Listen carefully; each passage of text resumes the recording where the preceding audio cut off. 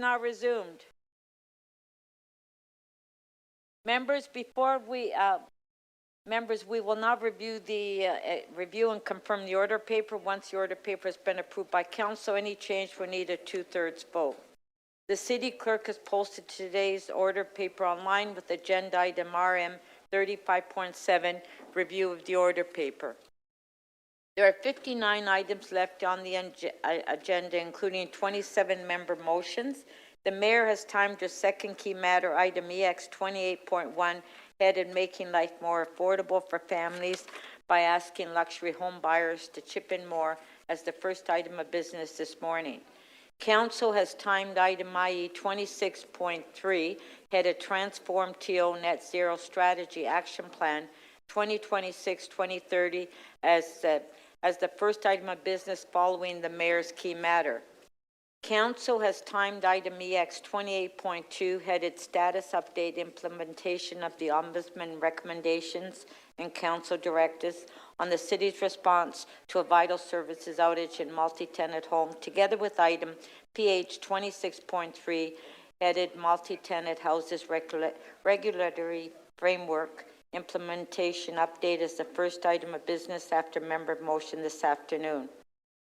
Members, before I take the release of holds, I need to advise council about item IE 26.3 on Transform TO. The item before council contains a recommendation that was transmitted in error to the council agenda. Recommendation 9 of the item was referred by Infrastructure and Environment Committee to the Executive Director, Environment, Climate and Forestry with instructions. Recommendation 9 should not be before us today, and I will instruct the clerk to correct the item before we consider it this morning. I will now take the release of holds. The clerk will open the speakers list in CMP, and you can place your name on the list if you have an item to release.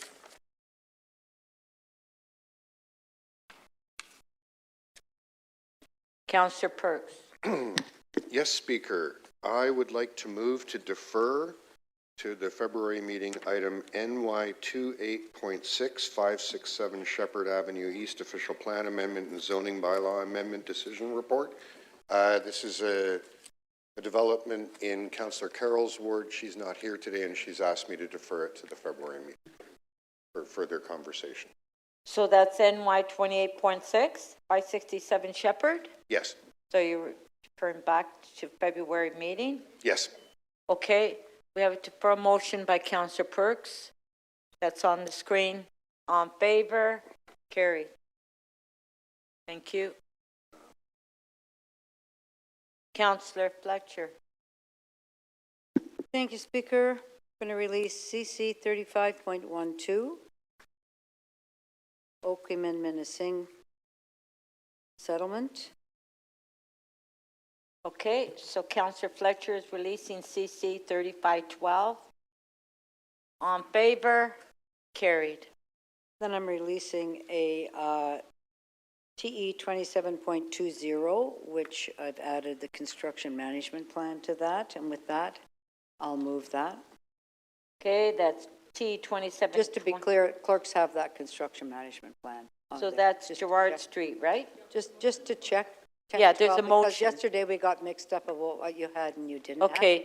The motion is on the screen, Councillor Fletcher. Thank you so much. There it is there. Okay, so on T 2720, the amendment by Councillor Fletcher is on the screen. On favor? Opposed, if any? Carried. Item is amended. Carried. Thank you. And then IE 26.17, which is the conservation authorities. I'm prepared to release that. Okay, just a sec. IE 26.17. Okay. So IE 2617, Councillor Fletcher is releasing. On favor? Carried. And I'll have more releases by the end of the morning, Speaker. Thank you. Thank you.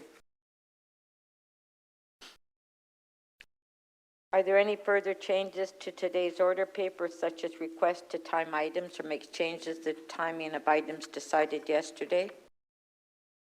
No.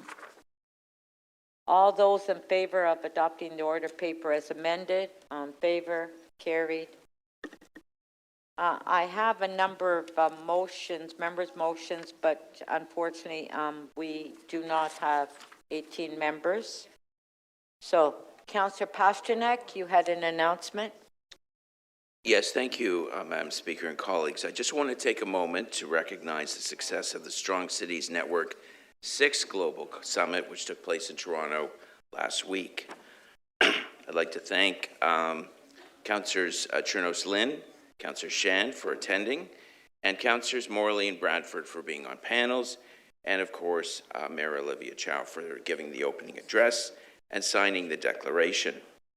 From 9th to 11th December, Toronto welcomed more than 340 participants, including mayors and local leaders from 117 cities across 47 countries, with representation from more than 35 Canadian municipalities.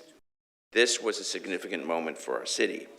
The summit focused on practical city-led solutions to real challenges that municipalities are facing right now, from rising online and offline hate to the growing harassment of elected officials to the strain that global crisis placed on local cohesion. There's particular attention paid to the role of women leaders, the importance of whole-of-society approaches to prevention, and how cities can respond responsibly to polarization while protecting democratic values. The city's new $2.5 million hostile vehicle mitigation grant, which will help community organizations at risk of hate-motivated incidents and strengthen safety, was announced by the mayor at that conference. Summit also saw the signing of the Toronto Declaration, a shared commitment by local leaders around the world to defend democracy, safeguard community well-being, and uphold the dignity and rights of every resident. This declaration affirms that social cohesion, inclusion, and trust in institutions are not abstract ideals. They are essential foundations for strong cities. In addition, new tools were launched to support elected officials and municipal staff facing harassment and intimidation. The new cross-sector partnerships were announced to strengthen community connections, resilience here in Canada and beyond. I just want to thank the Strong Cities Network, its partners and city staff for delivering a well-run, substantive, and impactful summit, and it was truly an honor for me to host or lead the Engaging Global Leaders in Critical Discussions as Community Safety and Wellbeing workshop, as well as giving the third day keynote address. Thank you very much. Thank you, Councillor Pasternak. Mayor Chow? I just want to take this occasion to thank Councillor Pasternak because it was his work after the Strong City Summit in December of 2023, where he represented myself, but all of us at, I believe it was in New York. And since then, he has worked hard to bring this summit to the City of Toronto and was successful to do so. It's an international summit, and it's really for this city and for City Council is very significant. And a lot of connections were made, best practices were shared, and lots of good ideas coming together to say that we are diverse, but we also have a deep sense of belonging. That is what keeps us safe. So thank you, Councillor Pasternak, for bringing that summit right here to Toronto. Thank you. It's my understanding that if everybody stays in their seat, we do have 18 members, we can introduce those members' motion. So, who's first?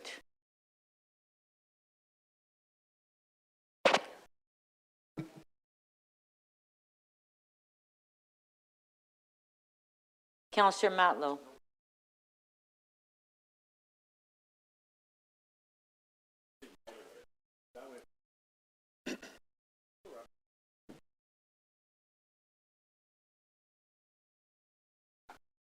I move the reopening and amending of MM 3344, authorization to release Section 45 funds from the development at 109 Vaughan Road for streetscape improvements in the Hillcrest Village Business Improvement Area. On favor? Carried. Councillor Matlow, you have another.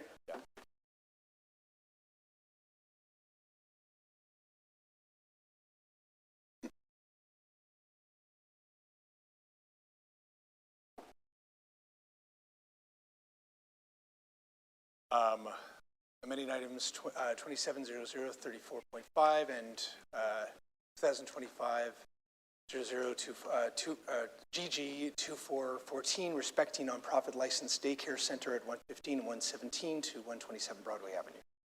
On favor? Carried. Councillor Chang.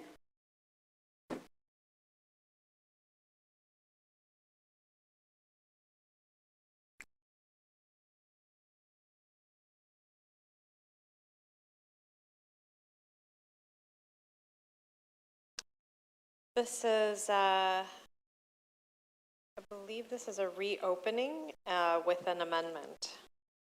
So it's North York 16.1, 6125 Yonge Street official plan amendment. And these changes are necessary for the Yonge North secondary plan. On favor? Carried. Thank you. Councillor Perks?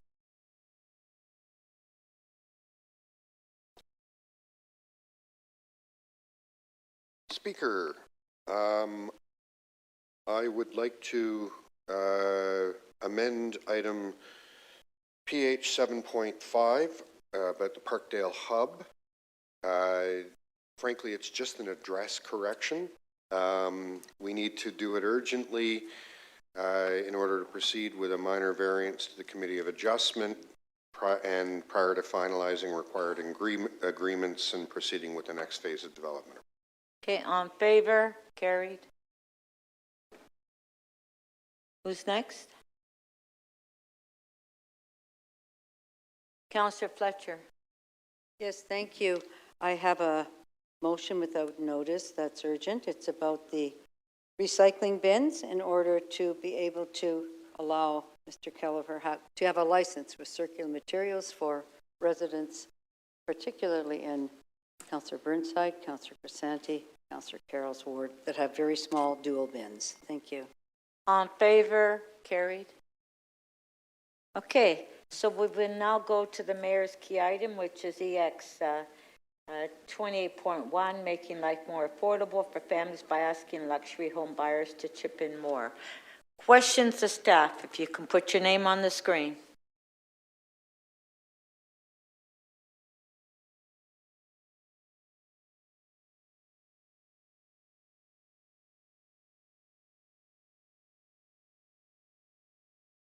Questions to staff? Going once? Twice? Okay, Councillor Pasternak.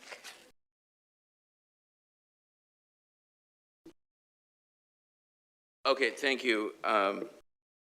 Thank you, Madam Speaker. Through you to staff, when it comes to linking a revenue stream to real estate, how do we assess the risk on that? Because we've always been warned that the land transfer task, although it's raised hundreds of millions of dollars, does present risk to the city to link programs to it. Councillor Perks, I appreciate your commentary, but you may know that real estate goes up and down. I'm not sure whether you're aware of that. To the Speaker, so we do look at the elasticity of any taxes that may be introduced as it relates to property. The nature of municipal finance is the majority of our taxes are actually attributed to property itself. In the case of what's being proposed here, we do have information that dates back to the implementation of the program as far back as 2008. And we've looked at what is the trend across different categories of prices. Specifically, we have had an opportunity to review the level of change that you've seen in transactions for properties over $3 million since not just the program implementation, but the change that came forward initially as part of the long-term financial plan.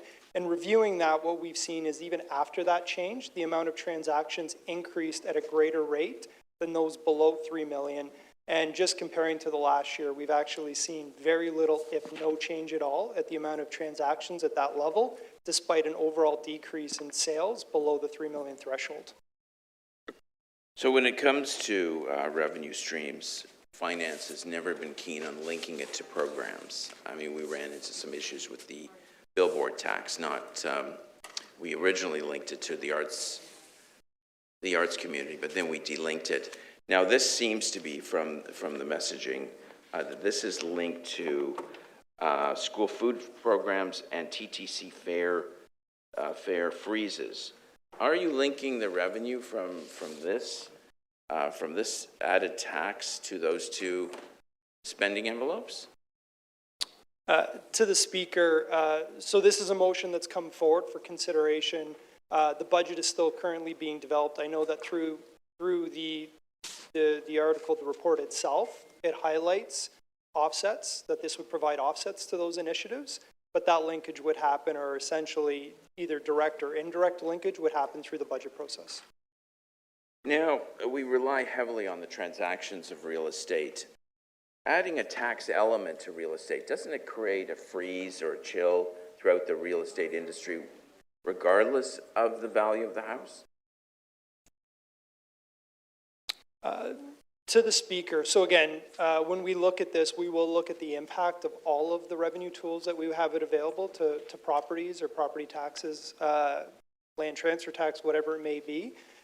There's obviously other factors that would be at play.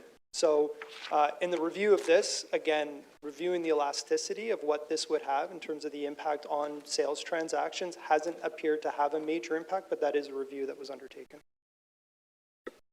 Can we agree that the $13 to $14 million in additional revenue from this is a prediction only, and it's not a guarantee because of softening of real estate prices? To the Speaker, yes, it's a forecast based on recent level of sales activity. Now, at one time we were exploring the idea of the seller of lowering the land transfer tax on the buyer, putting a small amount in the seller. That was shot down. Has that ever been explored in detail, and are there any legislative or statutory restrictions to doing that? To the Speaker, to my knowledge, I'm not aware of any in-depth analysis on that. I can say that our structure and our program is aligned with the province's land transfer tax and is supported through the same platform and systems. Would the provincial land transfer tax align with this increase, or that would stay as is? To the Speaker, this is not aligned with the provincial rates beyond properties over $3 million. This, the chart itself that we've been presented with shows that each level starts at the same level that the other one ends at. So in other words, it goes from 3 million to 4 million, and then from 4 million to 5 million, duplicating where the higher rate starts and finishes, if you know what I mean. So 4.4% starts and ends at 4 million, but 5.45% starts at 4 million. Is that a problem for calculations? That was your last question? To the Speaker, no. So it is a graduated. So the rate the rate paid would be up until that point. The higher rate would apply for the value of the transaction above that number. It's very similar to the way income taxes would be calculated. It is what we do today. It's within the system that we run. There's no challenges in terms of administering it.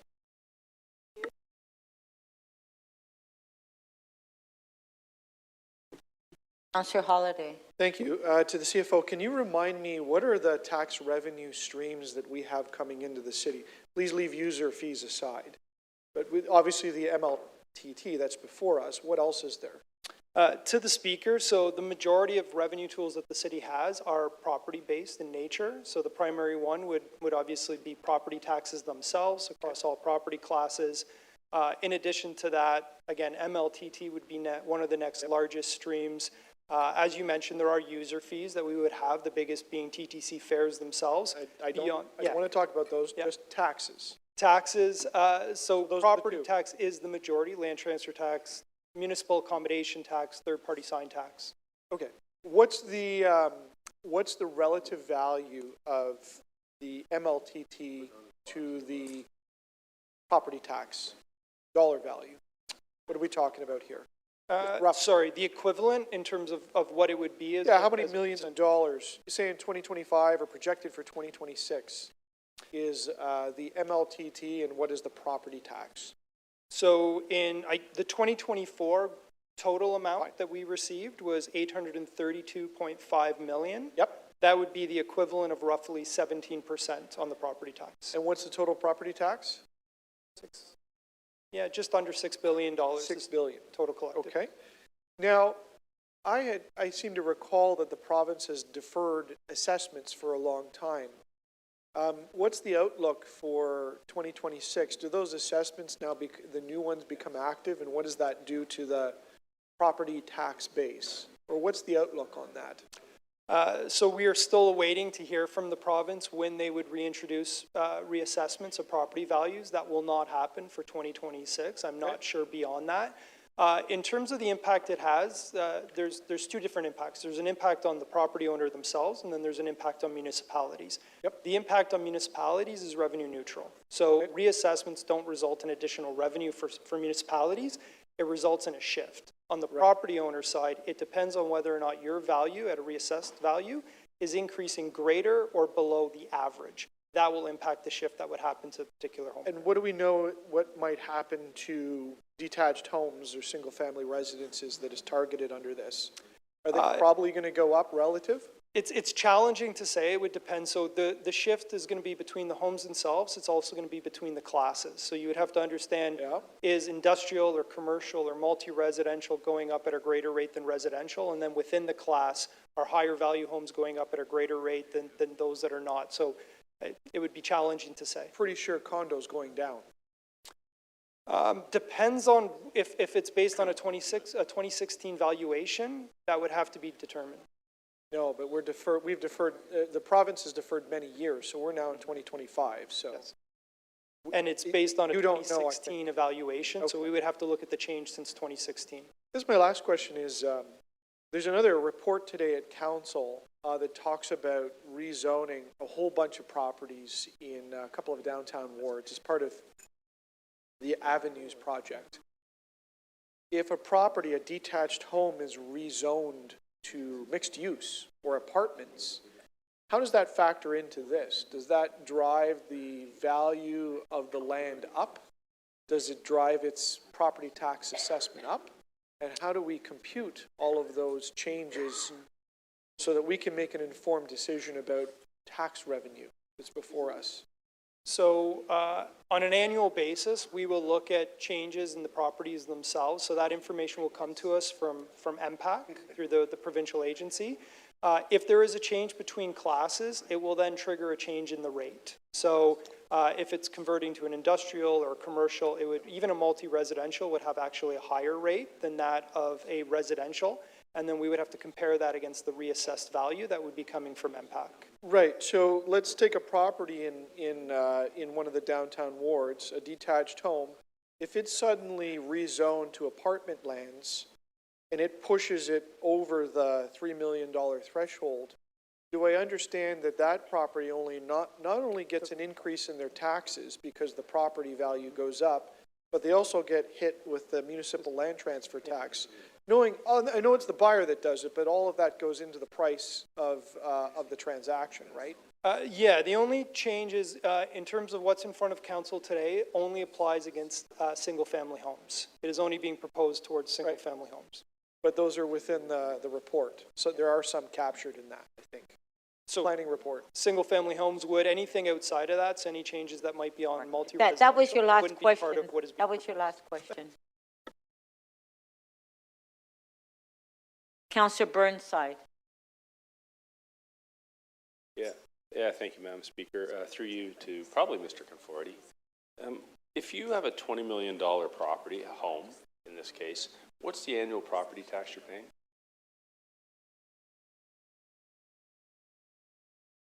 Can we hold first of all, give them the speaker if you don't mind. Secondly, hold my time while they figure it out. Please. To the speaker, if you have another question, our staff are quickly calculating that. Cool.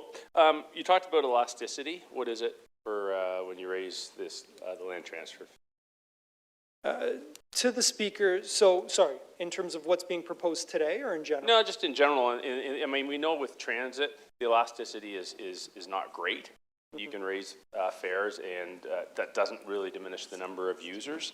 But I'm just trying to understand, like, the elasticity of this in general, as you add Yeah, so to the speaker, so what we were able to review is we were able to review the change that came forward in 2024 itself. And what was interesting is with the change that we saw on the graduated rates, while there was an overall increase of transactions in the city that year, the amount of transactions actually increased by 32% for properties over 3 million. Every other property was at 21%. So even with the introduction of the rate, you saw an increase in sales. And similar, we looked at the amount of transactions year to date for 2025. There has roughly been about 800 transactions compared to roughly 800 transactions for the entire year in 2024, while at the same time you see a decrease in overall transactions for every other category. So then, are you saying that with all the other transactions, we should actually increase the land transfer tax so that we can get more transactions? I'm saying there's That's other, what I'd there's other infer from factors that at answer. play. There's other factors at play that are mitigating the impact of the change that you see here today. Oh, do you have the answer to the other? Oh, sorry, yes. Lauren, if you want to. Through the speaker. So for the municipal budgetary portion only on a value assessed, a property assessed at 20 million. Sorry, what's the total? Sorry, The total is about 150,000. I do want to caveat though that property tax is based on your assessed value, whereas the municipal land transfer tax is based on value of consideration. No, I'm aware of that, and I do appreciate that. But I'm just saying, assessed value 20 million, you're paying $150,000 per year. And what's the average person paying in the city, Mr. Conforti, or anybody? The average for 2025, based on an average assessed value of about 690,000, is $4,160. 4,100, so about 4,000 to 150,000. So what's that, about 37 times? They're paying 37 times? Yeah, your math is really great. It's 36.2. That should be my closer, I guess, right? Okay, thank you. So if there's no major impact, and I think I would not infer that because you raised the land transfer for the expensive homes that they went up because of that. So let's just say there's no impact. How did you land at an extra, whatever it is, 1% to 8.6? Why wouldn't you make that 20%? Like, how did you land on that? To the speaker, this was being proposed through a motion from the mayor. So you would have So to ask, I kind of need to ask her? individual. Yeah. You're just in the hot seat? Okay. Thank you. Thank you. Councillor Chang. Thank you. What is the current operating budget pressure for the city's 2026 budget? So when we began the process, we had an outlook pressure of $1.072 billion. And what do we generally allocate MLTT towards every year? So MLT, and dating back to a couple of years ago, we introduced a volatility mitigation strategy where roughly, round numbers, about $750 million, the first $750 million provides offsets to our overall operating budget pressures. Funds above that are directed towards underfunded reserves and capital reserves.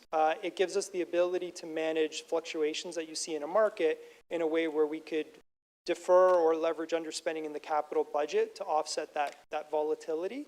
So roughly about, when we were collecting over $1 billion a year, roughly about 25% of it would have been redirected to capital initiatives.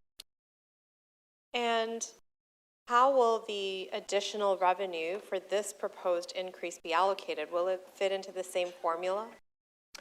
So what's being proposed here is the additional revenue would be collected and be able to offset pressures or initiatives that would be identified through the budget, operating pressures.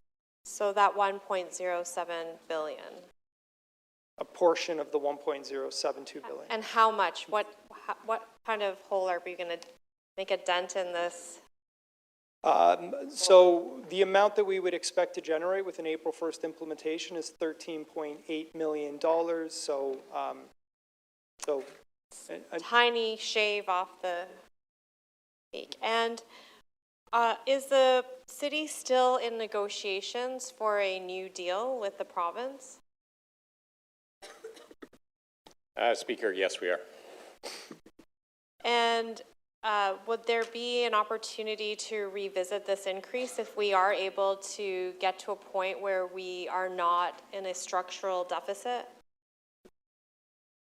Speaker, if you're talking about results of a new deal, nothing for 2026, so that would be something that would be in consideration for 2027. Our deal is in place until December 31st of next year. Is there a numerical value to the structural deficit of the operational budget or a percentage? So there's not a numerical value. The challenge is always, so if you look at overall revenues that we generate, roughly 90% of the revenues we generate, which are property tax mostly in nature, are static. They don't increase, unlike income tax or sales tax that may grow with the economy to offset inflationary pressures in your expenditure side. Our revenues are static. So our structural deficit is the cost of growth. We've had 35% growth in the city over the last 10 years, coupled with inflationary increases that we have in the delivery of our services against a revenue base that is generally static outside of property tax increases. So that is essentially the structural deficit. That's what's captured when we speak to those opening pressures on an annual basis. So our city grew by 38%? I thought it was 35 in the last 10 years, 35%? remember? And how much did our property taxes increase with that 35% growth? I'd have to go back and look at the last 10 years and determine the increase. And so what meaningful difference will this luxury home tax achieve for our 2026 budget and beyond? So I think in terms of the 2026 budget, again, the size of the challenges and just the fiscal realities that not just the City of Toronto but all municipalities face, this is one of many actions that would have to be considered in terms of bringing forward a balanced budget. On its own, it wouldn't have a material impact on bringing forward the budget, but it's a series of actions that would come forward. There are some residents who feel that this may impact the ability for people to move upwards, that people who live in, for example, $3 million homes, that they will stop moving and then there just will be less activity. Is there any research or information about how this might impact real estate, consumer behavior, how it will impact upward mobility in our city? So it is an added cost for home sales above $3 million. I will note it's a graduated increase, so up until that $3 million, there is no change in what would be paid. It would be against the first dollar above $3 million. So there would be an added cost. I will note, based on our review over the last couple of years, we haven't seen material changes in the amount of sales that you see above that threshold. Thank you. That was your last question. Councillor Sachs. Thank you. Thank you, Mr. Conforti. So just to clarify your last answer, since there's no increase for the first $3 million, so for a $3,500,000 house, how much extra tax will this change make? So to the speaker, I can give you a sense of, so if a house is within 3 million to 4 million, so on average, let's say a $3,500,000 house. If you need a minute to figure it out, I'll keep going. When you're ready, tell me. Perfect. I will say that it's around $3,000. $3,000 extra, okay. So Mr. Conforti, we've seen in the last couple of months the public panic that arose when Mr. Ford incorrectly described our speed cameras, which save lives, as a tax grab. And we know how much that language resonates with people across our city. So wouldn't it help avoid the appearance of a tax grab if this increase were allocated to our top priorities, which we know are transit and housing? To the speaker, so through the budget process, we would identify, I would say that through the budget process, there is an opportunity to clearly identify where and how all of the different streams of revenue that we're generating will be directed. So there is an opportunity for us to call out and identify that. Is there any technical difficulty to I know we have to request the mayor to do it in the budget, but is there any technical difficulty for her to earmark this additional revenue for the city's top priorities of housing and transit? To the speaker, I don't believe the technical difficulty would be with the mayor, maybe with my staff, but we would, it would be something we could look at in terms of quantifying where funds are being allocated towards. Okay, let's be clear about this. It's an extra headache for you, but you can do it. To the speaker, yes. Thank you. And Councillor, sorry, I misspoke previously. The impact on a $3,500,000 home would be closer to just under $4,500. Thank you very much. Thank you. Thank you. Councillor Bradford. Thanks, Madam Speaker. Through you to staff. Looking back before 2023, did the City of Toronto have a municipal land transfer tax that applied to properties of more than $3 million? To the speaker, yes, we did. Okay. And what was the rate that was paid? So, actually, is that correct? Is it 3 or 2? sorry? 3 million or 2 million? So it was 2.5%, and it would have been for properties, I believe, above 2 million. Yes, Right. 2 million. Okay, so then 3 million was brought in. So a property that was worth $3 million would have paid more in absolute dollars in municipal land transfer tax compared to a property worth 900,000, for example. To the speaker, yes. Okay. When was the last time that the municipal land transfer tax was increased for properties worth $3 million or more? So as part of the long-term financial plan that came forward in 2023, the recommendation was to put that in place for 2024. Okay. So Mayor Chow's long-term financial plan in 2023 increased that tax at properties of this band. So yes, that was, Okay. it came forward as part of, it was the staff long-term financial plan, but it came forward as a recommendation as part of that, Right. that report. Staff works for council. How many property price brackets are being proposed to be increased today? To the speaker, so it's 5 brackets. 5 brackets, okay. What is the compounded increase of taxes on those 5 brackets? Because my understanding was in 2023, we introduced the 5 new brackets. We increased the tax then. Now we're coming back a year later, increasing the tax again on those brackets. So what is the compounded increase of taxes since Mayor Chow came into office in 2023? To the speaker, so it would depend on the bracket. So Yeah. prior to the change, every property above $2 million had a flat 2.5%. What you see under this proposal is beginning at the new level, it would go from 2.5% up to, is it 7.5? And then give me the compound. Sorry, 8.6. So at the very high level, above $20 million, the difference would be 6.1. At the lower level at 4.4, the difference would be 1.9. Okay. And how much net new revenue do you anticipate is going to be brought in by this change? So with an April 1st implementation date, it's expected to generate $13.8 million for 2026. At a full year of implementation, it's expected to generate $18.4 million. Okay. I'm sure you've read the research from C.D. Howe Institute that talks about some of the challenges when we have these taxes. Do you think that increasing this tax, as you noted on the upper end, 8% compounded, do we think that the net benefit of that outweighs the potential stagnation in markets and people, the downstream impacts of how that impacts the entire real estate market for $13 million?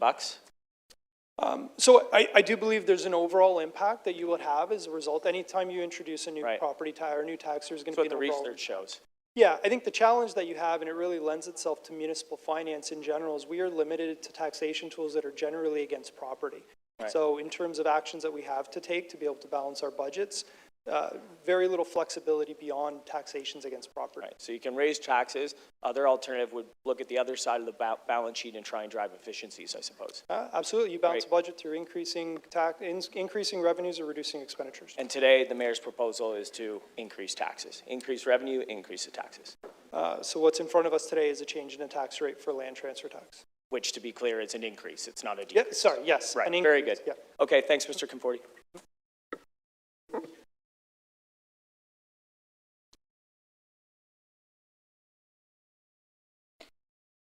Councillor Thompson. Thank you very much, Speaker, through you to staff. Understanding and recognizing the changes with respect to the LTT, can you help me to understand, and I don't want to ask really about the issues around the rates and the impact and so on, but what is the impact overall socially if, in fact, we don't have the resources to invest in areas in terms of affordability? What's the impact on the city? So to the speaker, again, noting that we're opening the budget this year with a $1.072 billion pressure, very much how you balance that budget is through changes in revenues or changes in expenditures. To the extent that you bring forward a balanced budget, obviously staff will do as we do every year, trying to drive efficiencies, trying to drive opportunities to bring costs down, and that is part of what you will see when we bring a budget forward in January. Beyond that, impacting services that have impacts on our residents, businesses, and visitors to the city can have a myriad of impacts depending on what you change, be it from transit service, emergency services, social services, depending on the areas that you would need to look at. So you would suggest that the sort of full scan and view of this consideration with respect to whether or not you define it as a tax increase or an increase on the rates of the LTT, that there are corresponding benefits associated that is long-term that would be beneficial to the city and its residents, of course. To the speaker, to the extent that you continue to preserve important services to our residents, there's definitely long-term benefits. And remind me again, please, with respect to what are some of the things that you as the CFO and others as part of the complementary of leadership team, what are you doing with respect to looking at efficiency overall with the city? And maybe if you can categorize in terms of what you've identified as potential areas which obviously you would have accrued savings and benefits. Can you give us an overview of that, please? Yes, to the speaker. So again, with a challenge that we're facing, $1.072 billion, you're not able to address a challenge of that nature through one single action. So there are a series of actions that have been undertaken really since probably March of 2025, beginning with directives that have gone out to all of our divisions and agencies around finding and identifying efficiencies in advance of the budget process. As part of our budget process, a lot of the work that's led through our financial planning division in support with other divisions, reviewing those estimates, reviewing those pressures, identifying opportunities for reductions, opportunities for offsets. Beyond that, you've seen it in a report that came forward yesterday on reserves, looking at reserves and where there's ability to decommit expenses against reserves and an ability to free up those cash flows to be able to offset pressures. We've introduced a hiring slowdown, which has enabled us to free up some underspending in 2025 and provide additional offsets. Beyond that, and really combing over every opportunity, be it on the financing side, be it on the expenditure side, whatever can be done to reduce expenditures, are the actions that have been undertaken probably for the last 8 months. After the completion of those actions is where we then turn our eye to rate changes as it relates to property taxes or other fees. So am I then to understand, based on what you've just stated, there's an equilibrium that you look at with respect to pluses and minuses and demands that are being placed on the city by residents in terms of what their needs are, and you're assessing those demands and questions and asks of councillors and of staff, and you're making an assessment looking at what the financial challenges and limitations are based on the fact that in terms of your starting, it's at $1.072 billion at the outset, and then trying to rationalize what our objectives and goals are in terms of where we want to be at the end of 2026. Yes, absolutely. Thank you. Thank you, Speaker.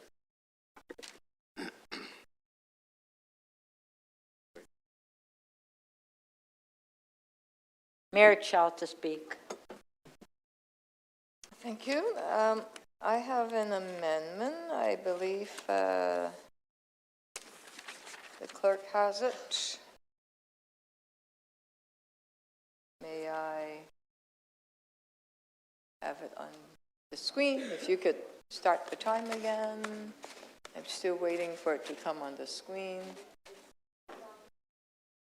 Oh, okay, thank you. I'm moving for us to study how we could help the first-time home buyers rebate program and whether the dollar amount that the guidelines needs to be reviewed. So I'm moving that as an amendment. As I am now in the middle of preparing the 2026 budget, the key question that faced me is, how do I make life more affordable for ordinary folks?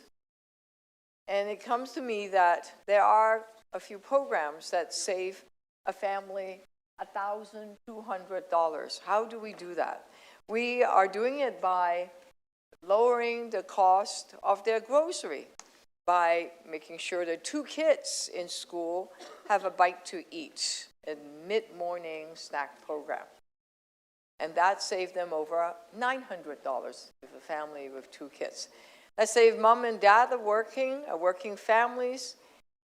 Between them, they have to get to work, and if they take the TDC, because TDC fares have not gone up 3 years running, they are saving $300 a year. So if you add those up, that's $1,200. This is their money in their pocket and making life more affordable for them. Now, on top of that, on the weekend, if they want to go to the library, it's now open on Sunday. Every single library is open on Sunday. What does that mean? Let me tell you what more hours means for a library, because they see an increase of 40 to 50% of more people, of visits in the library. What it means is, aside from, of course, reading books, they could bring their kids to play there. Teenagers after school, because of the teen zones, are able to go in there, play video games. So some of those games are expensive, but now you can do it for free. They get free snacks because teenagers get hungry after school, and they do their homework. They are with librarians. They are surrounded by books. And not only, like, okay, what is playing video games with librarians there? They learned how to share, because you can't hawk the games. They learn how to teach each other. They are, in fact, learning leadership skills. So every teen zones in our libraries, in our community centers, are bursting at the seam. In fact, there was one that we opened up in Scarborough. They didn't have time to advertise it. And bang, the first day, and it was, it was full. And then it got busier and busier because it's word of mouth. The teenagers themselves have said, hey, you need to check out the libraries. And in fact, and I heard that some of the young people came in just to get a snack, and then they see what's being on offer, they stay. And that is incredible. Also, because the rooms are free to book, I've seen entrepreneurs coming together. I see reading clubs, book clubs, all gathering, young and old, new immigrants, entrepreneurs, and because they have room that you can do your interview. So if you're looking for a job, if you don't have high-speed, fast internet, you don't do very well on a Zoom interview. And guess what? Because there are rooms like that, you can book ahead and you have a good interview. In fact, they will teach you how to land a job and interview well. They teach you employment programs. All of that is free of charge, making life a lot more affordable for ordinary families. But of course, we need to find some money to support all that. And it is housing, it's about rent, it's about groceries, and about transportation. Other than rent, what are the top 2 costs? Groceries and getting you somewhere, getting you to work or to visit friends or going to school. Those 2 combined, because of the work that we are doing now, save $1,200. Okay, but we have to find ways to pay for it. Who's paying for it? Well, I'm asking the top wealthiest 2% of the home buyers okay? If you have enough money to buy a luxury home, properties, then you pay a bit more. And some of you were asking what does a $20 million homes have? I looked it up. It has 23 parking spaces. It has 10 bathrooms. It is glazed with marble and crystal with an indoor pool.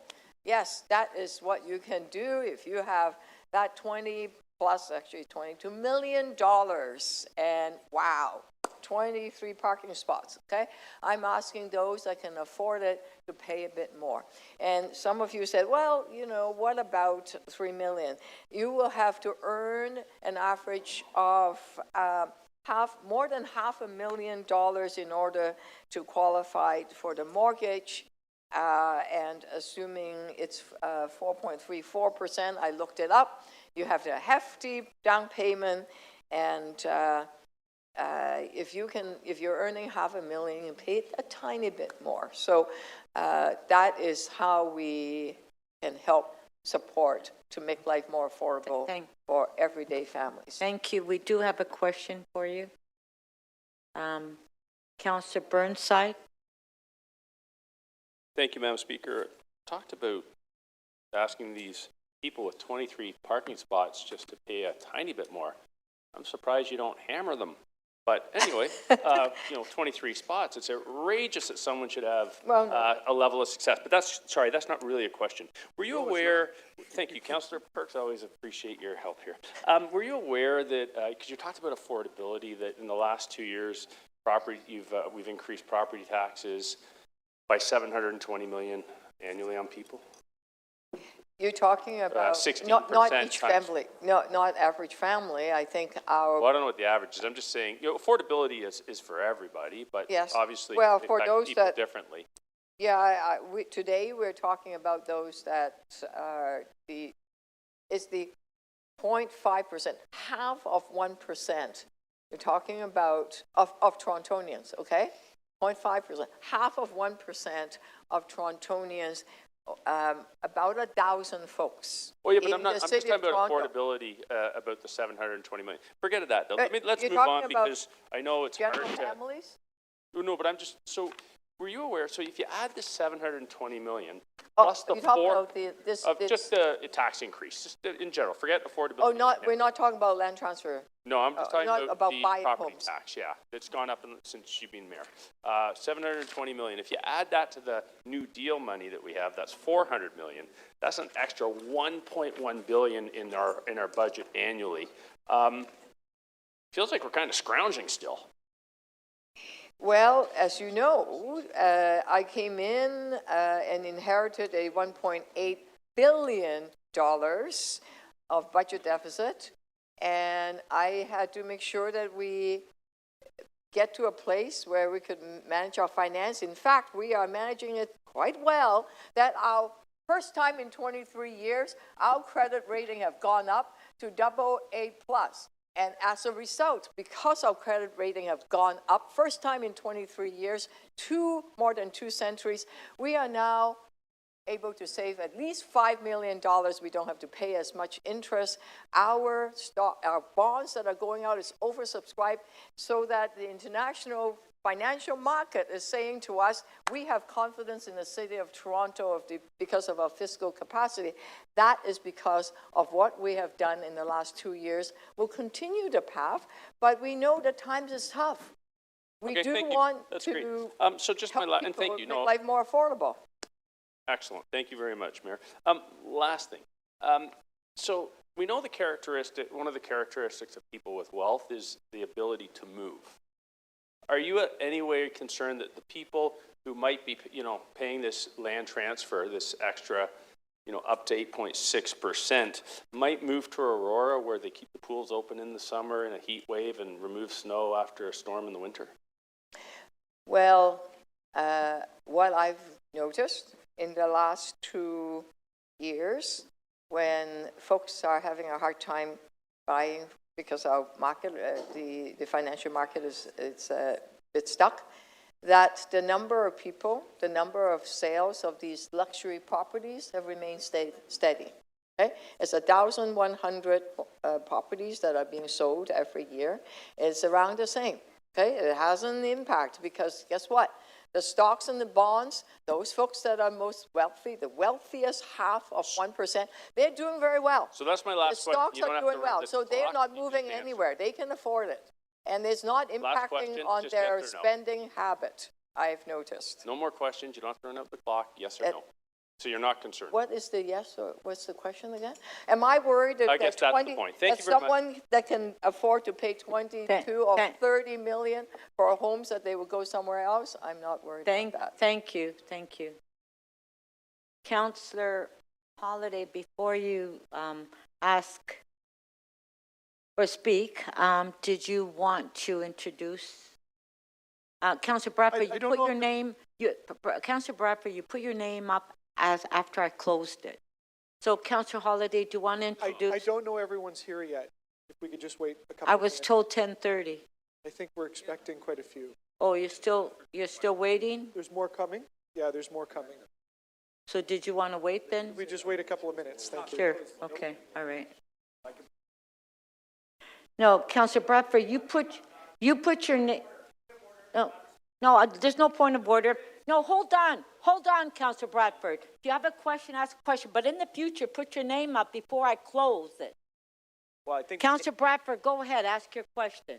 Point of personal privilege. I did close the. Excuse me. Point of personal privilege. Yes. I was able to put my name on the list because you hadn't closed it. Yes, I did close it. That because doesn't make any sense, Madam Speaker. No, I said thank you to You haven't closed it if I can still put my name on the Councillor list. Bradford, if you want to ask questions, go ahead, ask your question. Literally, that is how it works. Go ahead. Okay. Your time is going. Okay, very good. Thank you.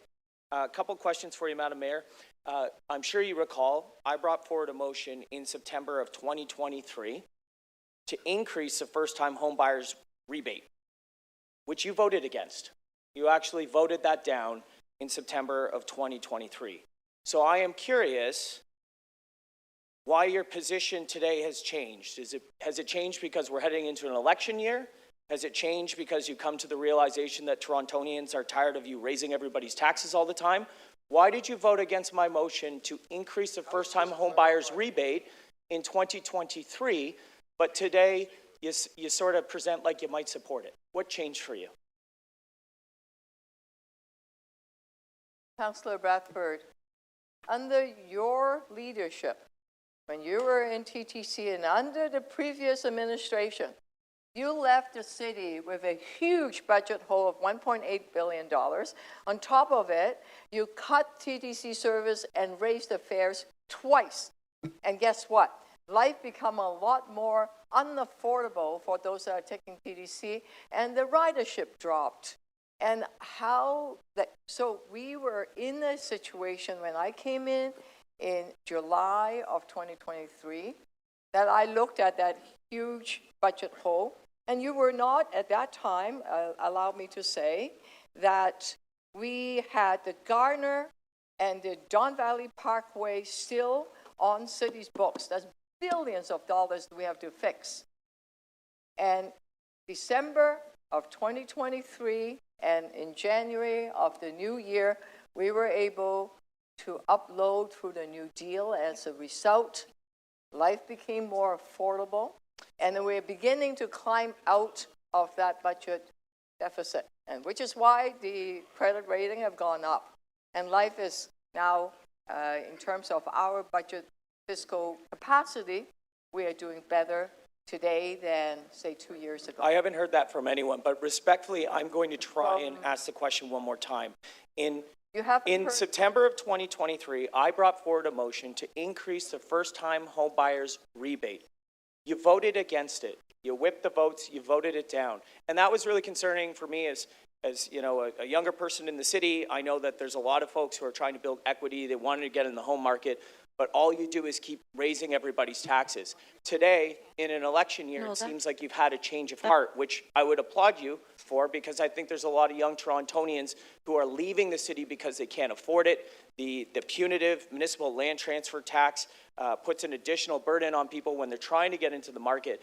But I'd like you to answer clearly and directly for council, Why has your position changed when you voted against my motion in September of 2023 calling for the same thing, but today in an election year, you feel like, I don't know, it's a more opportune time to move that forward? I have not changed my mind. We're just. So you're actually going to vote against your own Yeah, amendment? But hang on a second. Councillor, I want you to know that if you change that, it's $90 million. That's okay? right. That's another 2% tax increase. Well, you got no problem raising Pardon me, taxes. but hang on a second. Stop interrupting, Councillor Hang on a Bradford. second. I don't know whether you've done your math, but let me tell you that if you, tell me where you're going to find the $90 million cuts. Previously, what happened in TDC? It suffered a huge cut of services, and people wait longer for the subway to come. They're more crowded in the buses, and it was hard. So a lot of the riders just gave up. And then on top of it, making it worse, it went up by 10 cents per each ride. Oh, I certainly think it's important and that for was the TTC that to be on was in time, which is why I trust you'll 2023. support my money Hang back on. guarantee Well, a little bit later. Councillor Bradford, please stop that was what you interrupting. did in 2023. Look, in Madam Speaker, we're not answering the question. 2023, under the previous administration, the fare went up and the services went down, and yet still, after all that, you had a $1.8 billion budget hole. Respectfully. And so, you know, that's making life really unaffordable. Respectfully, for you're the everybody. mayor. Madam Mayor, You're over 5 minutes, Councillor Bradford. If you don't like the answer, you don't like the answer. Councillor Holliday, are you ready now to introduce? I think everyone's here. And I have cut the list off, Councillor Bradford. Councillor Holliday, go ahead. Thank you, Speaker. I would like to extend a warm welcome to the students from Michael Power St. Joseph High School in Etobicoke Centre. Welcome to City Hall. I hope you're enjoying your tour. You've stepped right into an exciting debate. They are grade 11 and grade 12 students from the International Bachelor Global Politics class, and also a grade 12 World Issues class. And I see their teacher, Mr. Michael Kelly, familiar to both myself and Councillor Morley. I know that I've been in to be a guest speaker in Mr. Kelly's class. Welcome to your City Hall, and I hope you enjoy with what you see today. Welcome. Thank you, and I hope you enjoy your day, and I'm sure that you don't interrupt your teacher during class, right? Councillor Morley, did you just want to acknowledge one of the teachers? Oh yeah, I was just going to say welcome to City Hall, and just to echo the comments from Councillor Holliday, we're so glad to have you here all the way in from Etobicoke. Hope you're learning something, and we'll pop back and have a couple of words with you afterwards as well. Thank you so much. Thank you. So Councillor Holliday, you're up next to speak. Speaker, thank you. This is a really important debate. It's not just about a tax increase. It's fundamentally a discussion of purpose. Why are we here and what are we doing? The mayor has been very clear about the purpose of this tax increase. It was in the motion itself, it was in the lead-in. The mayor talked about things that the city was doing to support people, and specifically $900 to reduce a grocery bill and $300 to provide transportation. The question is, what is the municipality's role in doing this? Very clearly, this is a tax meant to take money from someone that earned it and to give it to somebody else that didn't. And you have to ask, why are we here as a municipal government? What are the services that we provide to the city, and what is our role in society? You know, this is not trivial. The Real Estate Council has put forward a communication. I urge you to read it. And inside it, there's some insights in public opinion on the municipal land transfer tax and what people feel about this initiative. I received a lot of feedback from constituents who learned about this in the media or through a newsletter, and many of them were concerned. I was intrigued by this because I said, you know, there's not many people in Etobicoke Centre that can afford a $3 million house, so why is this such a topic of concern? Well, because they see two things. They know that at some point in the future, this tax will start to hit an average home. It may be a little ways away, but it's not that far if you look at the market trends. But I think it's deeper, more about the idea of a sense of purpose. You know, there was some scoffing about somebody that might have a $20 million house and 23 parking spots and marble and so on. You know what, though? They earned it. What's wrong with that? What's wrong with somebody coming to this country or being born here, working really hard to earn something, and then for the government to come and take it away and give it to someone else? You may agree with that, maybe you don't. But that's fundamentally what we're arguing about. You know, the last thing I would say, I just think of a simple story. 4 friends go out for dinner. And they go and they order a drink, they have a small meal, and they all relatively have the same thing in the restaurant. And the waiter comes around, they say, you know what, we all have the same thing. Why don't you split our bill up, bring it back, and we'll pay for it. The waiter comes back, gives each person a bill, and they talk to each other and they compare. And one says, hey, wait a second, my bill's $30 more. They call the waiter over and they say, well, what gives? Why would you bill me more and the other's less? We all have the same thing. And the waiter says, well, you know, you were dressed really nicely. That's a nice suit that you've got on, and a nice purse, and a beautiful diamond ring. And, you know, like that guy there hasn't shaven, and that person's wearing old clothes. And she says, well, wait a second, I just came from work. I work in a bank, I have to look nice, I have to take the money that I earn and buy this. And you know, my fiance worked 3 years worth of extra shifts to buy the diamond ring. And you know, that guy there, he doesn't have a job because he's so wealthy he doesn't need it. And those two work at home, so what do they care? You know, and they all turn around and say, but that's not fair, right? You know, we all took the same thing, and the waiter decided, based on appearance, that they were going to charge me more. And that's the moral in the story. I think a lot of people are upset about this, not because they're going to be paying this tax, but because they have concerns with the idea that the municipal government is going to siphon off more money because apparently the government has decided they can afford to pay more or chip in, and then they're going to use it to redistribute. And that's the other thing. People say, well, what is this for? And it's very clear in this case that it's not about a need for services, it's about redistributing the money through the services, through the machinery of the municipal government. And I don't think people are happy with that. And the question remains, if they're ready to do this to a certain percentage of society, what are they going to do the rest of us? Thank you.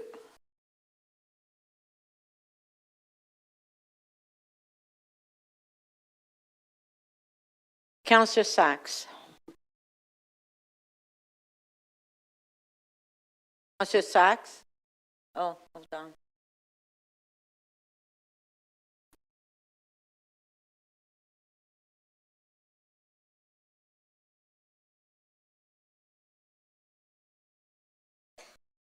Sorry, didn't realize I was next. I have a motion.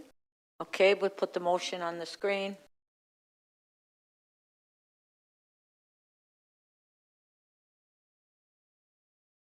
My motion is to ask the mayor to earmark this money.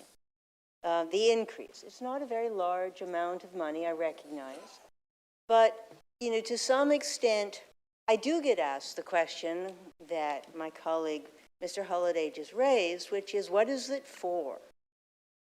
And as I alluded to in my questions, there is a lot of discomfort on this question of what is tax money for? And we've seen that exploited in a very misleading way in the destructive debate about speed cameras, which are essential for saving lives and for paying for our Vision Zero programs and so on.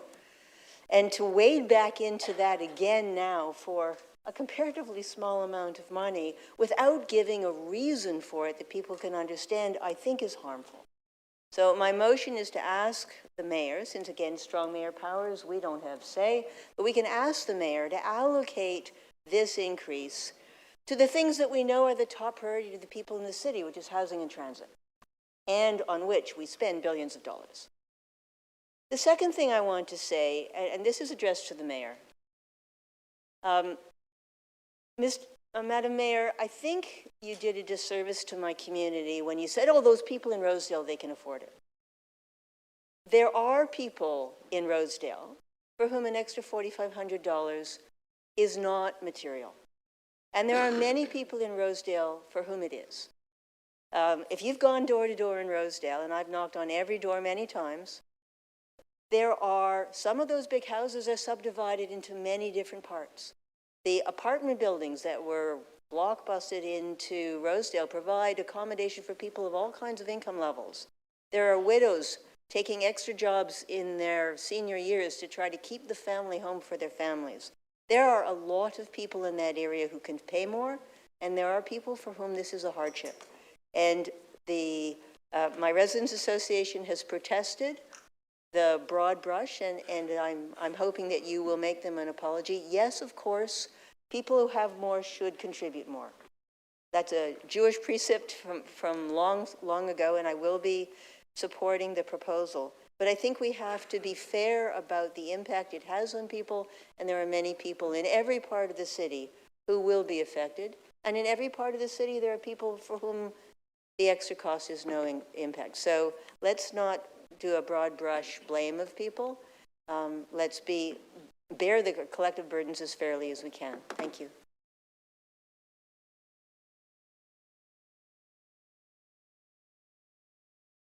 Thank you.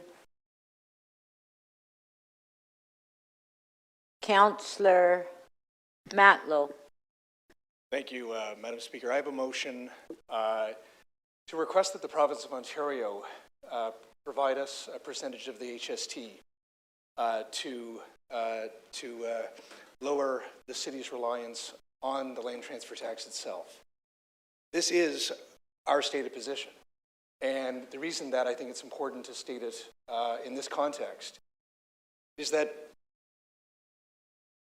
the mayor, when she's struggling with the budget, has an incredibly limited set of tools to be able to consider on how to pay for everything that we do in this city.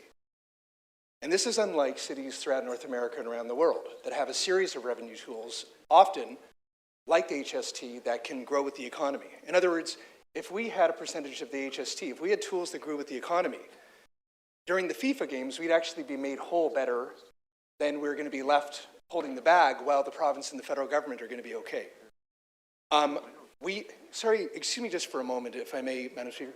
Gentlemen, if you could just quiet down, hard to think. Thank you, John. We'd be in better shape if we had a diversity of tools to be able to actually pay for all the priorities that we have. I want to see the streets paved, in fewer years than 10. I want to see our snow contract more robust to actually remove snow rather than push it to the side. I want to see our parks maintained. I want to see us helping our most vulnerable residents in a more meaningful way where we actually have a shelter system that has an environment that people want to be in when they need it and a path toward real housing with real supports. There's a lot of things that I want to see our city do. I want to attract headquarters from around the world. I want our city to be vibrant and successful. But we're not set up for success in Canada. That's why we've been advocating for a city charter. But this is our reality today. And I gotta say plainly, I don't like the land transfer tax for a lot of reasons. As a tool to pay for core services, because it's an unpredictable mobility tax. We don't know what the market's going to look like next year. So when we actually tie an unpredictable stream of revenue toward things that we are promising we're going to pay for, that's not. I just disagree with that as a concept. I don't think it's good economic policy. I don't think it's a good way to run a city. That all being said, though, that's what the mayor has today. That's what the city has today. And pragmatically, that's the reality that we face.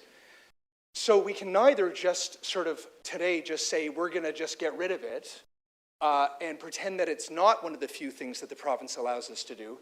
Because if we do that, then we're going to give up on residents that rely on core services that the land transfer tax has been paying for since 2016. But I think we do need to make it very clear that this isn't good enough, that in fact, those who support increasing the land transfer tax for homes over $3 million see it as something that's fair and more equitable. But those who oppose it, I think there are reasonable concerns being raised about the lack of predictability in the market, lack of knowing how many dollars we're bringing in, and you know, frankly, will more people in the middle class bracket actually just do like rear additions, for example, and not move? I don't know, and we need to monitor this closely. But I also gather that when those who are setting the budget are struggling over this coming year, whether to further increase property taxes or use this as a tool, that's something that they need to struggle with. And I think that's probably why we're having this debate today, ultimately. So I hope that you'll support this motion, because I believe this is something that all of us should be able to agree on. That no matter what your priority is, and no matter whether you love the land transfer tax or not, and I don't, but I do believe we need to decrease our reliance on it. I'd like to see us actually bring down the percentage over time incrementally, and most especially for first-time home buyers, so they have a chance to get into this unaffordable market eventually. But by doing so, we need to offset it with a better tool that can better pay for our many simultaneous priorities in this complex, difficult, dynamic city that we love, that we want to improve. And the mayor's correct. I mean, there was a $1.8 billion hole that needed to be filled. The park bathrooms were broken. The snow contract is awful. The FIFA contract is awful. There are so many things that need work on. And we need to keep investing in those improvements, but we also need a better way to do so. And that's why I'm suggesting let's work with the province, and maybe a government eventually that will actually listen to us better, on the tools we need to actually invest in the city while we're looking for efficiencies. Thank you. And I think I made my point. 5 seconds. Okay, thanks.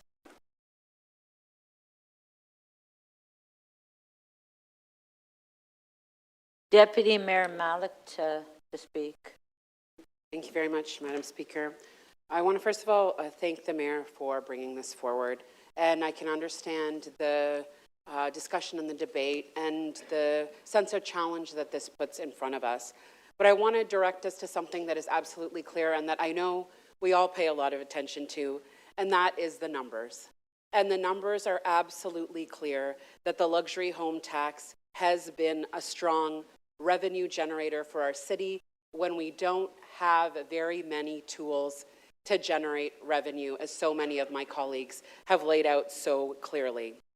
$138 million is a significant investment in the future of our city. It means that kids don't go to school or camp hungry. It means that we can keep TTC fares frozen. It means that we can keep our libraries open 7 days a week for all the incredible benefits that we know that achieves in our neighborhoods. It means that we continue to make that progress that we can be proud of on building truly affordable housing in our city. I want to share some more numbers with you as well. And this isn't me or even the city, this is the Canada Real Estate Board. And in the last quarter, the median sale price of a detached home in Toronto was $1.17 million. A semi-detached, $935,000. A condo townhouse, $705,000. A condo apartment, $570,000. This is not Price is Right, it is the facts and the numbers that we see. So what is it that we are putting forward? We're saying that those with homes almost 3 times the median sale price pay a little bit more in order to ensure that this is a city where we can all build a future, where we can imagine a place that we can all call home. For a city that is more equitable, more affordable, a more caring city, and a more safe city. And I hope that we are all committed to working on moving that forward. Thank you very much. Thank you.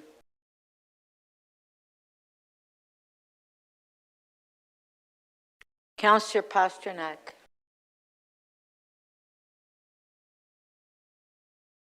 Councillor Pasternak. Councillor Pasternak. Where is he?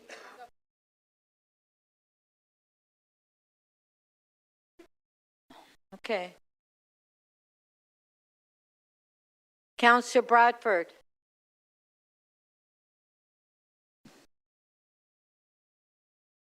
Councillor Bradford.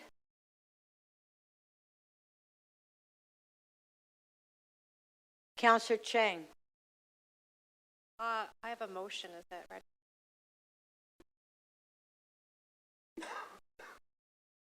Pardon? Well, Councillor Chang, we don't have your motion ready. You know, we need to present the motions to staff in advance so they can have it ready when you speak. Councillor Bradford, you're up to speak. No, but Councillor Chang's motion. I'm talking about Councillor Chang's motion.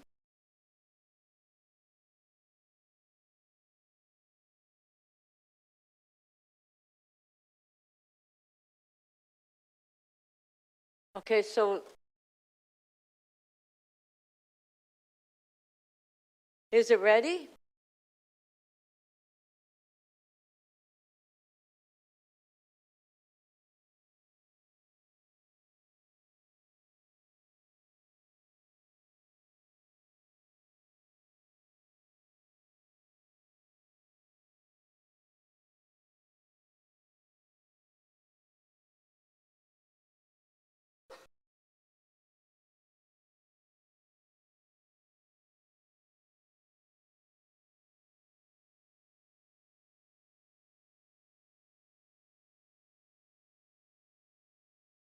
Is it ready?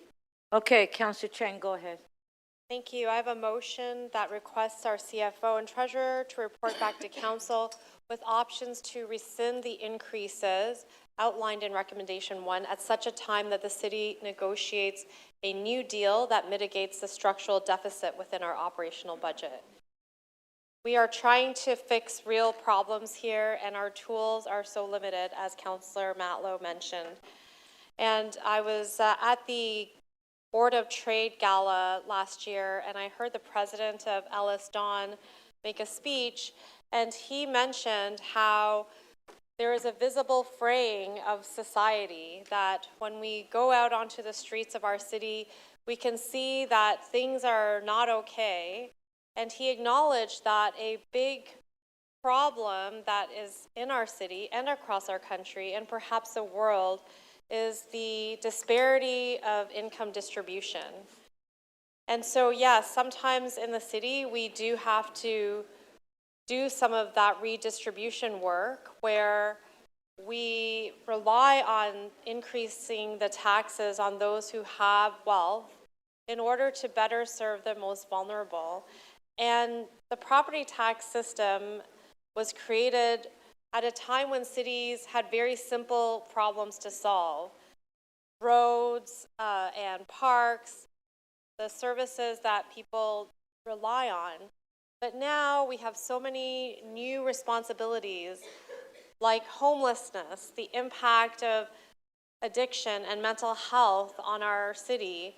Every division across our city has had to do work to support the unhoused, and that has been really challenging. And so as the complexity of our problems increase, so does the cost in order to maintain a level of quality of life for our residents. I know that people have very strong feelings about taxes, but it goes back to one of the slides that our CFO presented at the budget consultations, which clearly illustrates that for every tax dollar that we pay, only 9 cents of each dollar comes back to the city. And yet, that 9 cents has to pay for all the things that we encounter every day as residents of the city of Toronto. So this structural deficit, which, the word fiscal framework is very complex. Most people probably don't have it in their vocabulary, but as a new-ish councillor, just on board for 3 years now, it's increasingly become the thing that we point to. And I would encourage everyone to support the advocacy efforts of the Federation of Canadian Municipalities because it's not just Toronto. Cities across the country are saying we have big problems to solve and we need other revenue tools. But in the absence of policies that allow cities to solve this problem, that prevent us from getting revenue tools that are tied to economic and population growth, we have to look in our very limited toolbox and use what we have. And so this tool will help, but it's not even going to solve the problem, and that is the challenge. In January, we are going to have budget committee meetings, and I want to encourage all residents of Toronto to participate. Every resident is welcome to come to the 2 days of deputations that you are allowed to make to the budget committee on January 20th and 21st. And together, through your participation and through our collective advocacy, the dream for the City of Toronto and municipalities across Canada is we get the revenue tools that we need to be not just sustainable, but visionary, to be visionary world-class cities in the world that can make us competitive. And frankly, a lot of people want to see better transit, they want to see better services, they want to see better road repairs. That can't happen without these better revenue tools. So let's make a loud noise, but in the meantime, we're just doing what we can, and I know that it takes courage in a climate that is quite challenged, and this will become misconstrued very easily, but it's just asking our wealthier residents to do a heavier lift. Thank you. Thank you.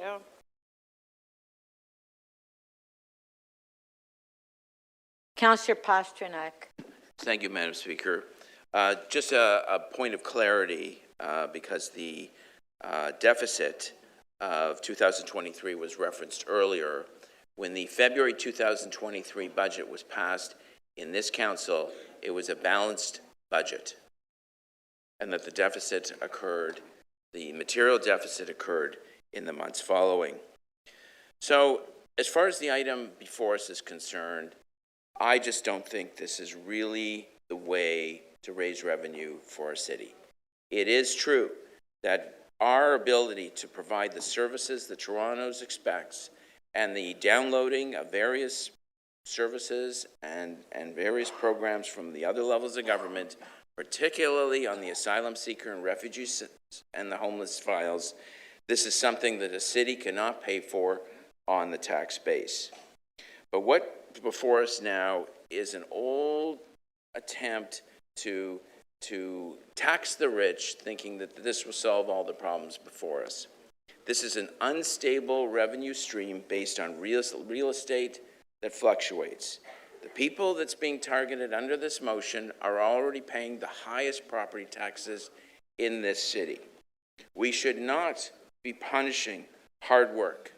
We should not be punishing people who have invested in our city, who build businesses, who have created jobs and wealth for our citizens, who have helped support this city. We should not be punishing. This demographic we are targeting is already paying the highest property taxes in the city. And certainly now, with property taxes going up by 3 times the rate of inflation over the last couple of years, this is not the time to do it. This is an unstable course of revenue. It cannot be linked to either TTC fares or to student nutrition programs, which are already funded under different spending envelopes. This city actually has a storied reputation for providing help for those in need. The welcome policy provides subsidies to those trying to register, those in need trying to register recreation programs. We all know that TTC rides are free for children. There's a tax deferment and tax cancellation program, mostly for low-income seniors. We have a utilities program. We have 2 types. One is the low-income energy assistance program from the province. And we also have a water rebate program and a solid waste rebate program. We are the 2nd largest social housing landlord in North America, with 105,000 residents in our TCH and TSH buildings. We have a wide range of programs as far as student nutrition is concerned. And of course, when it comes to affordable housing, I'm proud to say that in our ward, in York Centre, we are leading the way in the ground with about 1,500 affordable units coming on stream in the next few years. Tax of this nature creates all kinds of instability within our city. It can lead to economic stagnation, fiscal response instability, negative incentives preventing people from buying homes, equity and fairness concerns. This tax violates the principle of benefits received because those who pay the tax are not necessarily the direct beneficiaries of the service. It has an impact on non-wealthy individuals because the tax can negatively affect non-rich individuals as it may be passed down through the market in other ways and constrain family budgets or force seniors who are not wealthy to sell their homes. And of course, it creates a distorted market. The tax can distort the housing market by making a simple swap of similar homes unattractive due to high transaction costs involved. In other words, it could freeze the real estate market. Over the years, I've supported property tax increases at or below the rate of inflation, and I also supported the tolls on both the Gardiner and the DVP, because at the end of the day, it was a council decision that supported those tolls on a promise from then Premier Kathleen Wynne that she would adopt them. We finally got the votes we needed to do those tolls, and the Premier reneged. The Premier of that day reneged on the province. In the end, I don't think this is good fiscal policy. I don't think it's sustainable, and I don't think it'll fund the programs that's being referenced to, so I will be voting against it. I would ask, Madam Speaker, because I have to slip out to police headquarters for a menorah lighting and a meeting with the chief, that the vote itself be held down. Thank you. You're over 5 minutes. Thank you. Let's do a quorum call because nobody's here.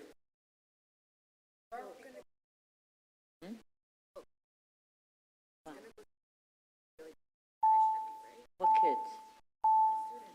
Oh.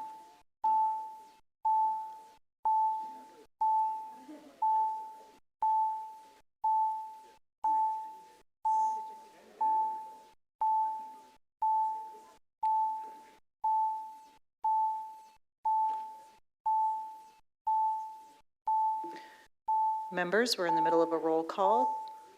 Please use CMP to indicate your presence in the meeting. Thank you.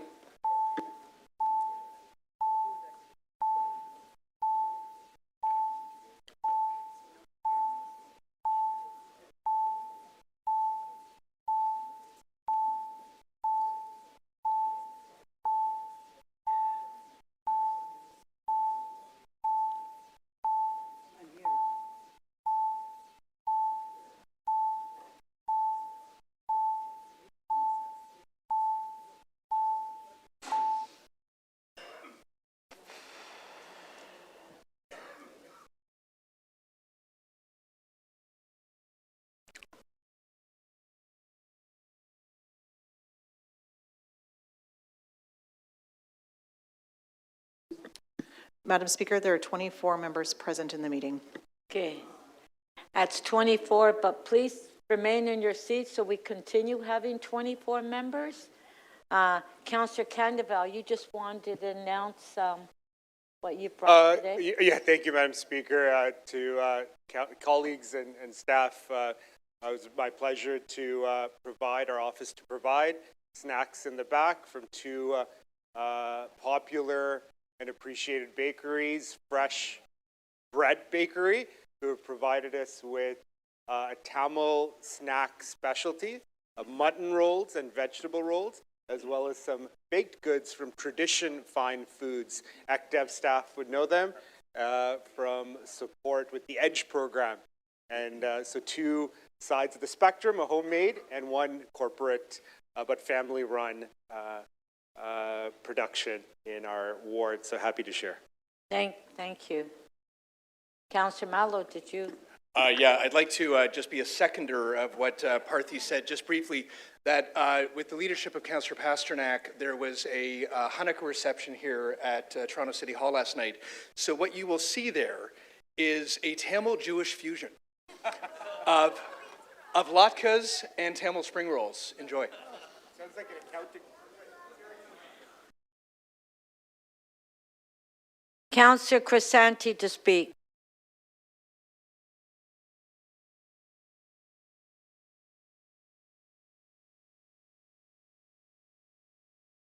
Muted. Yeah, sorry, Speaker. I was just trying to get to the unmute. So, thank you, Speaker. So, Speaker, I just have to say that, first of all, I echo Councillor Pasternak's comments and concerned about the recommendations in front of us regarding the increase of taxes to properties $3 million and up is to say the least, a forced redistribution of wealth. And also, what I'm hearing from people I speak to, that it's insulting to publicly say that, and what we've heard a couple of times already today, that they can afford it. That's quite insulting for us to get involved to that degree in the business of the people who sacrifice so much to build businesses, build careers, and work 2 jobs, 3 jobs to afford what they have. The wealthy already contribute to the economy in so many ways. And with this additional tax on luxury homes, we're deterring these people from wanting to invest in our city. And this is, quite frankly, the opposite of what we need to do and what we want to do. We must also keep in mind that the people that buy luxury homes also make very important investments. The types of investments that create jobs that we need and keep our economy going. And we forget that. We just simply say they can't afford it. Terribly insulting. We depend on them to have the financial means to be able to make these investments. And then again, this is a tax on the people that provide jobs, build our economy. It's a penalty for the very same people that work hard to be successful. They've already paid, and at so many levels, taxes that are higher than they really should be in most cases. So this is something that I personally can't support. And I think I urge my colleagues to really look deep in their heart and think about this. This isn't the way to go. This isn't where we're going to be raising the revenue that we need that's going to be sustainable. I think it's going to have a lot of negative impacts on the city's economy and to our budget. Thank you, Speaker.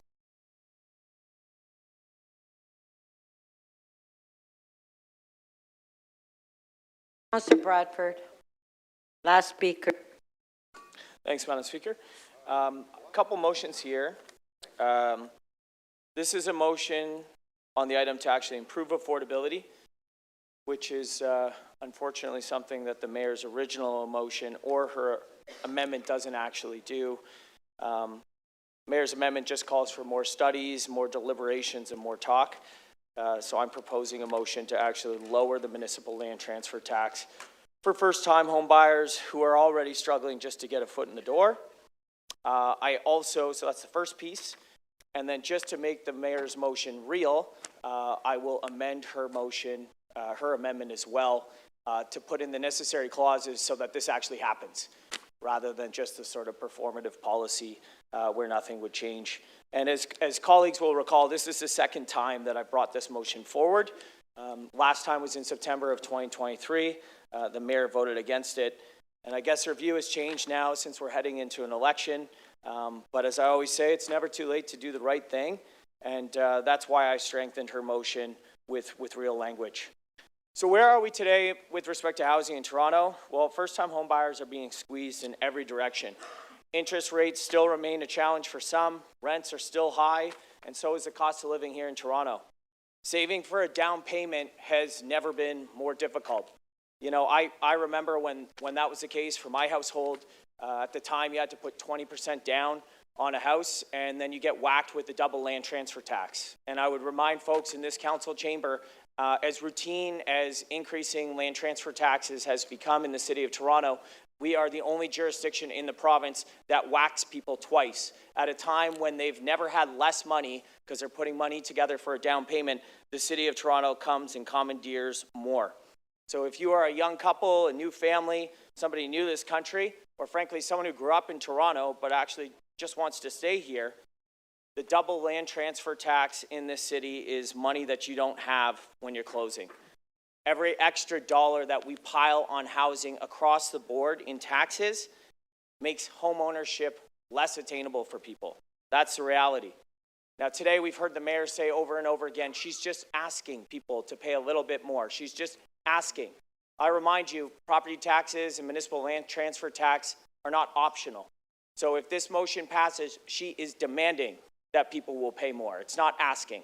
And I just want to be clear about that language.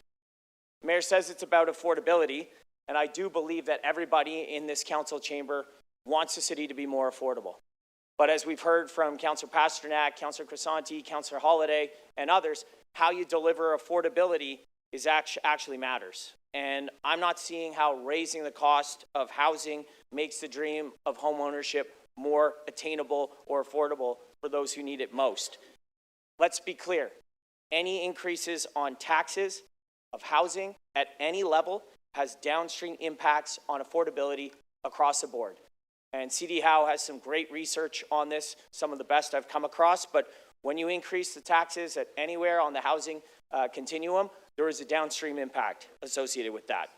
So what council is going to do today will make housing more expensive across the board. It will make home ownership and equity building less attainable for more people, and frankly, make it more difficult to live in the City of Toronto. So I'm bringing forward a practical and targeted motion. It ensures that first-time homebuyers receive a MLTT rebate on homes up to $800,000.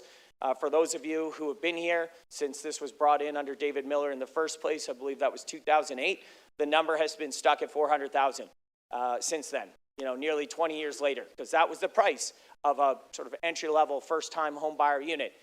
My proposal is bringing that up to 2025 numbers, and those are, dollars and money back in the pocket that people can use for closing, for furniture, for childcare costs, giving people a little bit more money back, or maybe taking a little bit less so that they can stretch their dollar further. I recognize that the reality here as a barrier for first-time homebuyers isn't ideology, it's cash flow. And so if we continue down a path that makes housing more expensive by raising taxes on housing at different parts in the market, and of course understanding and recognizing that there's a downstream impact with that, housing becomes further out of reach for more people in the city. So let's back the motion that actually does something. Let's take a stand and fight for first-time home buyers here in the City of Toronto. Thanks, Madam Speaker. Okay. Councillor Perks, you have a question? 3 minutes clarification of the motion. Thank you. I believe I heard in your exchange with Mayor Chow that you understand this will cost about $90 million a year. Did I hear that right? That's correct. And where does that come from? Well, as you see, as I've written the motion, that is something that she needs to work through in her budget process. And I would say, Gord, Councillor Perks, I would say that that is a question of prioritization. If the mayor is really serious about making life in the city more affordable for people, let's think about the newcomers, let's think about the families, let's think about the people who are trying to get into the real estate market here in Toronto, who have been punitively whacked with a double land transfer tax for nearly 20 years that has not been adjusted to reflect the real cost of housing in the City of Toronto here in 2025, which is why I brought that motion forward in 2023, because I recognized that was a problem at the time. I experienced it firsthand myself as a younger home buyer here in the City of Toronto. And so I think she should prioritize making housing more so you're not offering affordable. a suggestion No, in your motion? I am offering. I'm actually showing her the way. Okay. I'm offering.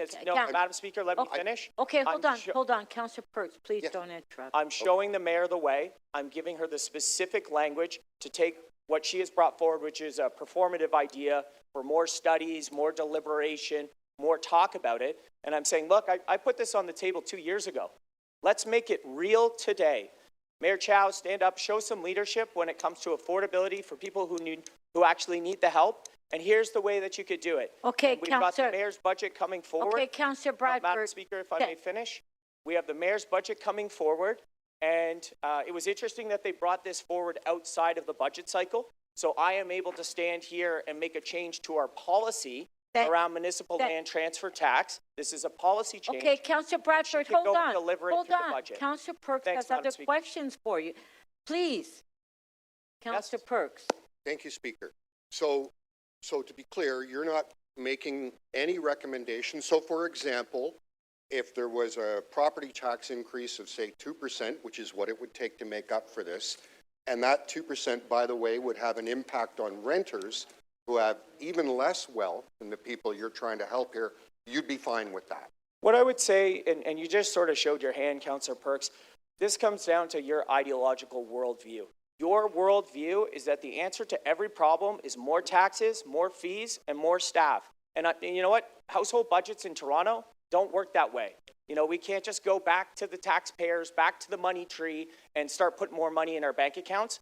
That is your approach. That is the mayor's approach here at City Hall. But I would suggest we should start instituting some fiscal discipline, looking at the spending, the dollars that are going out the door. I have another because as Councillor Burnside pointed out, Councillor the budget has gone up by $1.8 billion. This is not a debate. This is a question. I'm answering the question, Okay, Madam but Speaker. please, wait. Yeah. Okay, Madam Councillor. Speaker, point of personal privilege. One more question, Madam Speaker, please. Stop my time, hold the Speaker. time.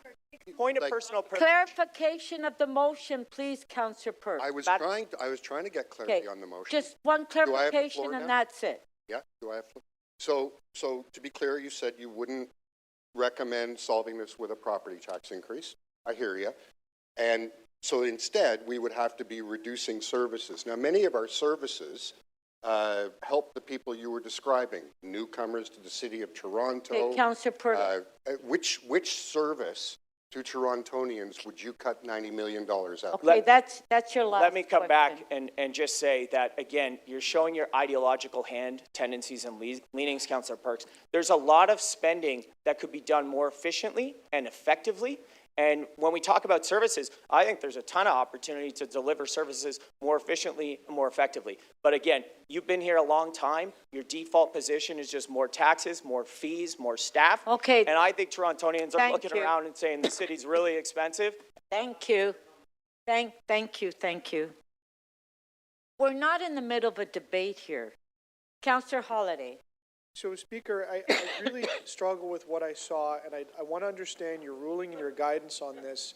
How long does a member have to answer a question? Because I've been in the same scenario where I've asked a question, and the other councillor or member of council took the full 3 minutes to respond. The mayor. I just want to know what's expected of us. Okay, what's expected, as you know what the rules are, clarification of the only clarification motion is 3 minutes. And it's over 3 minutes, that's it. You get cut off. Okay. But hold on. Councillor Bradford, please sit. I'm speaking to Councillor Holiday. So those are the rules. 3 minutes, Councillor Holiday. And what we try is that when you're asking the member a question, they should be brief to answer it so you have an opportunity to ask 2 or 3 more questions within the 3 minutes. Okay. Okay, thank you. Okay, Councillor Bradford? Thank you. I would just ask that the rules, as you have articulated them, are applied equally and universally for every member of this council. Because I think there's some of us in this chamber that feel like we're not receiving that from the speaker right now, respectfully. So I would just ask that you're fair to everybody, regardless of you like them or you don't like them, that you discharge your duties as speaker in a fair, equitable way for everybody the same. And I believe that I'm doing that, Councillor Bradford. But what's important is that you also show respect to the speaker and don't disrupt any member of council. So if you want that, then you have to also respect the members. So enough of political speeches, we're done. Okay, what I'm asking is Councillor Pasternak had to leave, and he asked that we do the vote on this item after lunch. Okay, is that okay with everyone? Okay, we take the vote after lunch? Okay. And now we're going to do quick releases, yes. Quick releases. No, I know. Oh, there's more speakers. I'm sorry. I didn't see that. I apologize. I apologize. Councillor Perks, I'm sorry. I didn't see we had more speeches. Thank you. Go ahead. Members, what Mayor Chow is doing here is beneficial to the City of Toronto. It's beneficial to the people who rely on the services that we have. Unfortunately, what Councillor Bradford has proposed isn't beneficial to anyone. He makes a claim that this is about, people in need in our housing market struggling to afford life, forgetting that home ownership is something that is only applied to half the population of Toronto. For the other half, he's happy to have them either pay more taxes or have services that they depend on to get through their daily lives. Now, he can say efficiencies. I mean, my God. I've been here 20 years. This is coming up my 20th budget being a member of council.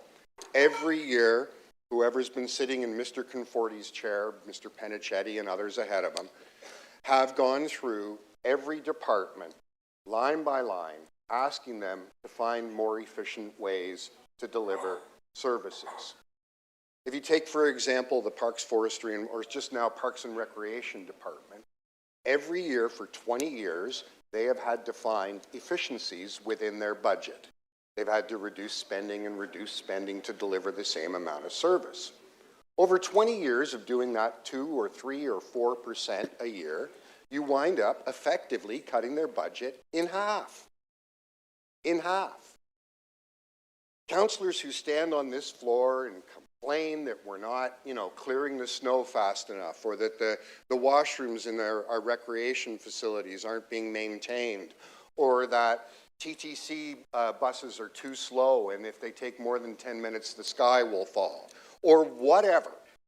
Every single person who has ever stood on the floor of this council and complained about the delivery of a public service has been relying on the magical thinking of endless efficiency to disguise the fact that they haven't the courage to choose between us all paying in collectively for services or cutting the services. Those are the two options. I'm very disappointed that Councillor Bradford would bring a motion that would cut $90 million out of our revenue without having the courage to tell us whether he wants to make that up with a different revenue source or with reduced service. Adults are able to make hard choices and articulate them and stand behind them. People who are not yet adults engage in magical thinking and think they can eat their cake and have it too. So, unless you're a magical thinker who's totally satisfied with all the public services that we have, I'd encourage you to vote against Councillor Bradford's motions. Thank you. Councillor Bravo to speak. I don't want to live in a Toronto that is a tale of two cities. That to me is a nightmare. Having so much inequality in the city is already pressing down and crushing many, many people. There are people right now that work 2 and 3 jobs, people that work full time that can't afford their rent, can't afford daily life. And at the same time, there's a huge transfer of wealth up to the top. There's 20 billionaires that live in Toronto. I just checked it out. That hollowing out of our regular families has been devastating to everybody. And I can say that I looked very deeply in Davenport. I couldn't find a single family home that had sold for $3 million. I'm grateful for the mayor for bringing this forward. We have to try absolutely everything that we can to make sure that we're providing the things that people need to live a good life. And I remember as soon as the libraries opened on Sunday, I started to get messages from parents and also little cards from one little girl that said, all I want to do on Sunday is go to the library. All I want to do on Sunday. This is a huge quality of life change. But we're looking even deeper at what's happening in Toronto right now and how we're grappling with the outcome of major economic forces where people are working and living in shelters. Personal support workers live in shelters. People in encampments, some of them have jobs. We have a huge amount of responsibility in this city, and we're doing everything that we can with the limited tools that we have, because we're not the provincial government. Why should we be dealing with all of these problems when in BC or Manitoba or Quebec it's a provincial government? That's our reality. And to say that we should take any more out of what makes life livable, affordable, and safe, to me is so irresponsible. Mansion tax, yes, the more money you have, the more you're going to pay, and I think that's fair, because we have to use the tools that we have so that we don't live in such a polarized society. The Toronto Community Foundation says that Toronto is the most unequal city in Canada, and it raised the alarm. These are regular people, but they're also people who are quite wealthy who back the Toronto Community Foundation with their donations. The United Way says we've eroded Toronto the good myth because hard work isn't seen as a guarantee of success. In fact, hard work isn't even a guarantee of survival from some. So I am going to be supporting this, and I urge my colleagues not to get distracted by other measures that are seeking to take tens of millions of dollars out of the important services that we offer, the bottom line, the front line of protecting people. And I'm going to support Councillor Sachs's amendment because I think it is important to say we're taking from very wealthy people and it's going to go into housing and transit. I like the look of that. Thank you, Speaker. Thank you. Councillor Chernes-Lynn. Pardon?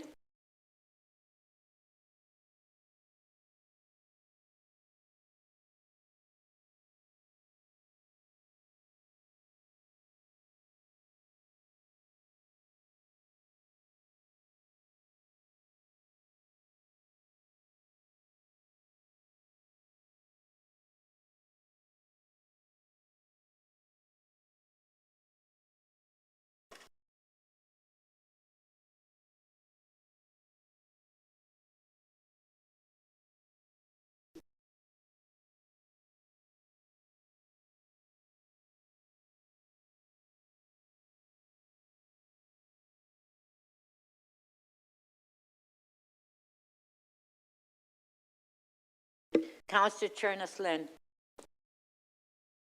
Thank you. This is one that has kept me up at night, I will say, and people who asked me about it, you know, how I was voting in the last week, I kept saying, I want to hear the debate. And what I've really learned in this debate, and I have a motion that really sums it up, I'm asking that Council refer the item to the CFO and Treasurer to report back on expected revenues and market impacts of the proposed changes as part of the 2026 budget process. And this really sums it up. It strikes me as poor budgeting if we don't know, you know, what the revenue is versus the market impacts. And there have been so many questions that have been asked around this today. And I just feel that we're premature to start saying we can account for this much when we don't know what it's going to do to the market. This is a highly variable tax. The market conditions are unpredictable. We've heard the answers from staff. And there are concerns with the downstream impact on the market. In my ward in particular, I have a number of homes that may fall into this category that are often owned by people who are potentially aging out of their houses. We want to see, I mean, I don't want to push people out of their houses, but we also want to see turnover of those houses because we want those single-family homes to be available to families. So I do worry that there is a risk to stalling some of that with this motion. But more than anything, I feel like this should be part of a much larger process where we actually are looking at this with an actual report. This motion came without a report. We've added on to it a number of different things, many of them good ideas that I actually do support, but I feel like it needs to be a well thought out process and should come back as part of a proper package. So I'm really urging my colleagues to consider a referral. Thank you. I have one more comment to make. I also feel that as a key item, we're talking about a key item on something that was estimated without a report on $13.8 or $13.9 million. In the scale of our budget, I actually question the rationale of that. There are so many bigger things. This feels divisive and not well thought out. Thank you. Referral motion, recorded vote.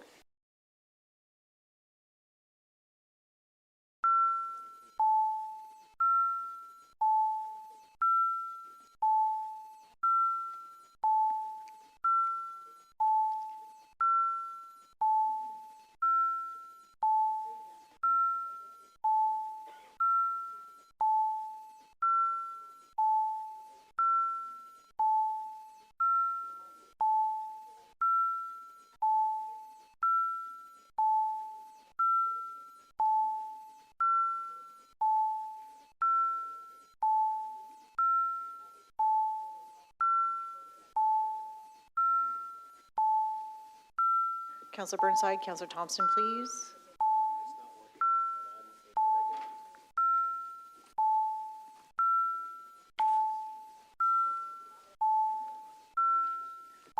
Councillor Crisanta, are you able to vote using the system?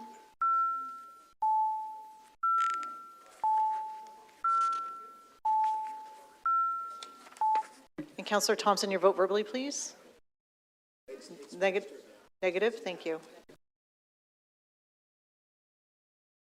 The motion to refer the item does not carry. The vote is 6 to 18.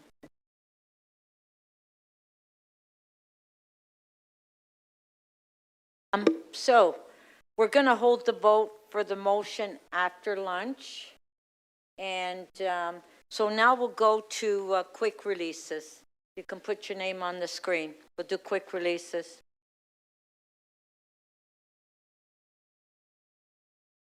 Councillor Fletcher. Speaker, I'm hoping that TE 27.21 is ready. 2721? 27.21. Gerard Street, okay. Is it ready? Is it ready? Okay, so if we can put it on the screen.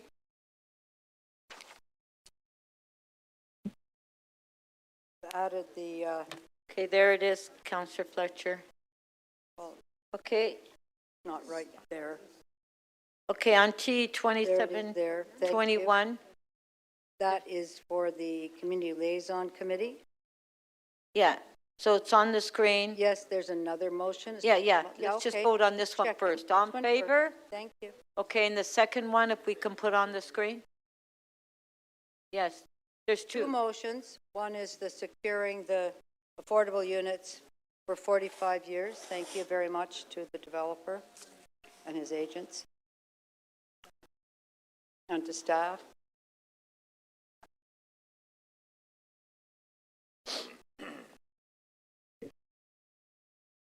Sorry, which one is this? 22 or 21? This is 21. 21, with 45 years, right? Yes, that's the amendment? Yeah. Okay. Okay, on Just T go back up to the top of that for me, please. Things are a little chaotic. on T 2721. Second motion up, please. Second motion up at the beginning. Thank you.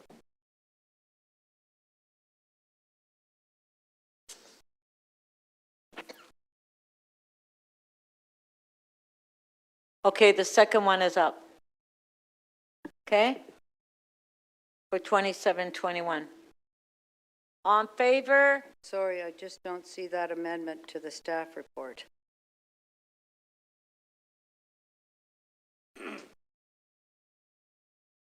I don't see that amendment to this. Let's just hold that. Oh, there it is, 45. Okay, thank you. That's it. Thank you On very favor? much. Yep.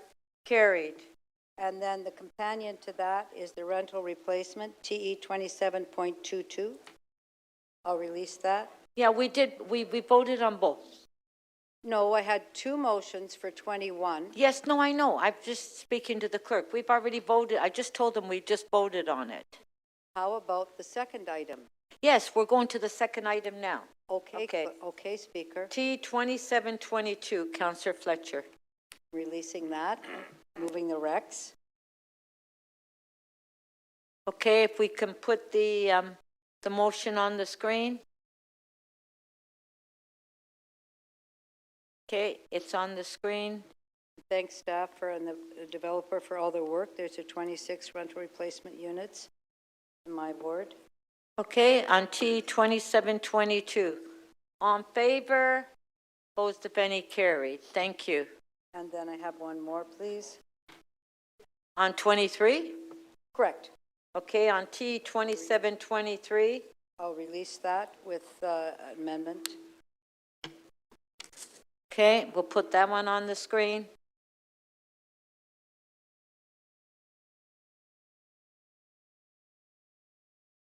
Okay, there it is on the screen.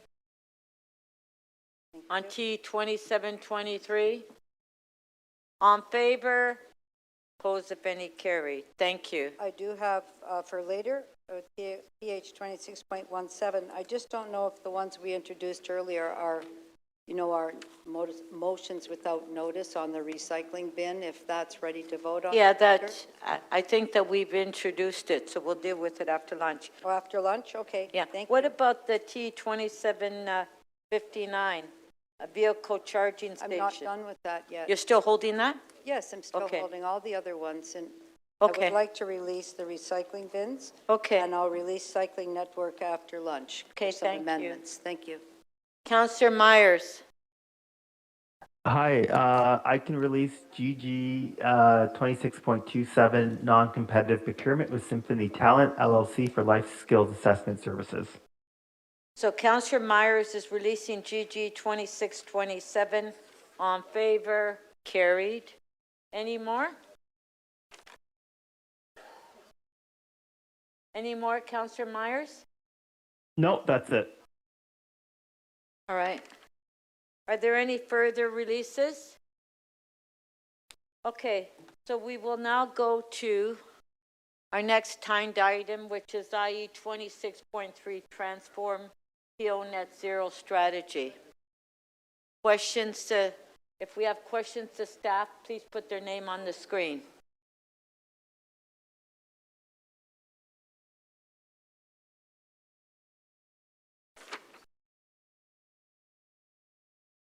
Councillor Sachs. Yes, thank you. Well, I'll wait till staff settled.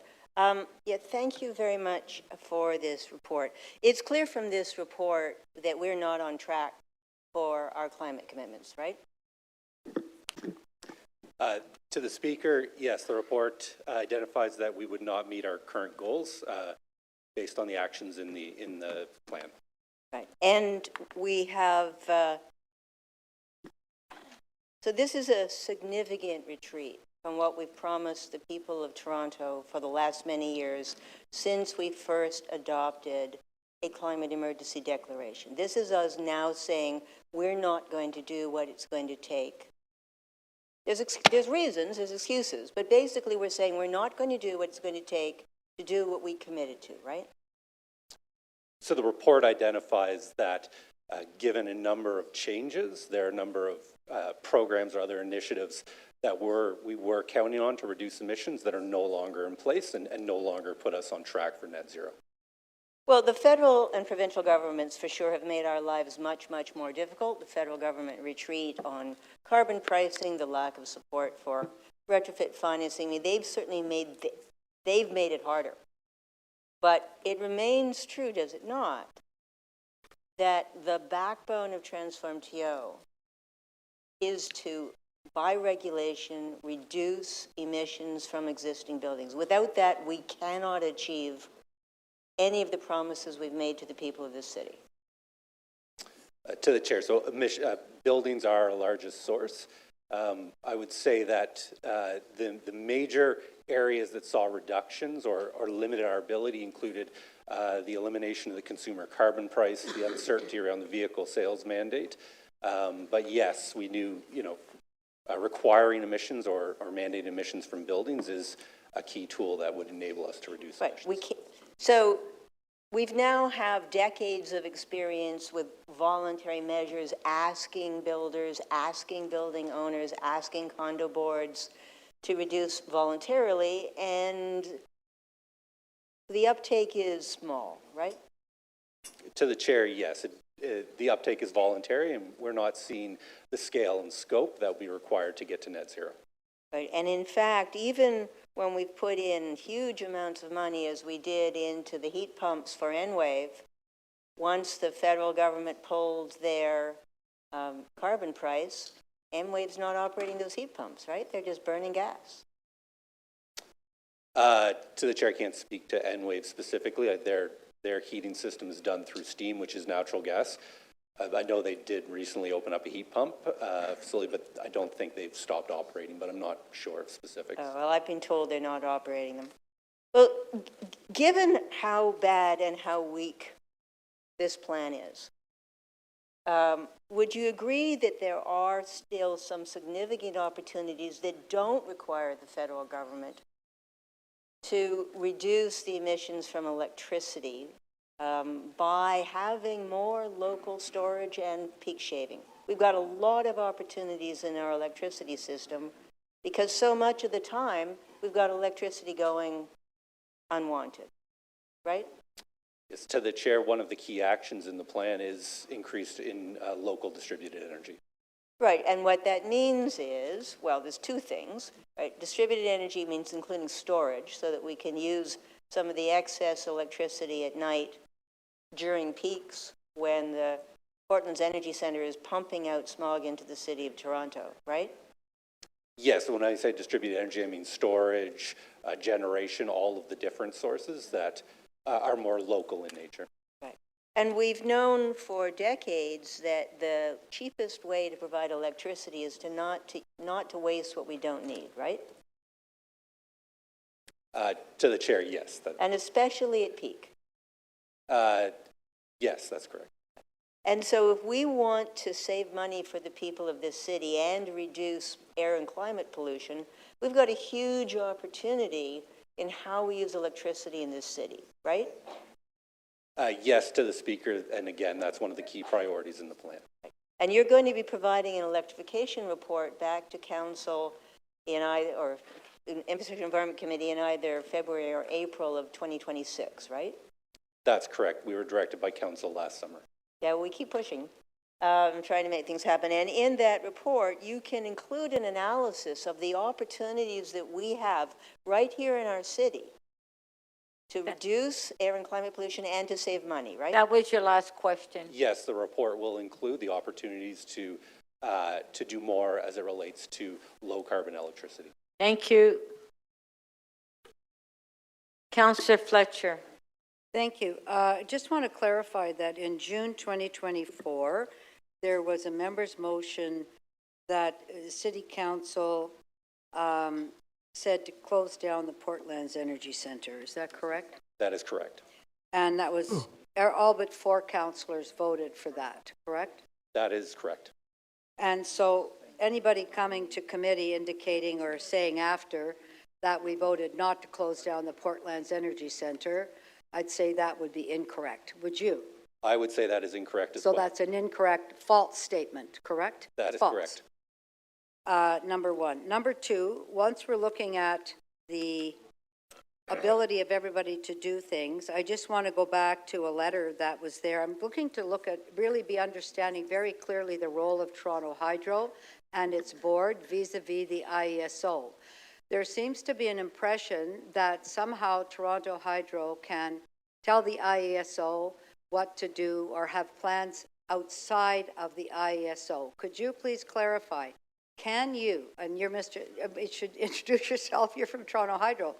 Can you create plans that are outside the IESO's Integrated Regional Resource Plan? No, Toronto Hydro can't direct the IESO. Toronto Hydro can't direct the IESO. Can you create a counter plan that might not be in sync with the IESO plan? No, that would be outside of our regulated mandate.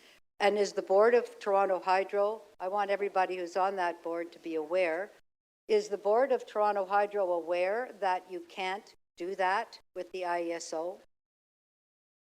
Have they affirmed that they're working within that framework as a board? I believe so. Last November, you had your framework reset. The Toronto Hydro Board is aware of our scope as a distributor, and that scope does not include provincial oversight. Does not include provincial oversight, changing the provincial plans, and that is another one of the things the province regulates that we live with, correct? But you do distribute energy, and we can look at ways that it could be saved, as Councillor Sachs has said. But I really want to be clear that can the Toronto Hydro Board itself propose and cost a plan for electricity supply to the City of Toronto that's aligned with the city's 2040 zero net? I'll ask Mr.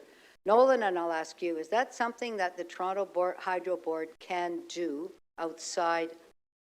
Can they do that? New plan?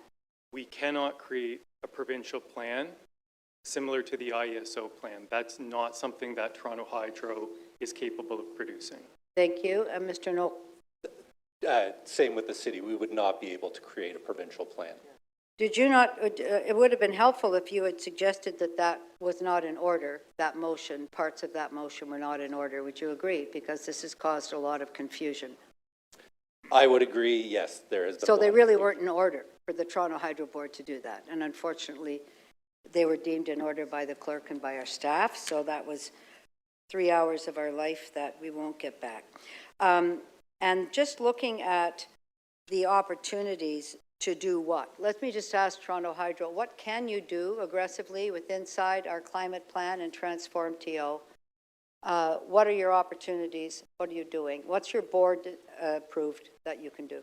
Yes, so thank you for that question. And through the speaker, as a regulated distributor, we're working closely with clean tech companies. We're connecting solar panels. We're connecting EV chargers. We're very active in the community. Also, with the mandate we received from City Council to do climate advisory services, we're working more closely with vendors to make heat pumps available in cooperation with city staff. We're working with local communities on demand response programs where they shift their usage to times where it doesn't require peak generation. So a number of opportunities. And I'll just ask you, Mr. Nolan, how debilitating it is for our climate change plan, not only for the building emissions performances, but for local communities to try to make a dent in greenhouse gases with the cuts that have now been made to the carbon tax and other local granting programs that have been removed from Canadians. It has been significant. We've seen a number of programs end without confirmed additional funding, and the end of the consumer carbon tax has significantly impacted the business case for especially large retrofits. Okay, that was your last question. Councillor Perks. Thank you. I just want to continue along the path that Councillor Fletcher was blazing there. Toronto Hydro used to have the ability to generate electricity from green sources, but the province has regulated that you can't build windmills, for example. I can't speak to what we might have been allowed to do prior to 2000, Councillor, but certainly since 2000, we have not been allowed to build large generation. You're correct. And in the there were also changes made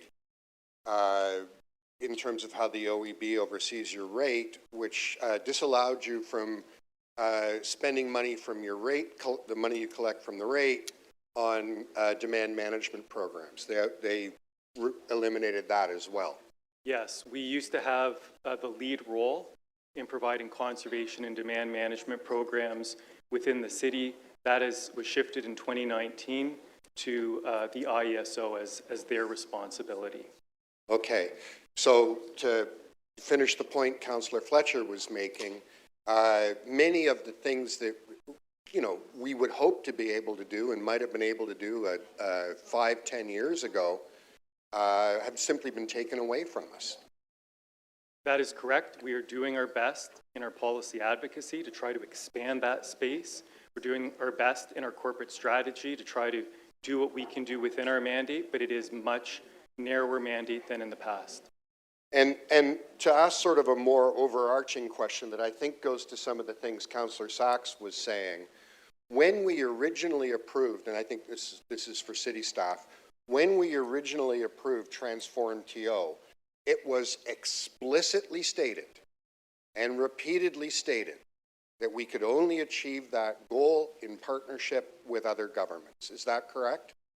Absolutely correct, and we've reiterated that at every possible opportunity since. Okay. Given all of that, I understand now that, you know, you report with some frequency and you're always looking for opportunities for what we can do within our own, you know, responsibilities. When's the next one of those reports coming? We report annually on progress, as well as every 5 years. And I would say, as it relates to specifically our responsibilities at the city, we are on track to meet our goals as it relates to city corporate emissions. So we're doing the things that we can do within our own authority. And on top of that, every year you go and, you know, check the seat cushions for coins to see if there's anything else we can do. That's correct. And in the interim period between plans, Council has directed us on a number of occasions to take additional actions. Okay, thank you. Thank you. Councillor Chang. Thank you. Through the chair, I was at a meeting with some members of the Young Corridor Condo Association, and the members felt a mix of both relief and concern that the building emissions program seems not to be here in this update. Can you let us know what has happened to that plan? What was the status in the most recent update? To the Speaker, we've been working on that plan for a number of years. As we got closer to this council session, it was determined there was a number of uncertainties that existed in the broader world. End of programs I spoke about, the elimination of the carbon tax having an impact on business case, some broader policy questions that we weren't able to answer. As opposed to bringing back a partial plan or bylaw, I opted to provide a quick update and then to pause until you know, some of these questions were able to be answered. So we were still planning to bring back an update on building emission performance standards, but a lot of the uncertainty now resulted in us not being able to answer key questions that would be necessary to deliver a bylaw to council. What percentage of GHG emissions in Toronto would the BEP program cover? So buildings make up between 55 and 50% of our emissions. Based on past direction, we were not looking at low-rise residential buildings. They make up about a quarter of that. And then we were looking at what other buildings would be included. Likely other smaller types of buildings would have been left out, some specialty buildings. We're probably looking at less than 50% of our total building emissions being covered through that plan. Though again, there was more technical work to be done and to be done before we'd be able to provide good advice to council. Less than 50 is still quite significant. Yes, it's not an insignificant amount. So in the rough draft that has been worked on, that's not here and still being worked on, there is an arc that is laid out. It's not something that buildings would be able to or be forced to adapt to immediately because of the potential costs that would be incurred. And so buildings would need time to be able to raise the funds to meet those standards. Is that correct?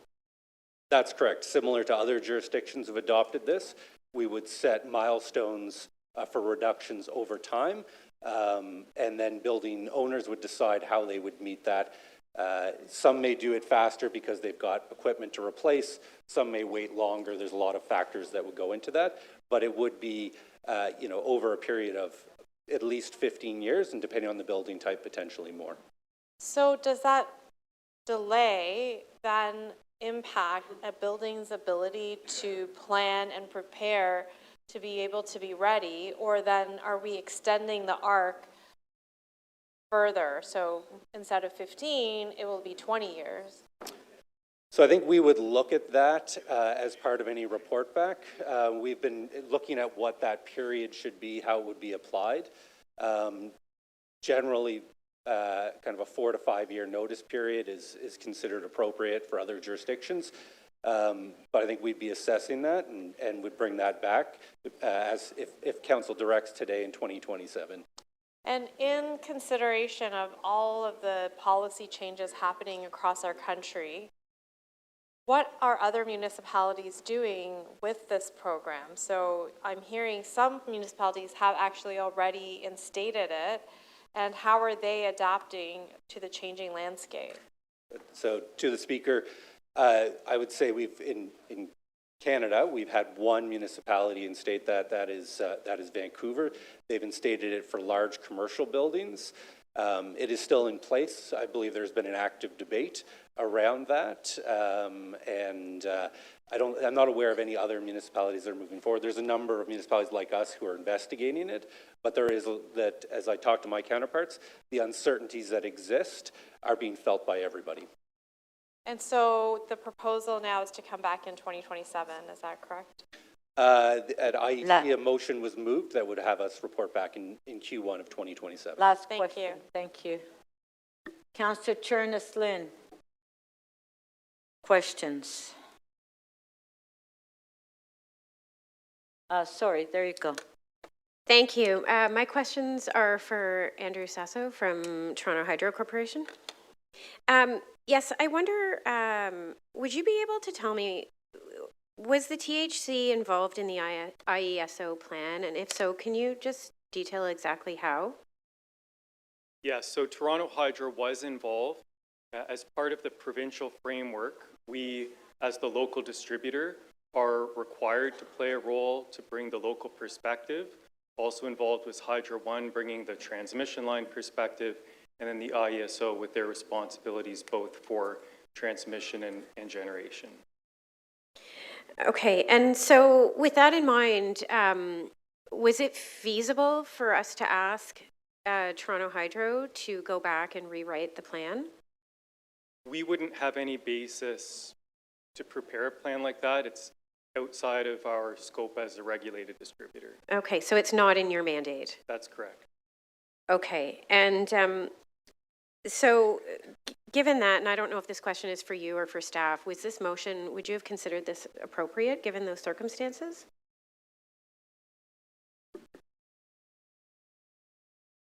I think given the motion, or sorry, given the direction, we've identified and follow-up questions that it is not within the scope of either the Toronto Hydro or the city to prepare a plan. So I can't rule on whether something is out of order, but I can provide advice that the motion would direct either the city or Toronto Hydro to do something that's not within its mandate.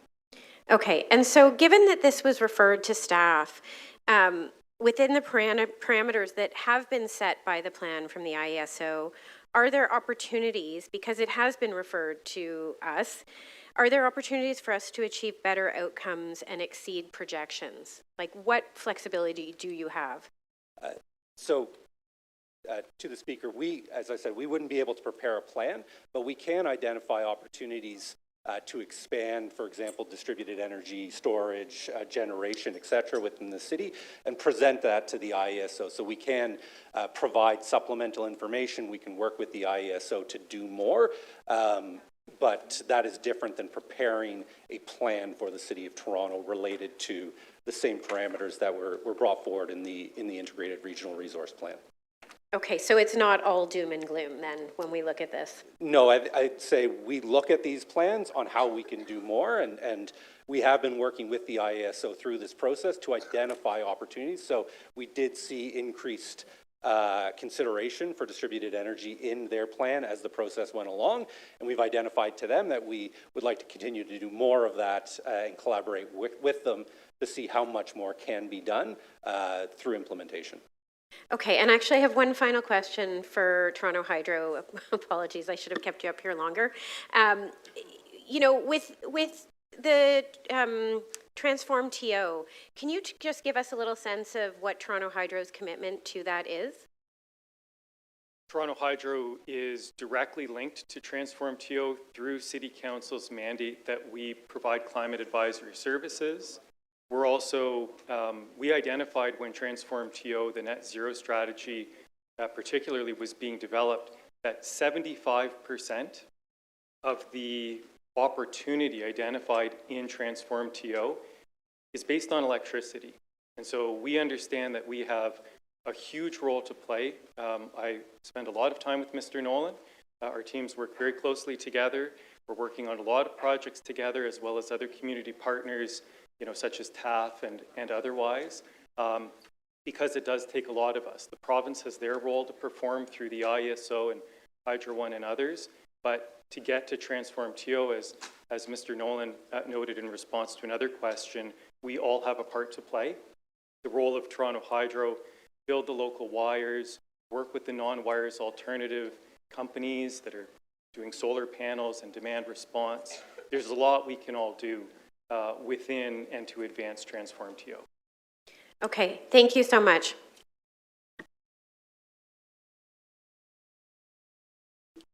Councillor Canaval for questioning. Thank you, Madam Mayor.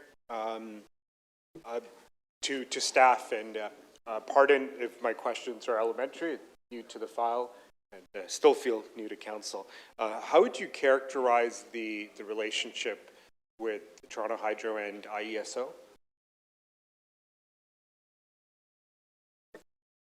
We have a good constructive working relationship, which is critical because we each have discrete roles to play within the electricity system.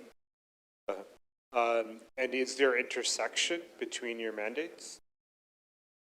There isn't intersection between the mandates. We have discrete mandates, but we do have points of collaboration.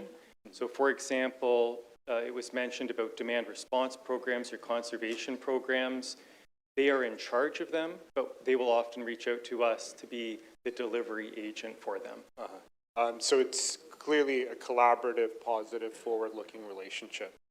How would you characterize the mandate council gives Toronto Hydro? So we have a provincial mandate related to our regulated distribution business. We have a city council mandate for climate advisory services, and of course, because we are 100% owned by the city, we work to be aligned with city council and City of Toronto's priorities. Understood. So climate advisory is a key component, as you shared. So on this question that I've been wrestling with on the nature and the direction of a plan and whether it's within the mandate or scope, I think that's what's up for deliberation. I would imagine advisory services entails the ability to create a plan that may not be in jurisdiction, but provides the ability for climate resilience action to be furthered. Yes, and to be clear, Toronto Hydro has lots of plans within our role as a provider of distribution, electricity distribution. We have lots of plans related to climate advisory services.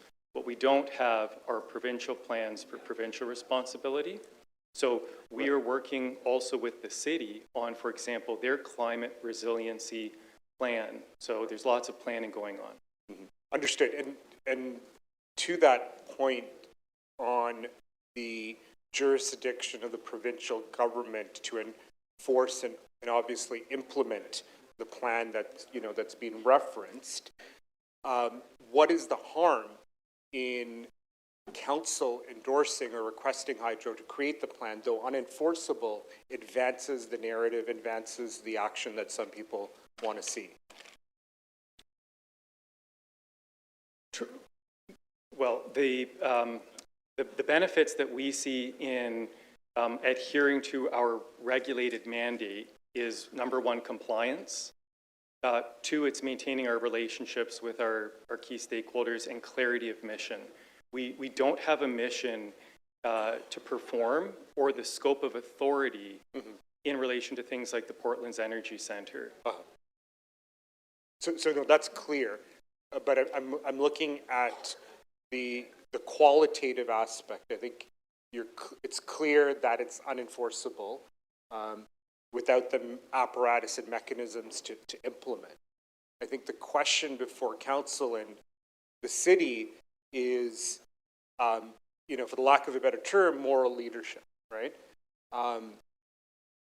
Given that it's completely city-owned, do our commitments to, or Toronto Hydro's commitments to stakeholders, as you reference, trump the commitment to City Council?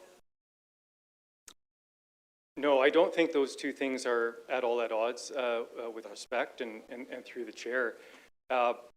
There is an absolute profound sense of mission at Toronto Hydro to advance environmental progress, climate action, and our mandate from the city is very clear that we are to do that. The way that we do it, our role is to do it the right way, and creating a competing plan outside of our scope would be at odds with that. Thank you, and I appreciate you helping me untangle this question. And lastly, does it interfere with your core scope of work, or can it be complementary? It would be at odds. It would draw, we would not have the expertise. We would need, it would set us offside with our framework. But even if we were to, be directed, which we would certainly not advise, to be in conflict with our provincial mandate, that's a whole other scenario we would have to look at very, very carefully. Thank you. Councillor.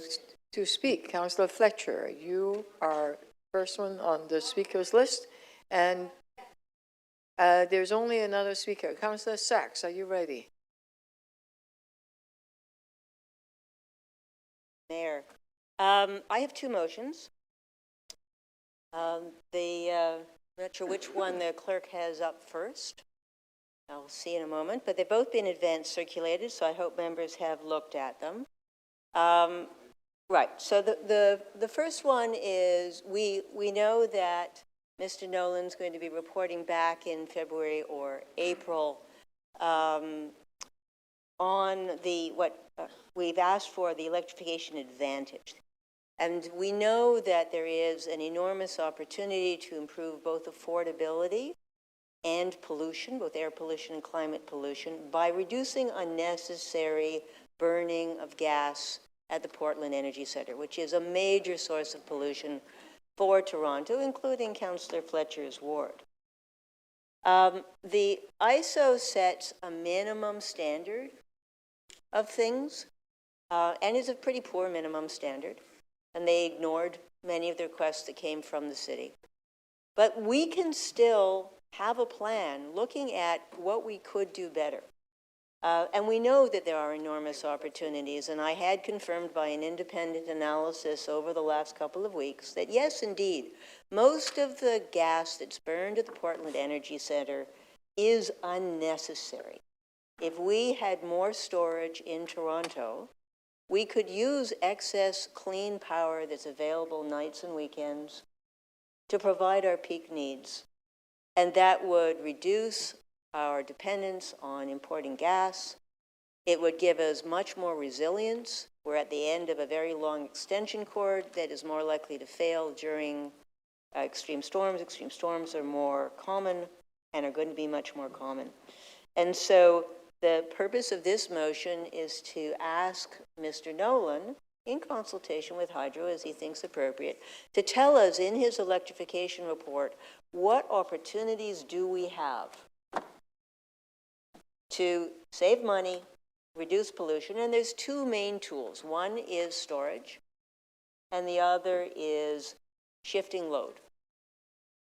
The other motion is to support a very, very important federal bill in the federal Senate about reforming climate finance in Canada. This is a motion. This is a bill that's proposed by Senator Galvez. Council has supported a previous version of the bill.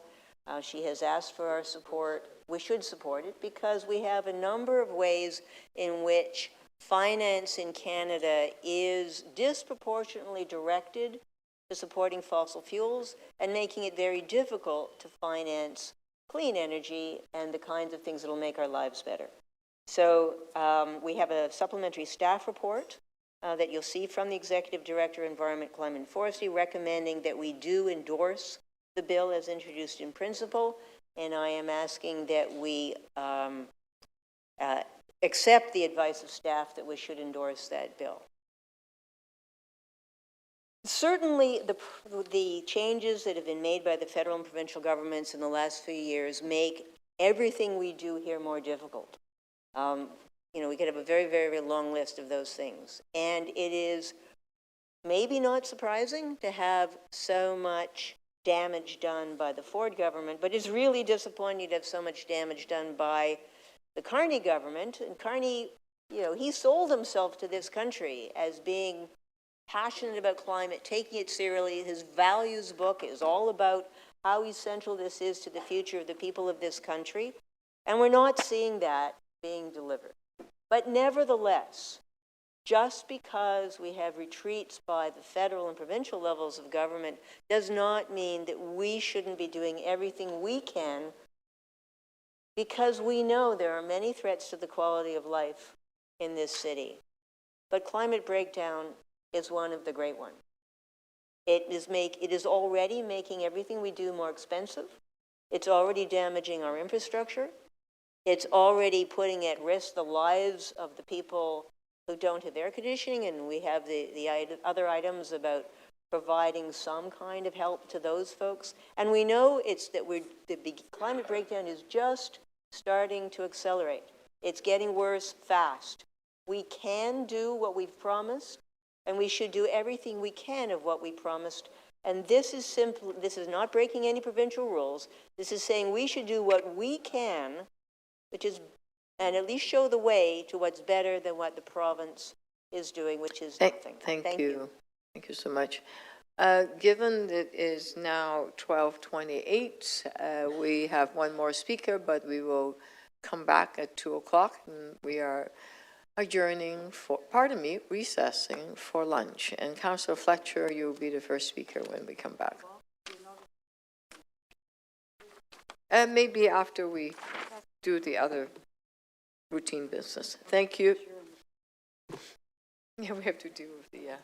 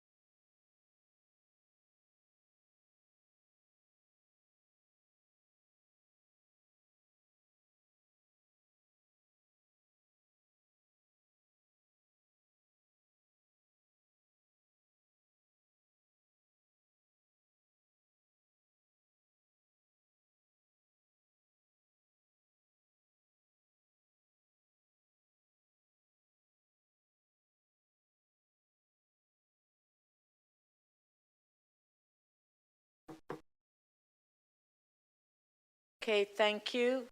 Please. Okay, this meeting is now resumed.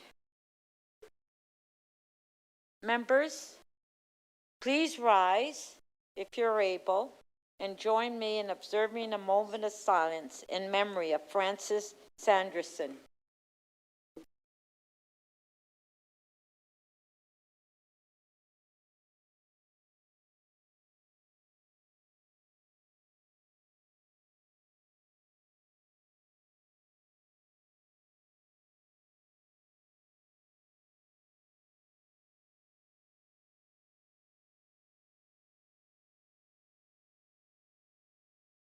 Thank you.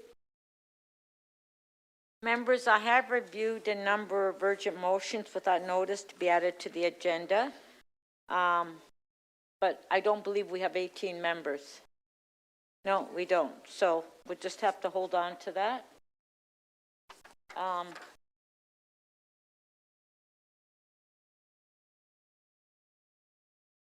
Oh, we have 18? If everybody sits down, we have 18.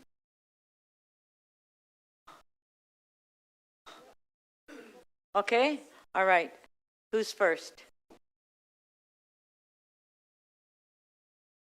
Councillor Cole.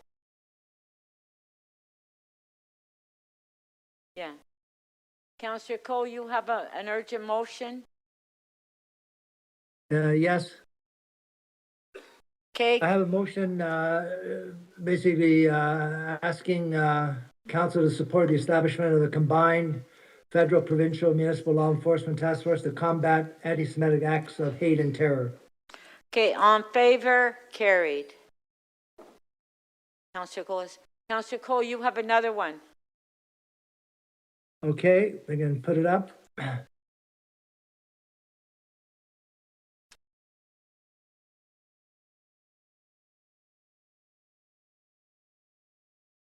Isn't that the same one? It's the same one. I thought I had one for FIFA.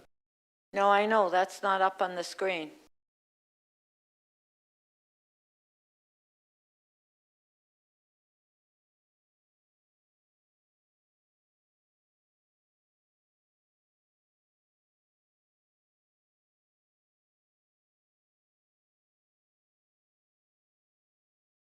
Okay, I see it up on the screen. Yeah, it's on the screen. I have a motion that authority to conduct, seeking council authority to conduct a sweepstakes and to purchase host city allocated tickets and additional hospitality assets to generate revenue for the City of Toronto's hosting of the FIFA World Cup 2026. Reason for urgency, the sweepstakes must be in market by March 3rd, 26 to maximize revenue generation potential. I so move. Okay, thank you. On favor, carried. Councillor Fletcher. I'd like to, I'm just going to release the... No, we're going to members' Oh, motion. I'm sorry about that. No, you do have one. I do? Yeah, hold on, we'll put it on the screen. That's good to know. Apparently you have one to introduce. Let's see. Okay, there it is, section 37 for Ralph Thornton. Oh, yes, I do. Thank you very much. Right there. Okay, on favor, carried.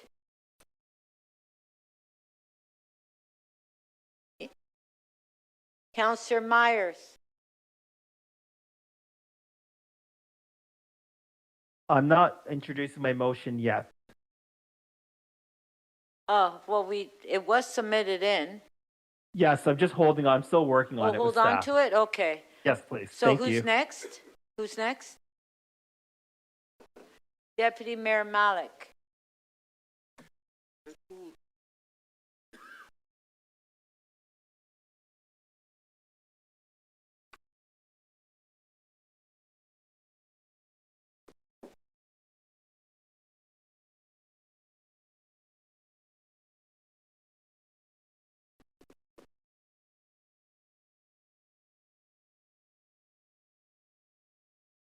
It's on the screen.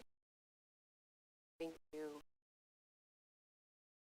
I have an urgent motion related to retaining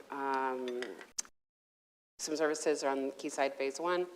And the reason for urgency is to continue to ensure that we're meeting the timelines on this project. On favor? Carried. That's it. Okay, before I take the release of holds, I'd like to propose order of business for this afternoon. This morning, Council stood down the vote on the Mayor's second key matter, EX 28.1, just before the lunch recess. Council was considering item IE 26.3, Transform TO, Net Zero Strategy Action Plan. Council has timed the multi-tenant housing items for immediately following member motions. I propose we first complete the member motion run-through, then vote on the Mayor's second key matter, followed by Transform TO before moving on to multi-tenant housing. On favor? Carried. I will now take the release of holds. You can put your name on the screen.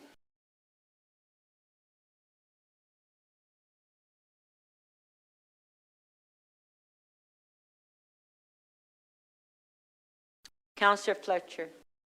I'm going to ask for a vote on the blue bins, so Mr. Kelleher can get busy with the license agreement with Circular Materials, please, Speaker. Which item is it?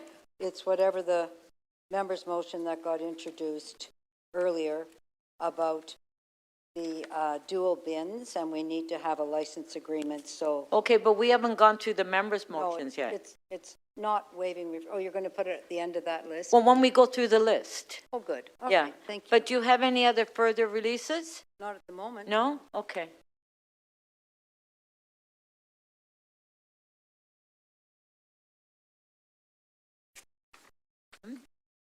Okay, we will now do the member motion run through. The city clerk's advised that the financial impact summary sheet for the member's motion MM 35.1, MM 35.29 from the chief financial officer and treasurer has been posted with the agenda item RM 35.7 review of the order paper.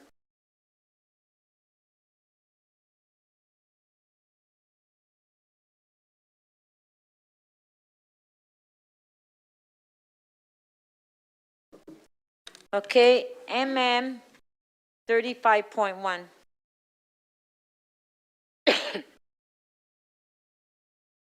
Notice of this motion has been given. This motion is subject to referral to the Infrastructure and Environment Committee. A 2/3 vote is required to waive referral. On favor of waiving referral? Carried. Who's asking for hold? Councillor Bravo.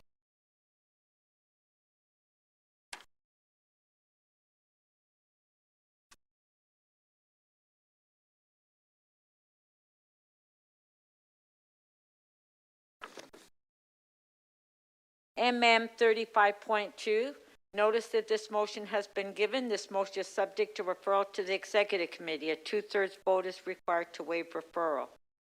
On favor of waiving referral? Carried.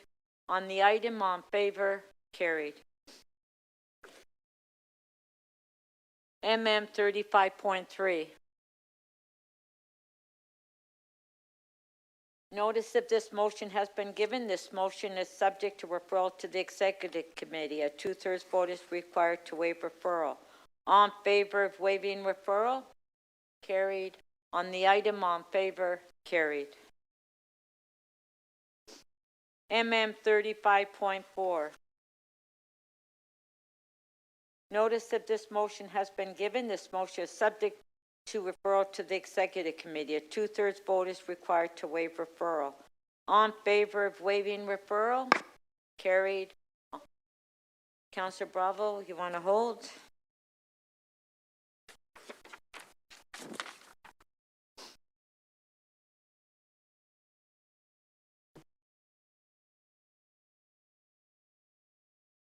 MM 35.5.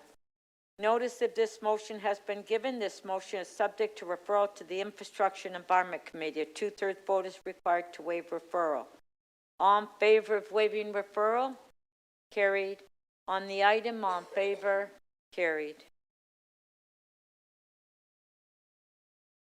MM 35.6, notice that this motion has been given. This motion is subject to referral to the North York Community Council. A 2/3 vote is required to waive referral. This motion relates to a Toronto local appeal body hearing and has been deemed urgent. All in favor of waiving referral? Carried.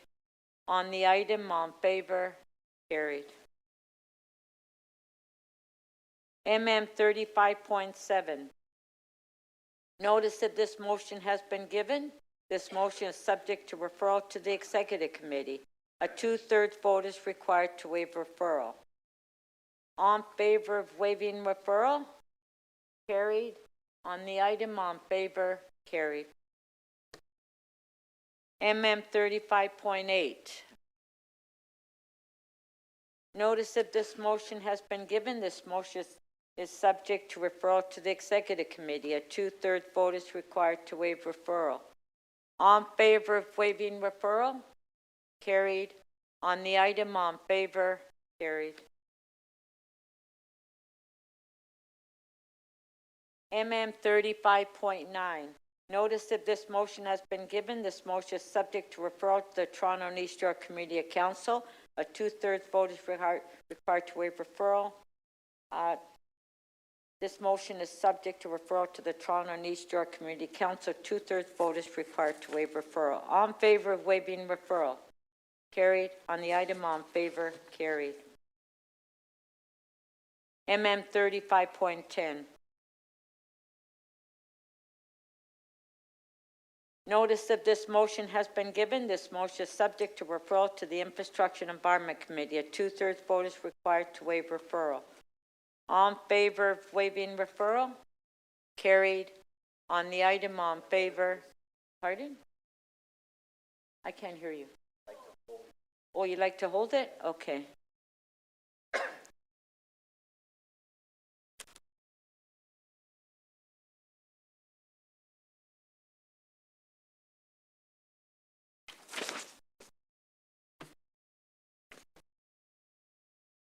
MM 3511. Notice of this motion has been given. This motion is subject to referral to the Economic and Community Development Committee. A 2/3 vote is required to waive referral. All in favor of waiving referral? Carried. Recorded vote on the referral? Okay, recorded vote.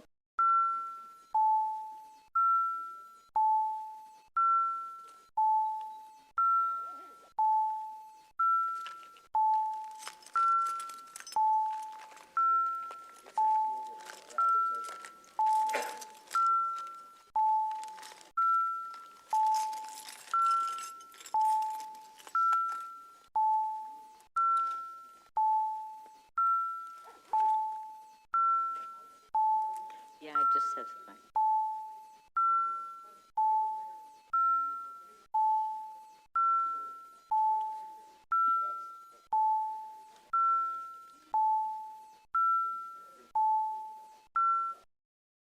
Councillor Chang, may I have your vote verbally, please? Affirmative, thank you. And Councillor Sachs, please. Affirmative, thank you.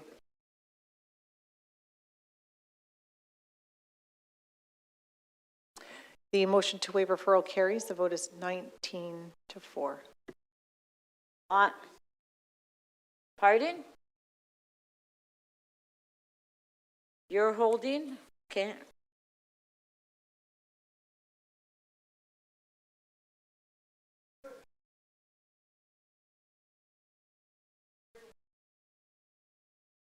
I've been mindful to bring this. I've been mindful to bring this up. It's repeatedly happened, and I just asked the clerks to try to resolve this.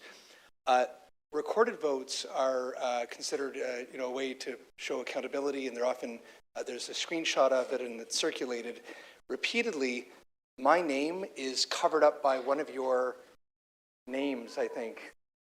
Oh. You know what I mean? No. It's on purpose. It's obscured. No. It's obscured. And when I say covered up, I mean it like you just can't see, the public can't see how I voted, and I want to be transparent. So if you could try to resolve that so that all the members' names are able to be seen by the public, I'd appreciate it. Whose name comes up? Well, It's obscured by one of the clerks. Oh, it's in, Yeah. oh, okay. All right, Yeah, thank you. Madam Speaker, point of order. Okay, It's for the unintentional. record, what was that? No, I just said I have no doubt that it's unintentional and it's just an error that's a technical thing, but I'd appreciate it being. Well, maybe the clerk can explain it because it's not me, Councillor Mallow, it's not me doing that. Okay, no, I'm just joking. I'm just joking. The clerk would like the clerk wants a comment. Madam Speaker, there was a recent update in our WebEx tool that changed the display function. When somebody's sharing their content, it does show the name of the person who's sharing the content, and it happens to be in the middle of the display. So we're working on a fix for that, but we will be more mindful of that moving forward. That I've been voting with him, and I just want to make it very clear that that's not the case.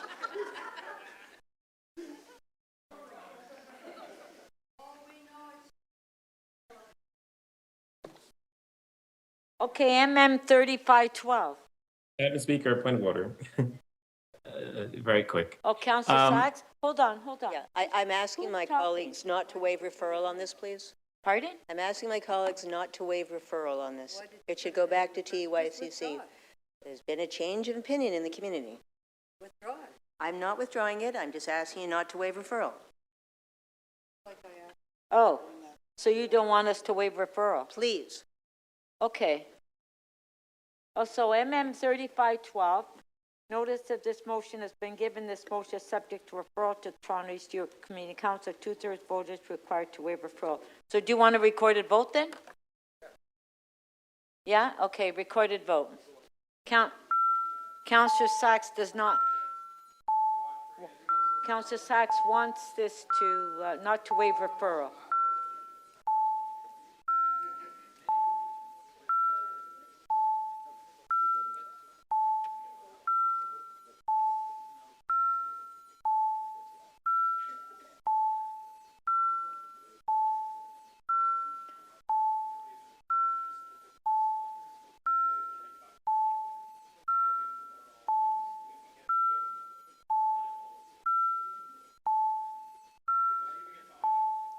Councillor Candavel, Councillor Chang, and Councillor Fletcher, please.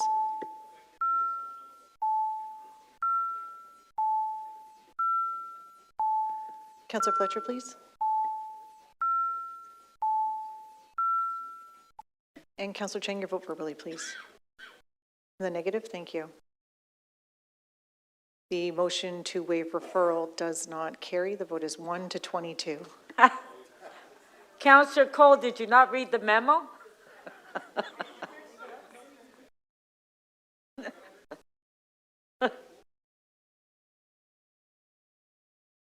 I didn't get any memo. Okay, and Where's the MM memo? 35.13 has been withdrawn, so we'll go to MM 3514.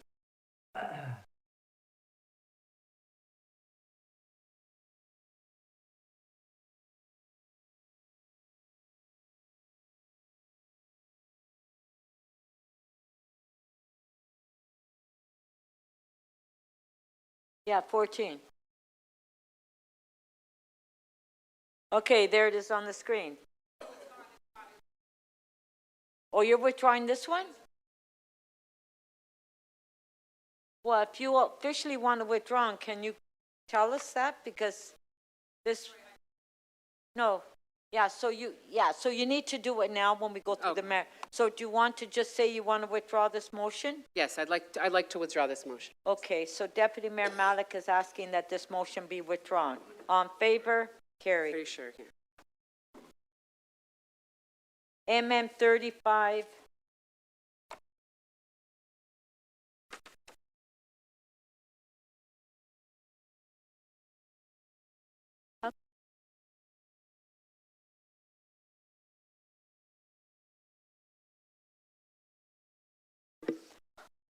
MM 3516. Notice that this motion has been given. This motion is subject to referral to the Executive Committee. A 2/3 vote is required to waive referral. On favor of waiving referral? Carried. On the item, all in favor? Carried.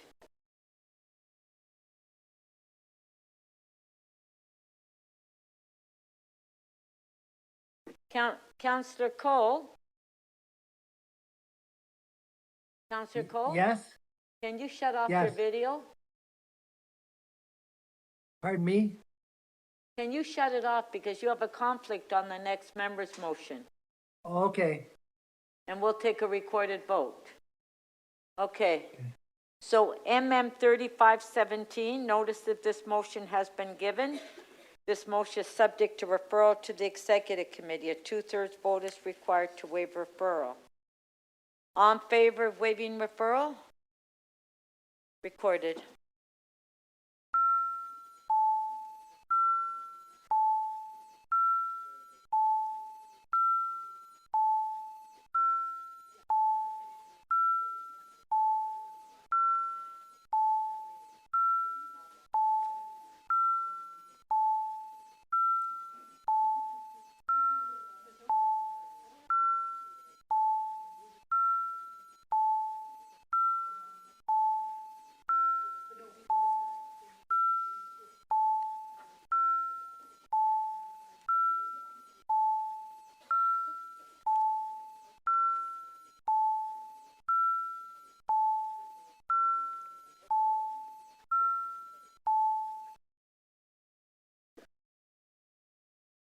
The motion to waive referral carries. The vote is 16-6. Huh? Yeah. Yes, I hear you, Councillor Bradford. No, I have your attention. Yeah, I always do.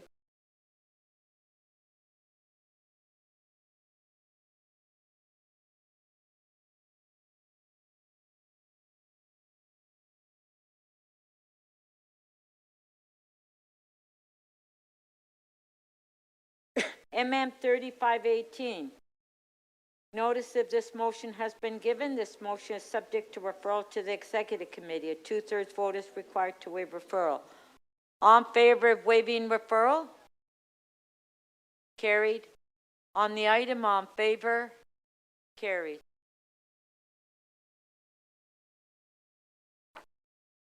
MM 35.19. Notice if this motion has been given. This motion is subject to referral to the Executive Committee. A 2/3 vote is required to waive referral. All in favor of waiving referral? Carried. On the item, all in favor? Carried.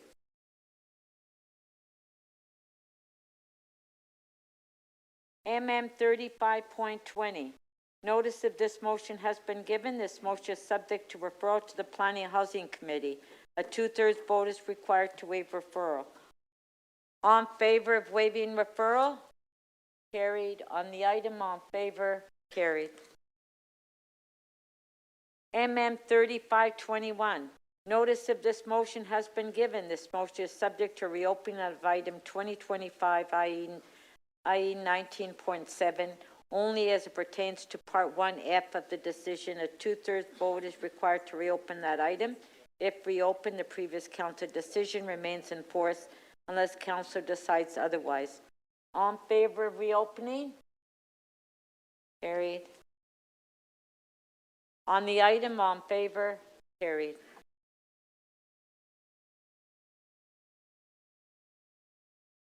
Who's talking? I hear voices.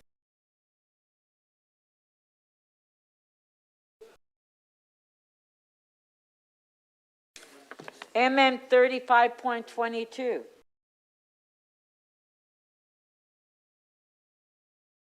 Notice of this motion has been given. This motion is subject to reopening of item 2024 PH 17.3 only as it pertains to Part 1. A 2/3 vote is required to reopen that item. If reopened, the previous council decision remains in force unless the council decides otherwise. All in favor of reopening?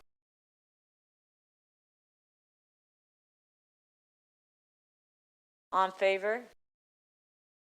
On the item, on favor? Carried. MM 3523. Notice if this motion has not been given, a 2/3 vote is required to waive notice. This motion is subject to referral to the Executive Committee. A 2/3 vote is required to waive referral, and this motion has been deemed urgent by the chair. A communication has been submitted on this item. On favor of waiving notice? Carried. On favor of waiving referral? Carried. On the item, on favor? Carried.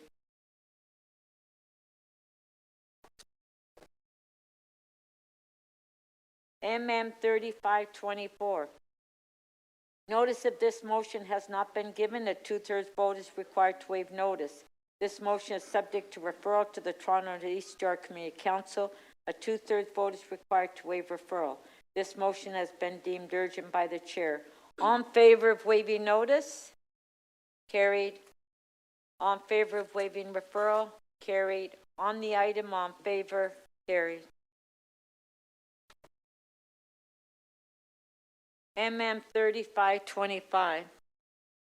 Notice if this motion has not been given, a 2/3 vote is required to waive notice. This motion is subject to referral to the Executive Committee. A 2/3 vote is required to waive referral.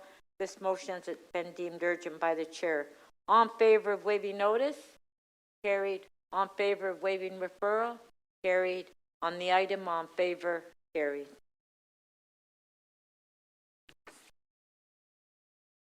MN 3526. Notice if this motion has not been given, a 2/3 vote is required to waive notice. This motion is subject to referral to the Infrastructure and Environment Committee. A 2/3 vote is required to waive referral. This motion has been deemed urgent by the chair. On favor of waiving notice? Carried. On favor of waiving referral? Carried.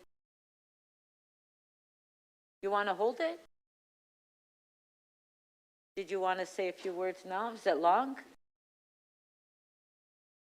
You want to hold it? Okay. Councillor Candibel wants to hold it.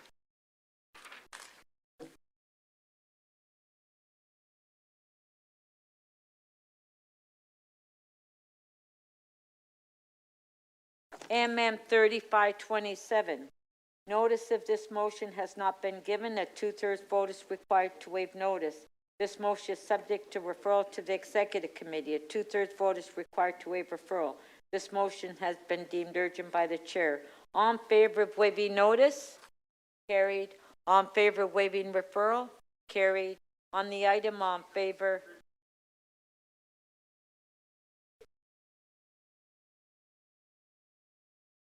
Okay, so apparently, yeah, they have that amendment. So on the item as amended. Yeah, we'll put the amendment up. It's going from 100 to 30.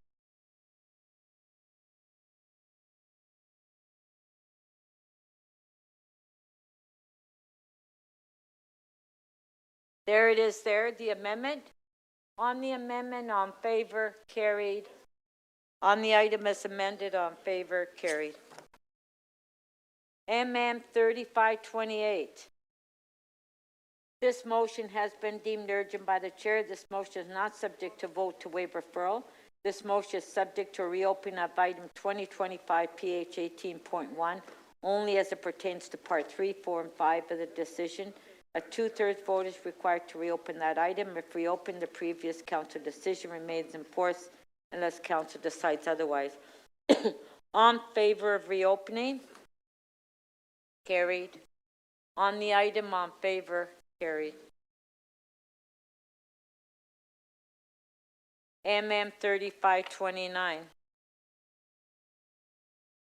This motion has been deemed urgent by the chair. This motion is not subject to a vote to waive referral. This motion is subject to reopening of item 2025 NY 25.9 only as it pertains to part 1C of the decision. A 2/3 vote is required to reopen that item. If reopened, the previous council decision remains in force unless council decides otherwise. On favor of reopening? Carried. On the item, on favor? Carried.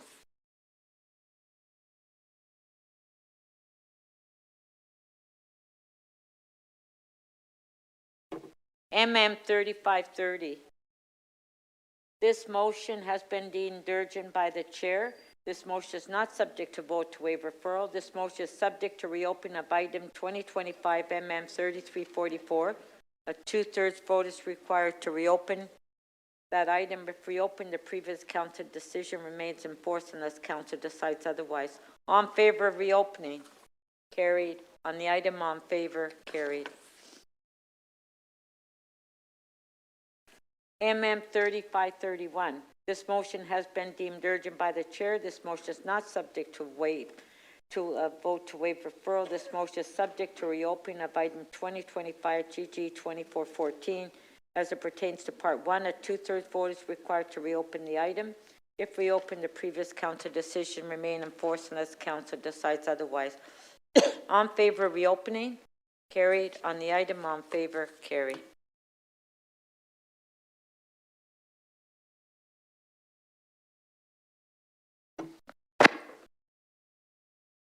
MM 3532. This motion has been deemed urgent by the chair. This motion is not subject to vote for referral. This motion has been added to the agenda before council for debate. On favor of the item? Carried. MM 3533. This, pardon?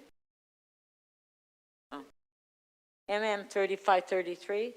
This motion has been deemed urgent by the chair. This motion is not subject to vote to waive referral. This motion is not subject to vote to waive referral. This motion has been added to the agenda and is before council for debate. On the item, on favor? Carried. MM 3534. This motion has been deemed urgent. I forgot to tell Councillor Cole to come back in. Oh, did he?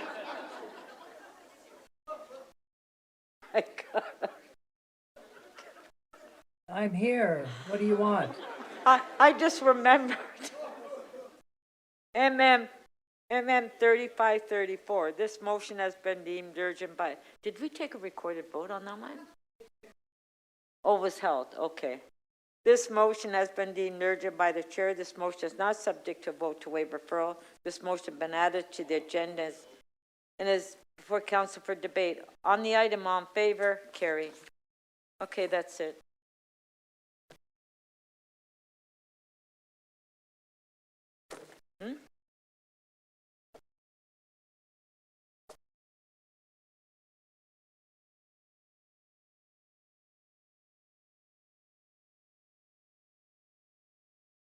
Mayor Cha.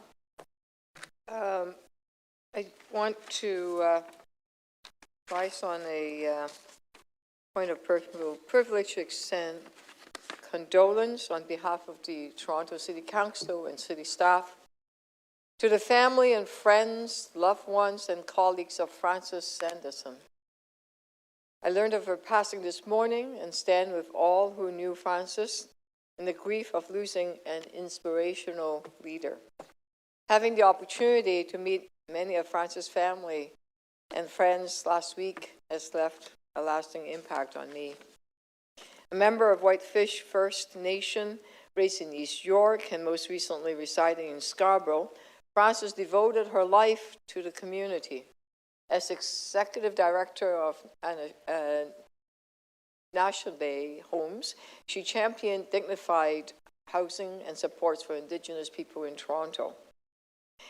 She also served as the co-chair of the City of Toronto's Aboriginal Affairs Advisory Committee, helping build structures that bring Indigenous leadership into municipal decision-making and fostering strong relationships across council and the public service.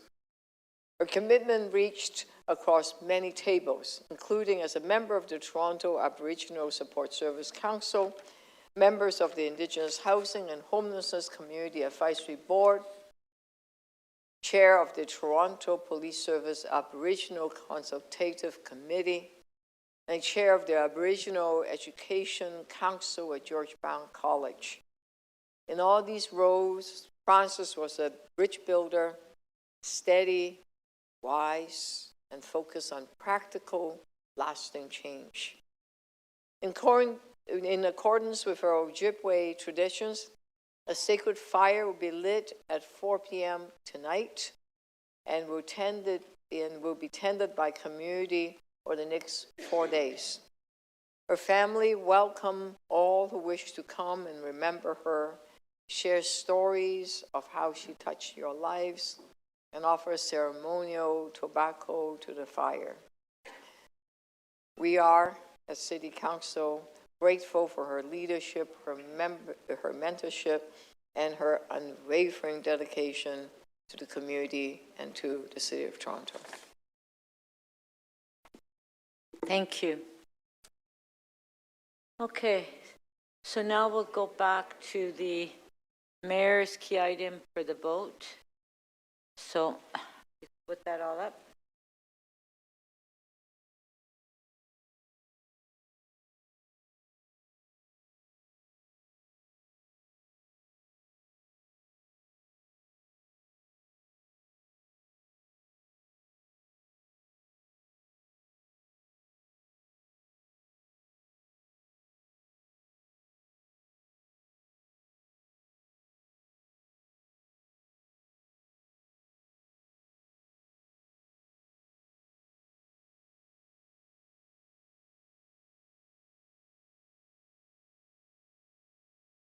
And okay, our first motion is 5B by Councillor Bradford, amending the mayor's motion. Recorded vote.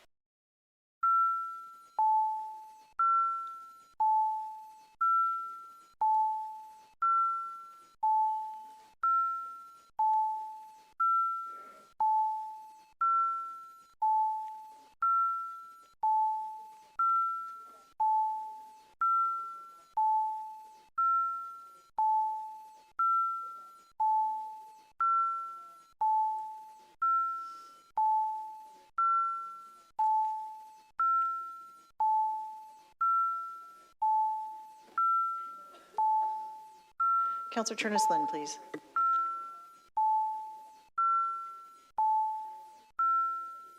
Councillor Turnus-Lynn, sorry, we closed the vote. Can I take your vote verbally, please? Against, thank you.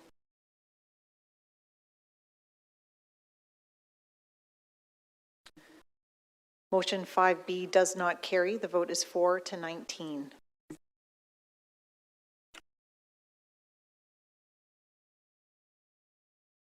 Okay, next motion. Okay, on the mayor's motion, recorded vote.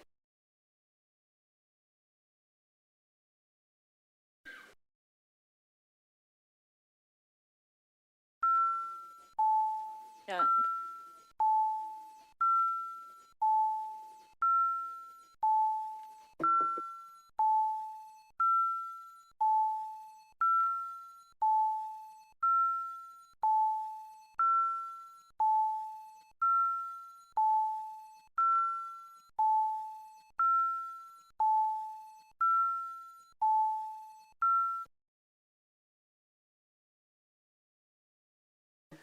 Motion 1 carries unanimously, 23 in favor. Next motion.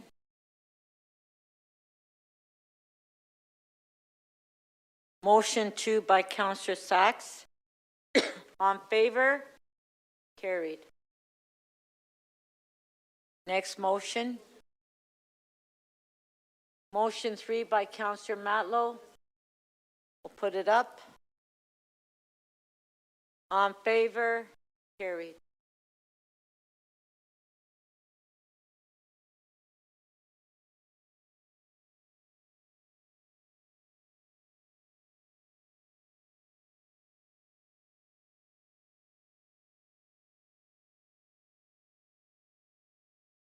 Motion 4 by Councillor Cheng. On favor? Carried. So Councillor Bradford's 5A is redundant. So now we'll vote on the item as amended. Item as amended? Yes, recorded vote.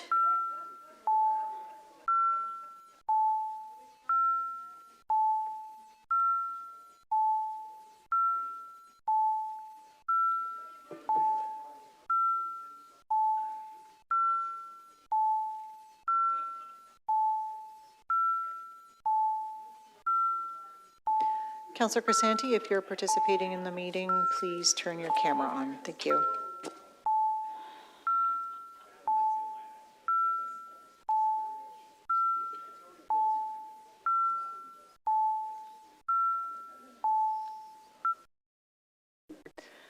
The item as amended carries. The vote is 17-7.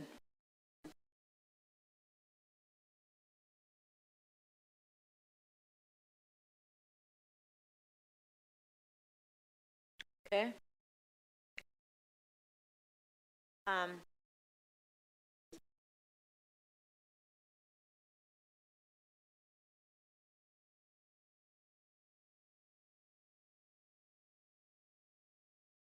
Go back to Transform TO. I believe there's one more speaker. Councillor Fletcher? To speak? Thank you. I have two motions. One is to amend the motions from the committee to add an assessment of the impacts of changes to federal policies and programs that support retrofits, including the consumer carbon price, so we can find out about that. And second is to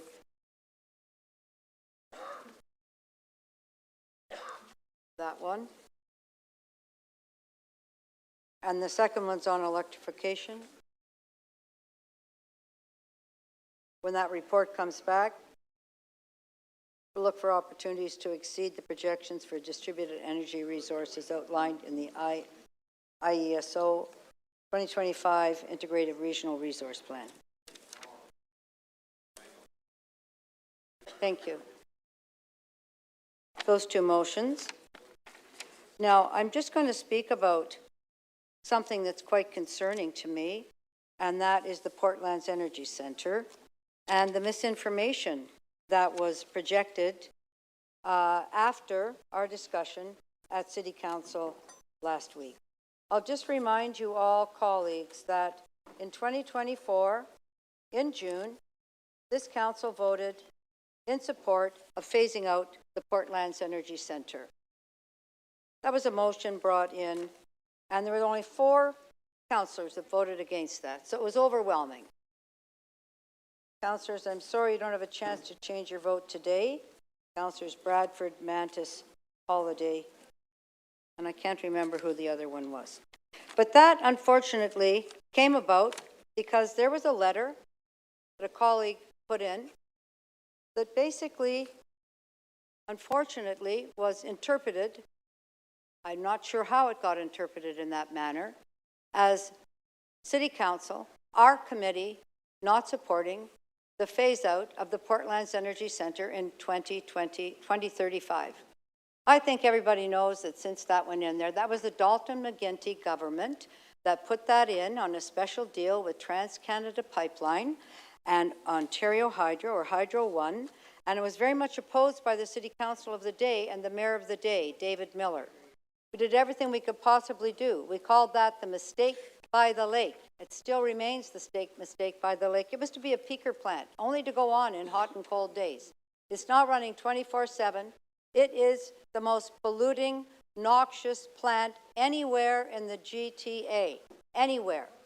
And I want to be very clear on the record that I've always supported the phase-out. I never supported it being there, and I'm quite troubled by the letter that my colleague put there that gives the impression to everybody, since we didn't support it, that somehow our committee did not support phasing out the Portlands Energy Plan. In fact, it led to a campaign, and there we are, Councillor Chernos, Lynn, Fletcher, Cole, and Pasternak. Many, many letters. How dare you not do that? Blog Toronto, they're so shameful. They don't want to close down the Portlands Energy Plant. Councillor Sachs, this came about because of your letter to committee, which I've discovered today, actually. Item 2 should have been ruled out of order because we were giving instructions to Toronto Hydro that they couldn't possibly do. I deeply resent that happening at that committee. I deeply resent those people that came in order to support that letter that did not understand the role of Toronto Hydro, as we've heard about it today, which is under the IESO. It's a highly regulated industry. It's not the roads where we say do this or do that, highly regulated under the IESO, under the OEB. So this was more of a nuisance motion, a nuisance letter that's created a firestorm that has not yet stopped. So I'm going to say unequivocally, Councillor Chernos Lynn, you don't support the Portlands Energy Centre. Deputy Mayor Cole, Councillor Pasternak, myself, we're all there. We voted to close it in June of last year. That's unequivocal. That's on the record. So let's stop playing games here. Let's clean up the air. Let's close the Portlands Energy Centre. But let's not do that to colleagues, because this is an unfortunate campaign by the Ontario Clean Air Alliance, by others, that then put this out to say, we don't want clean air. How dare they interpret your letter, Councillor Sack, and are referring that as somehow not supporting phasing out the most polluting plant in the city of Toronto. Thank you.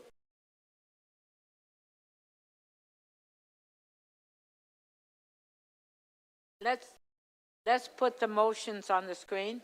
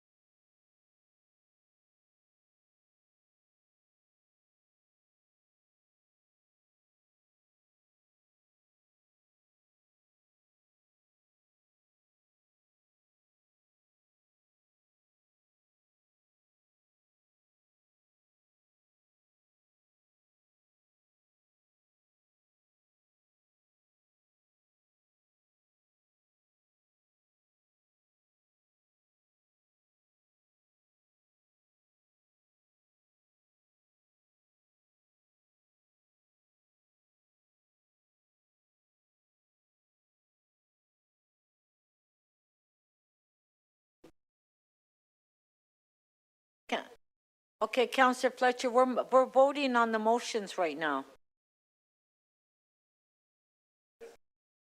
No.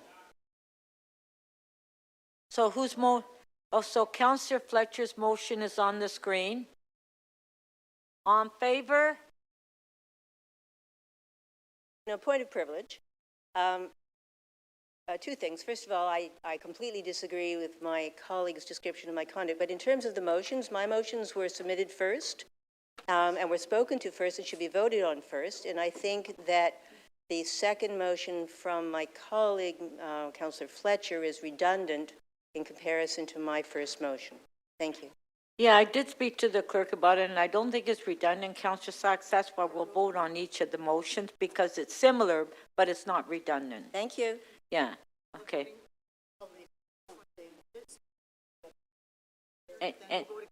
And the voting order is because this amends not the main motion. Okay, so on Councillor Fletcher's motion, on favor? Recorded vote.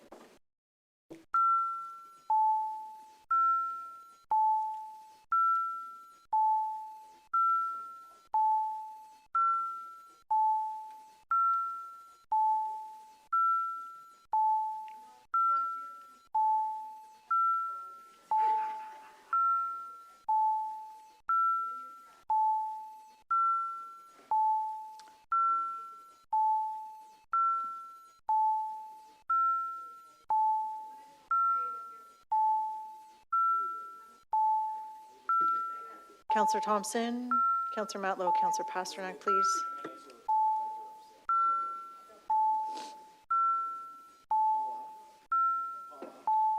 Paula? Oh. Sorry.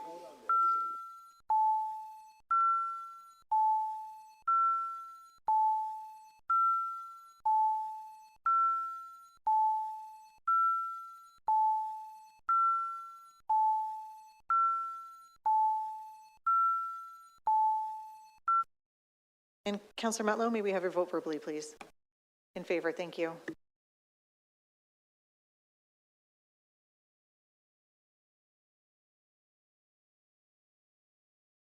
Motion 2A carries. The vote is 23-1.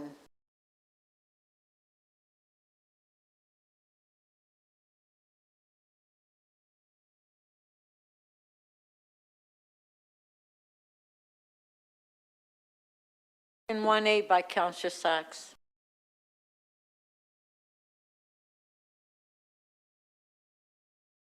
On favor? Recorded vote.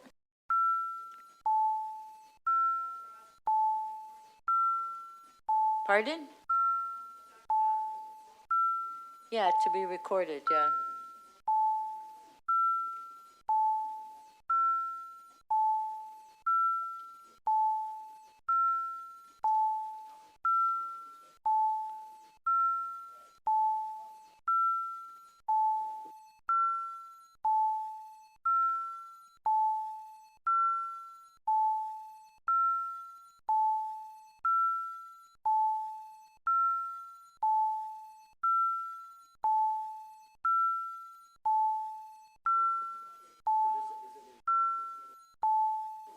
Councillor Thompson, please.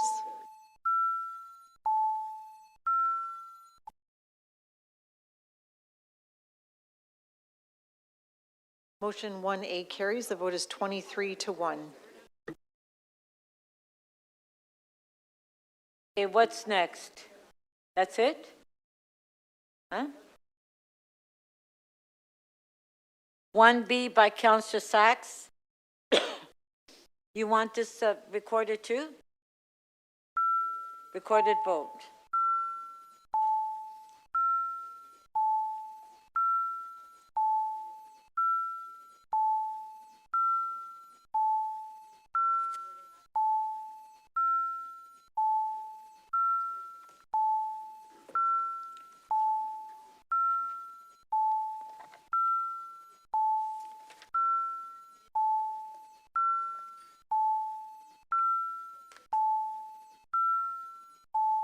Councillor Crisanti, please.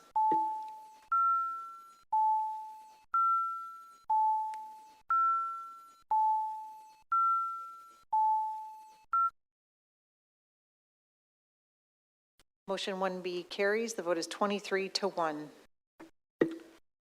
Item is amended. Oh, one more? Okay.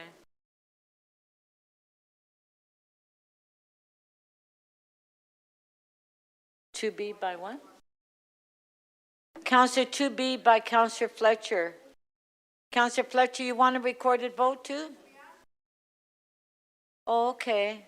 All right.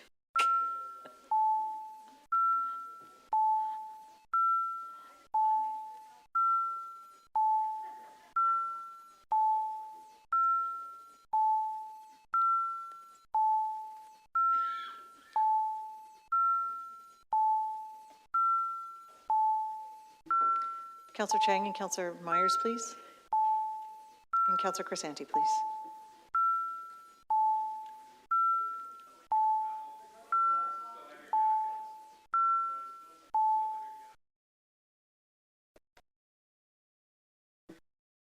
Motion 2B carries unanimously, 24 in favor.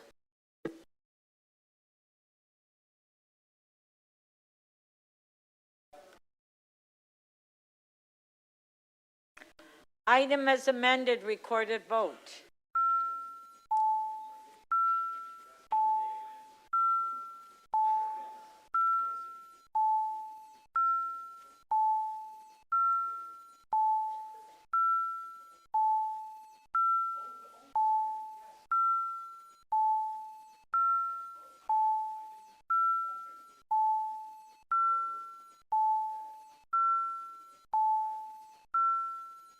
Councillor Cherneslin, please.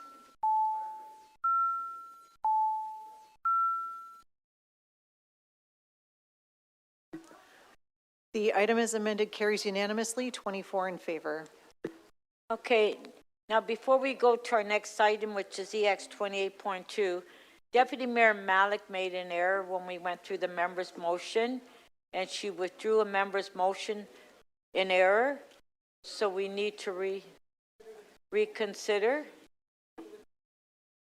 Let's reconsider withdrawal. Does everybody agree? On favor? Carried. Okay, so now we'll pass the member's motion. On favor of the member's motion? Carried. Okay, we'll go to EX 28.2 now, which is the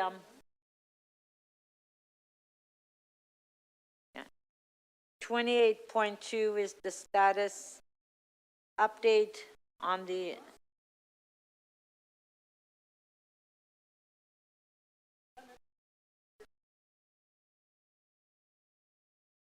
oh.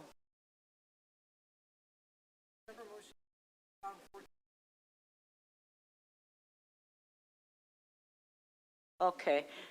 So on Deputy Mayor Malik's motion, we need to require a vote on reopening. On favor? Okay. MM 35.14. Motion to reopen on favor, carried. On the item? On the item on favor, carried. Okay, so we'll go to EX 28.2 on the Ombudsman recommendations.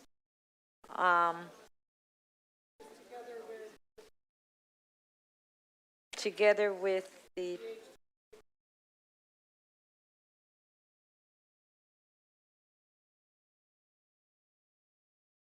yeah. So we're dealing with that as well as the PH 26.3 that Councillor Perks held down.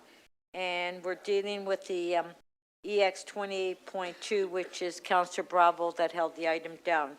So we'll be dealing with both of them at the same time. So if we have any questions, can you please put your name on the list?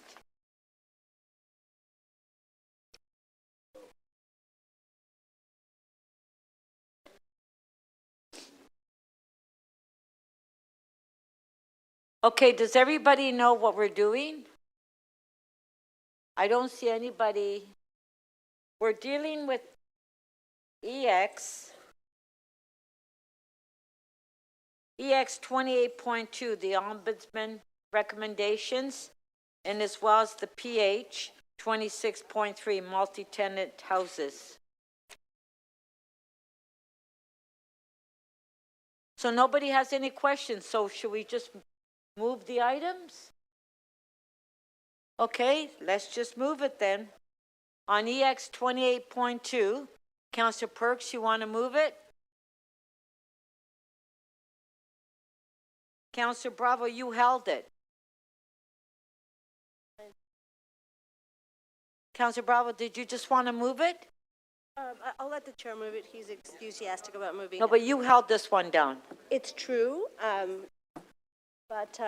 okay, so do you want Councillor Perks just to move it? It's already in front of us, Speaker. I know. Like, no one needs to move anything. We just vote.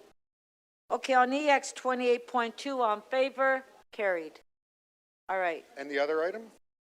On PH 26.3, Councillor Perks, you held it down, multi-tenant. Yep. You want to just move it? Just on favor, carried. Okay, we dealt with both of them. Thank you.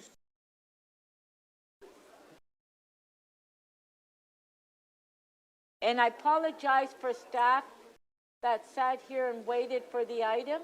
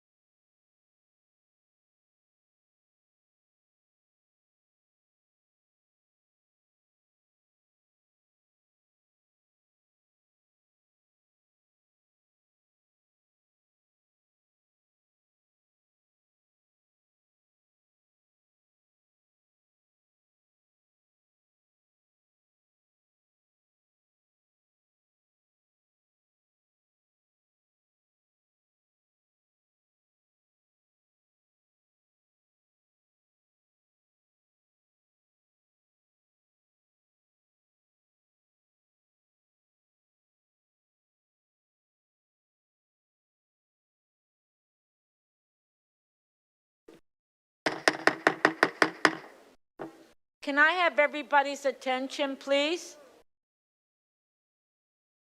Well, we have to continue the council meeting. We're not on a break. Who said we were on a break? Well, okay, everybody, come on, please listen to me. Councillor Bravo, it's your item. EC 25.9 shelter pressures. We're on that item. So do we have questions to staff? That's EC 25.9 shelter pressure and access initiatives. Anybody have any questions? Well, Councillor Bravo, you held the item down, so Councillor Bravo. Thank you, Speaker. I'm continuing to hold the item while more information is forthcoming, but I have no questions on the item. Well, does anybody have any questions on the item? So you're going to continue holding it? Okay, then the next one is creating more accessible and disability inclusive events. Councillor Myers, you held the item down. Do you have questions to staff? Councillor Myers? Hello? Is Councillor Myers online? Pardon? Councillor Myers? Can I have some quiet in the council chambers, please, with staff?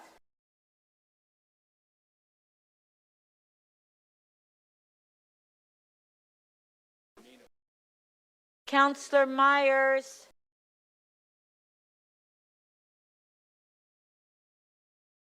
This is what happens when people are virtual. They're not paying attention.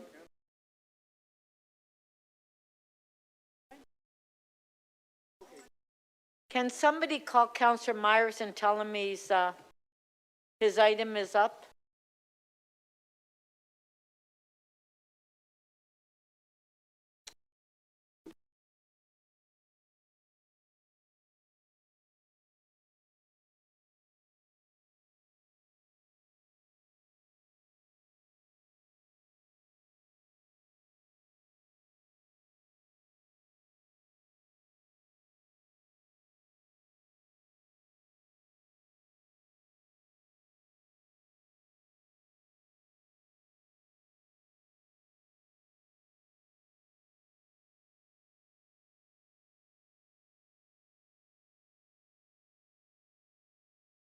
Quorum call.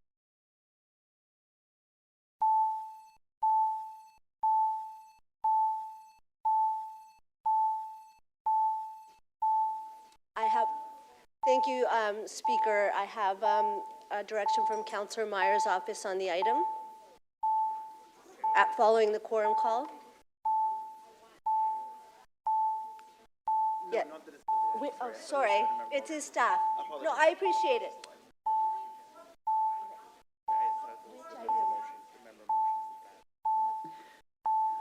Please, everybody needs to come back in here. Members, we're in the middle of a quorum call. Please use CMP to indicate your presence in the meeting. Thank you.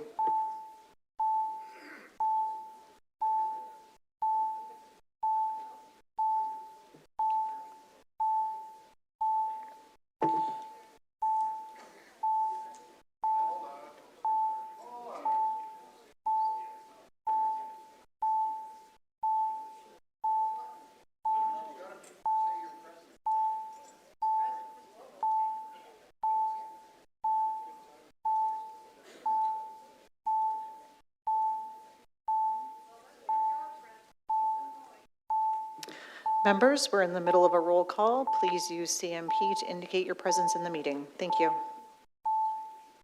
And I've got to say, the members that are virtual, please keep your camera on. You can't shut your camera off and be part of the council meeting.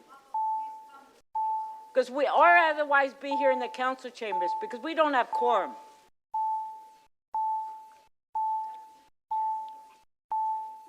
Councillor Chernes-Lynn, please. Councillor There's no reason why you can't be here.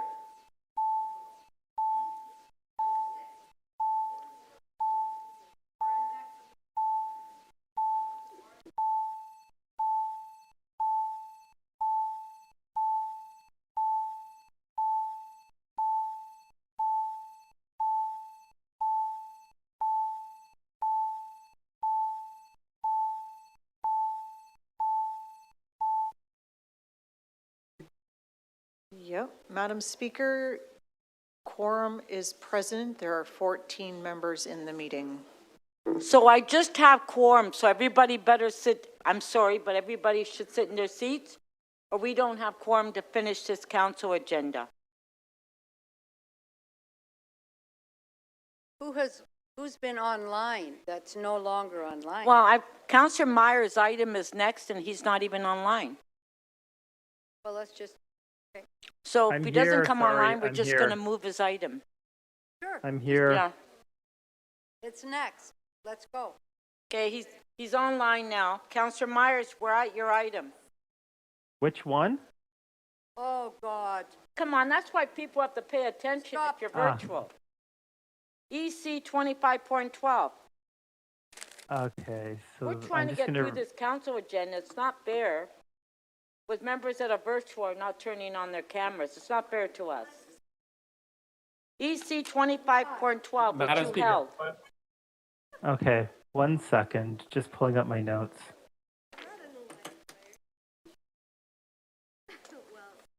Yeah, to be fair, Councilor Myers has been here the entire time. You just have to wait for like 2 minutes.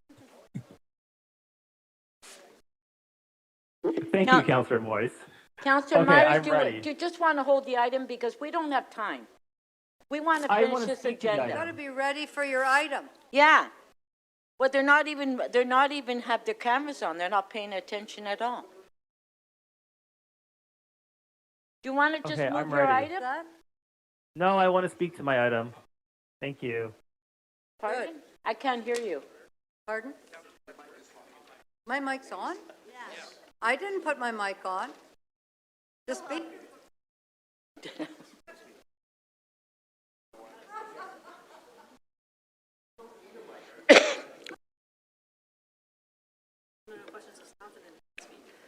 Okay, are there any questions to staff? No? Okay, Councillor Myers, speak. Go ahead, speak. Thank you very much, Speaker. I'm pleased to support this item. Toronto is a city known for its festivals, cultural events, and community gatherings. But for too many people with disabilities, participating in these events is still not guaranteed.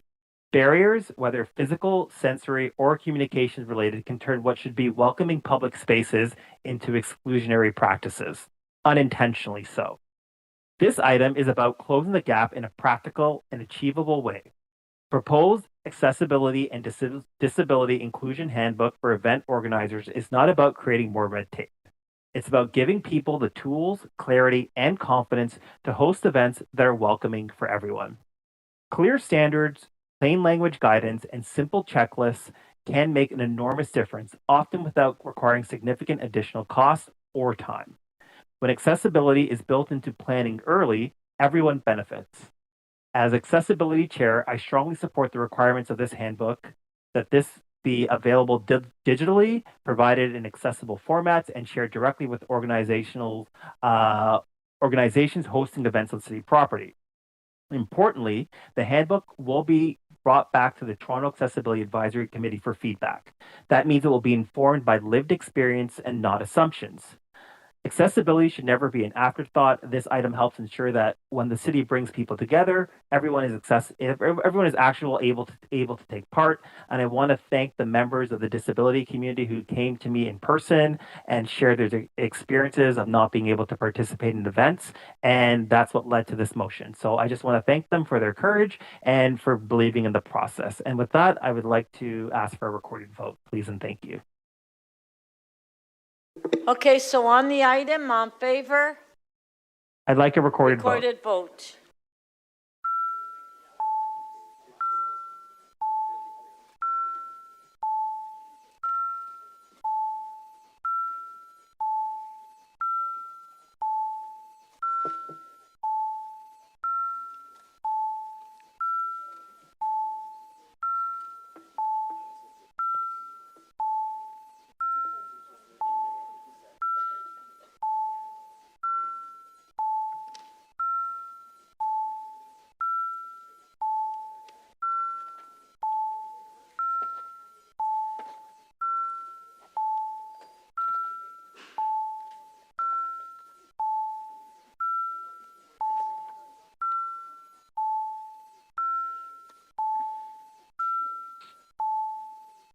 Councillor Sachs, Councillor Bravo, thank you.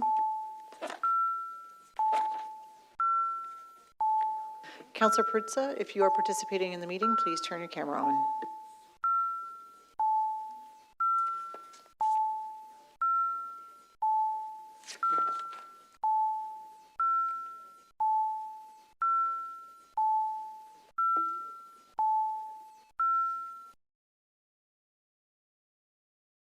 The item carries unanimously, 19 in favor.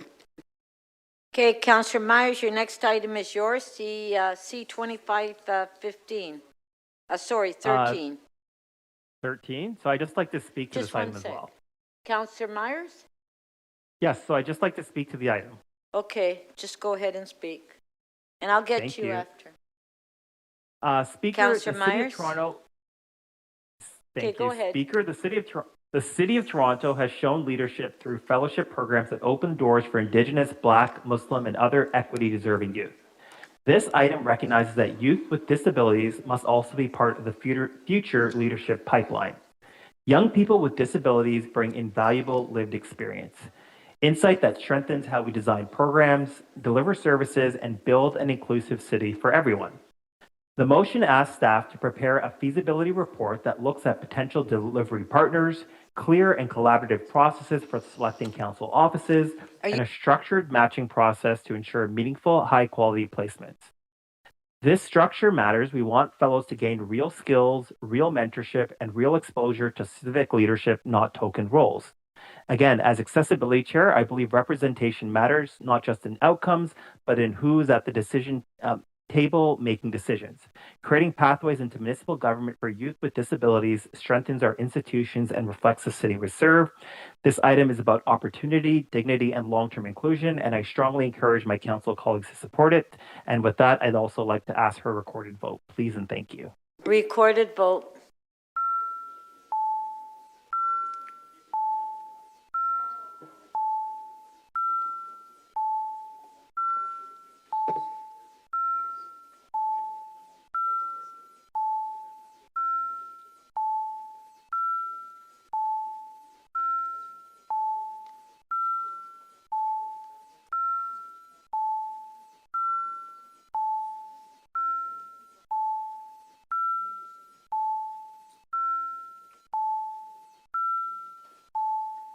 Councillor Burnside, when you're seated, please.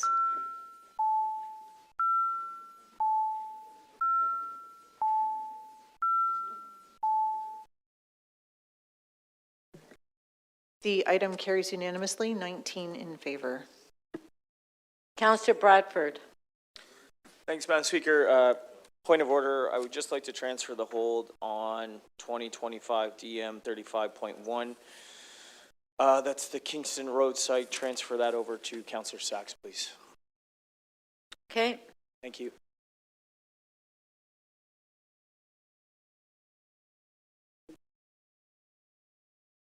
Okay.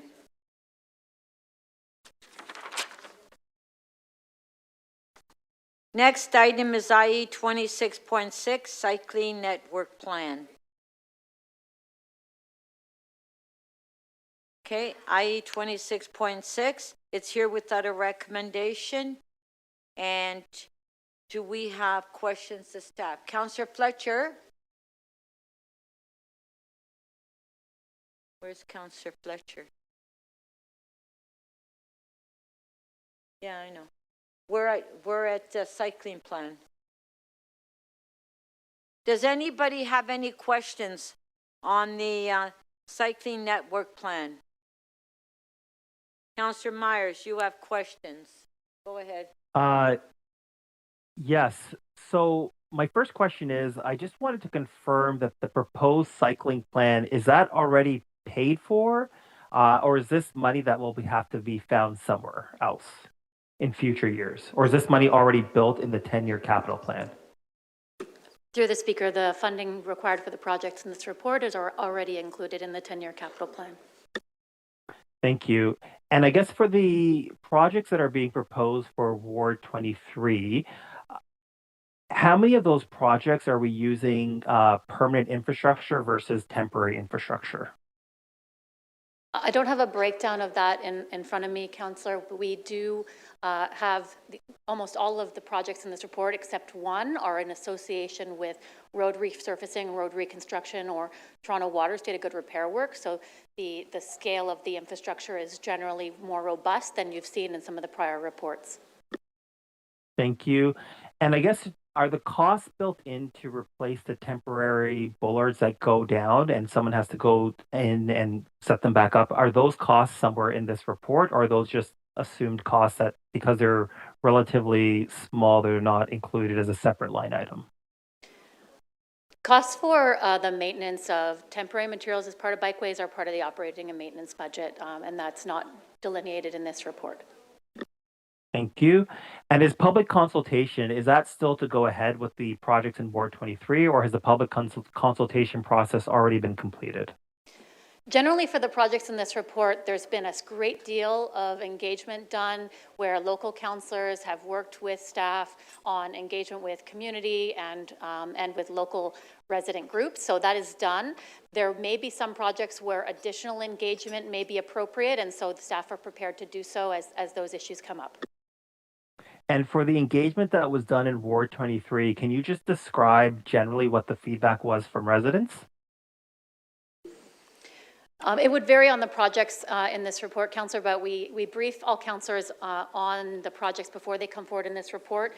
And because none of the projects in this report include any lane reductions, they're very minor parking reductions, we've worked with local residents to make adjustments to the projects contained here in this proposal to meet the needs of local residents. It's been a very positive experience overall for this report. Thank you. And then with the proposals as part of the Malvern West Complete Streets Plan, those are not just based on creating more cycling lanes, those are also based on making the area safer for pedestrians as well, correct?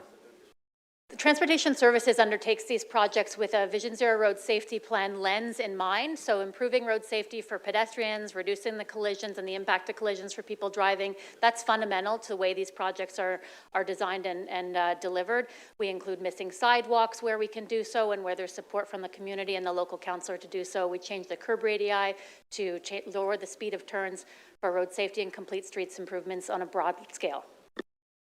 Thank you very much. Thank you.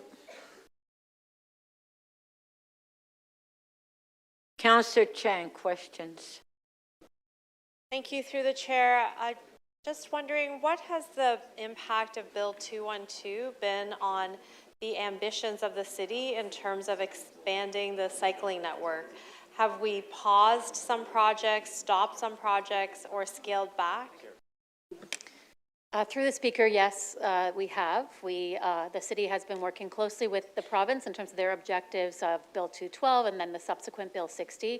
Certainly projects have had to be paused, redesigned, and everything that you see before you is in full compliance with the province's legislation. So does that mean the city has no more bike lane projects on the horizon that remove a car lane? There are some projects that City Council had previously approved and are at different stages of delivery that may need to be sought for exemptions from the province if Council deems appropriate. So those projects are not addressed in this report. These projects are in full compliance with the provincial legislation. And as we think about the future, are we thinking about other ways that we can achieve a more compromised version? For example, multi-use paths or having dual direction paths on one side of the road, like ways that we can still achieve expanding infrastructure but still meet the regulations? That's a great point, Councillor. Thank you. Through the speaker. So we have adjusted some of the projects contained within this report that previously had a concept of reducing the number of lanes, but no longer do so. Kingston Road is a fantastic example where we're able to achieve the province objectives of no lane removals, but also achieve road safety improvements and a proposed bikeway. And so we are looking at those opportunities to change the way that projects are designed within the boulevard or within the available road space without that impact on road safety. It means that the projects will cost more in many cases. They may take longer to deliver, but ultimately we can expand the cycling network without removing lanes in many locations, but not all. And so what are the options here when we're looking at wanting to install bike lanes? What are the things that can be done that can prevent the need for a loss of a vehicular lane? So the tactics that we tend to look at is when we're looking at the curb-to-curb space in the right-of-way, we can adjust the width of lanes so that they are in compliance with current standards for lane width, and that improves safety for people on the street and using all modes. So we have done that, and projects in this report contain that approach. We also can look at the right-of-way overall, including beyond the curb. So looking at multi-use trails in the boulevard, that can be costly because of the impact on utility infrastructure. It can impact trees. And so we do have projects within this report that have that approach as well, where we try and minimize impact, minimize cost, but we use the space in the boulevard, which is more it's just more achievable in a suburban environment and less so in the city core environment. And that's why road reconstruction is the ideal time to revisit these things, because all of that infrastructure needs to be redone anyways. Is that correct? That's absolutely correct. Through the speaker, road reconstruction provides the opportunity to adjust where the drainage is. So that means that we can move curbs and we can use the space in the most optimized way. Whereas when a road resurfacing project is being undertaken, it's really just a shave and pave, and so you don't have that same scale of opportunity to raise a cycle track or to change where the curb is, because it has more significant construction associated impacts and requires construction coordination. And is there an ideal right-of-way that we should be working towards? Because some of our newer areas of density are on the cusp of becoming like urban nodes, and there is an opportunity to request through setback requirements a wider right-of-way to be able to achieve the necessary infrastructure for pedestrians, for bikes, and for cars. Is that something that's contemplated as we, and is it something that we might apply as part of our official plan? Because we do want a city that is fully accessible. You're absolutely right. I would say there isn't an ideal right-of-way. There are several different categories of right-of-way in the official plan in terms of width, and we work with city planning through the development review process to define when setbacks can be achieved and are appropriate for the context of that road, given the other planning frameworks that have been in place for those corridors. But it will vary, because in a downtown environment, the lot lines are quite more set. And so you can't make those kinds of adjustments to achieve sort of unideal right-of-way width anymore. Thank you. Councillor Pasternak. Yes, thank you, Madam Speaker. Through you to staff, Keele Street is of particular interest in Ward 6. That is described as multi-trail. Will that be on the public right-of-way to the left side of the sidewalk? So in some cases, the Keele Street multi-use trail would be combined with a sidewalk. It is a multi-use facility. In other places, it would be to the left. If you're going north, it would be to the left of the sidewalk on the road side of the sidewalk. Yes. So can we assure residents that we will not be taking out any live lanes on Keele Street, that this will be completely off-road? Absolutely, yes. Now, we've just opened the Finch West LRT. Is there any kind of linkage? Now, Finch West is the only station along Keele Street. Is there any other linkage between other, I guess, bike trails in Ward 7 and the Finch West LRT stations?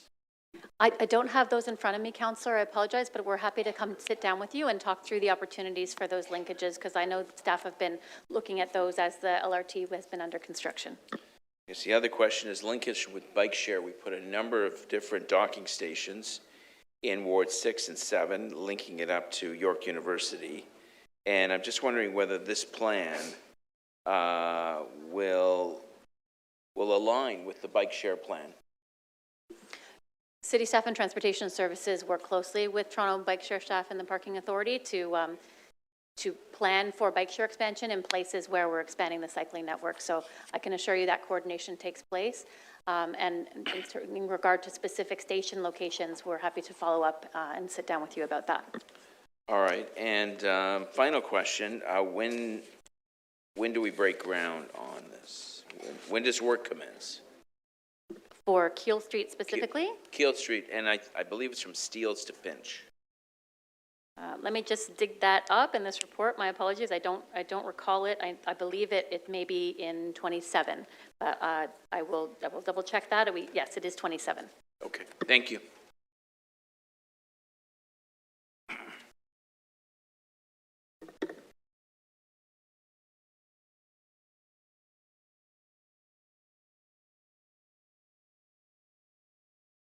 Are there any more questions?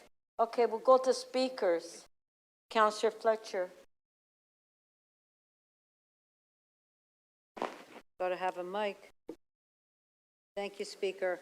I'm going to move the staff recommendations. It was sent without recommendation. We had a very, very long meeting.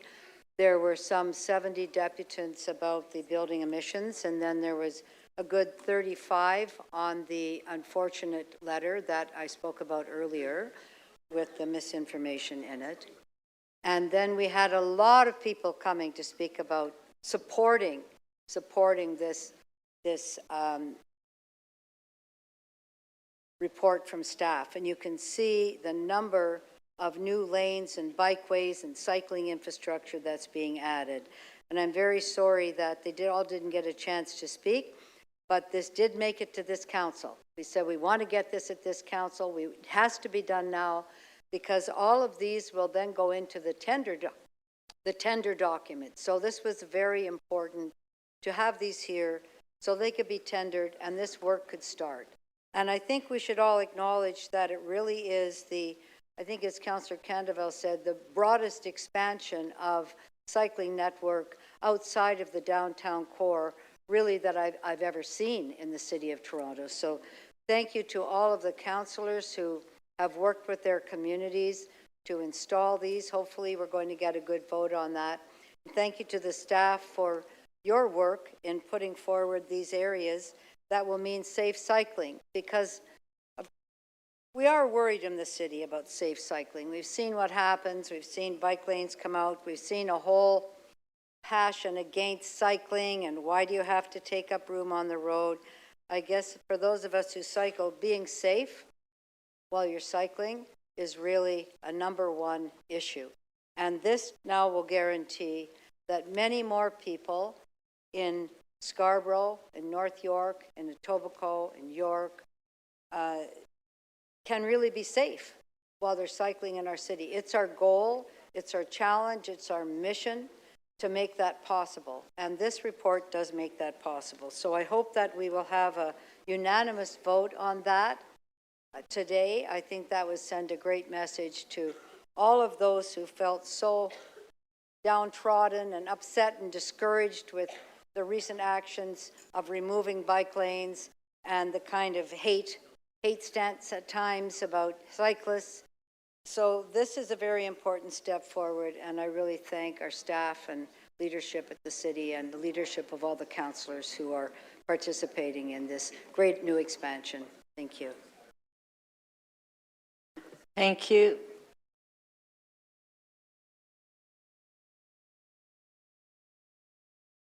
Councillor Candeval. Just ask staff to put the amendments on.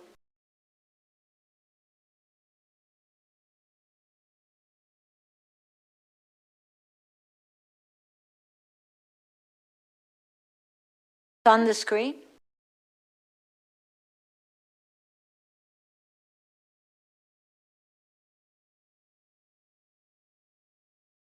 Yeah, sure.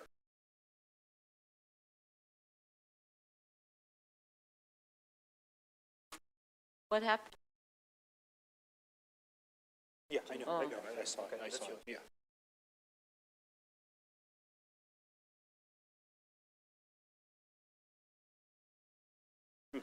Yeah.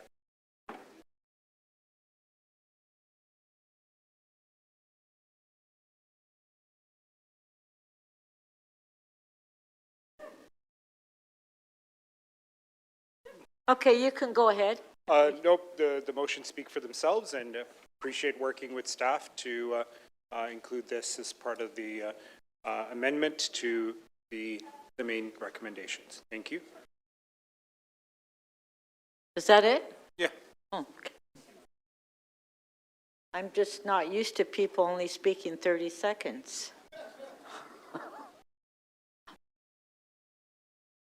Councillor Chang. Thank you, Madam Speaker. Just a quick motion. This just asks planning to work with new development in this stretch where we're getting this bike lane to install sidewalk level bike lanes when development happens. And that is my very short speech. Thank you.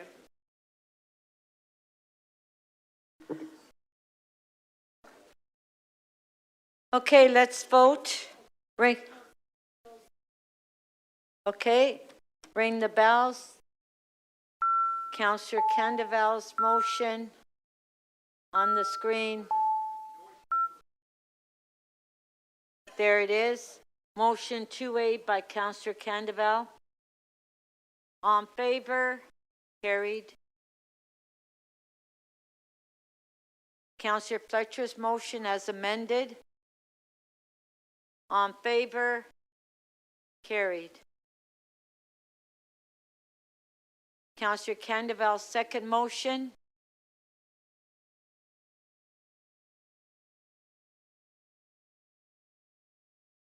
Do we have it on the screen?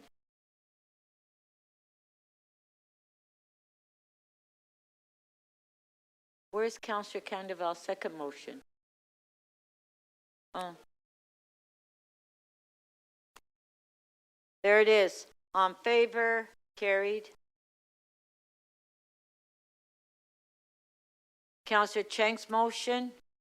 On favor, carried.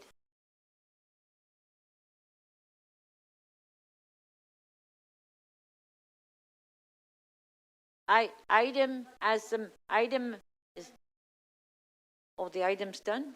Oh, okay, because it was here without a recommendation, right? Okay, the next one is by Councillor Shan, IE 26.8, update on the working group in advance of widening Steeles Avenue East. Councillor Shan, do you have questions to staff? Yes, I do, Madam Okay, if anybody has any questions, can you please put your Speaker. Yeah, I have it on there. name on the list?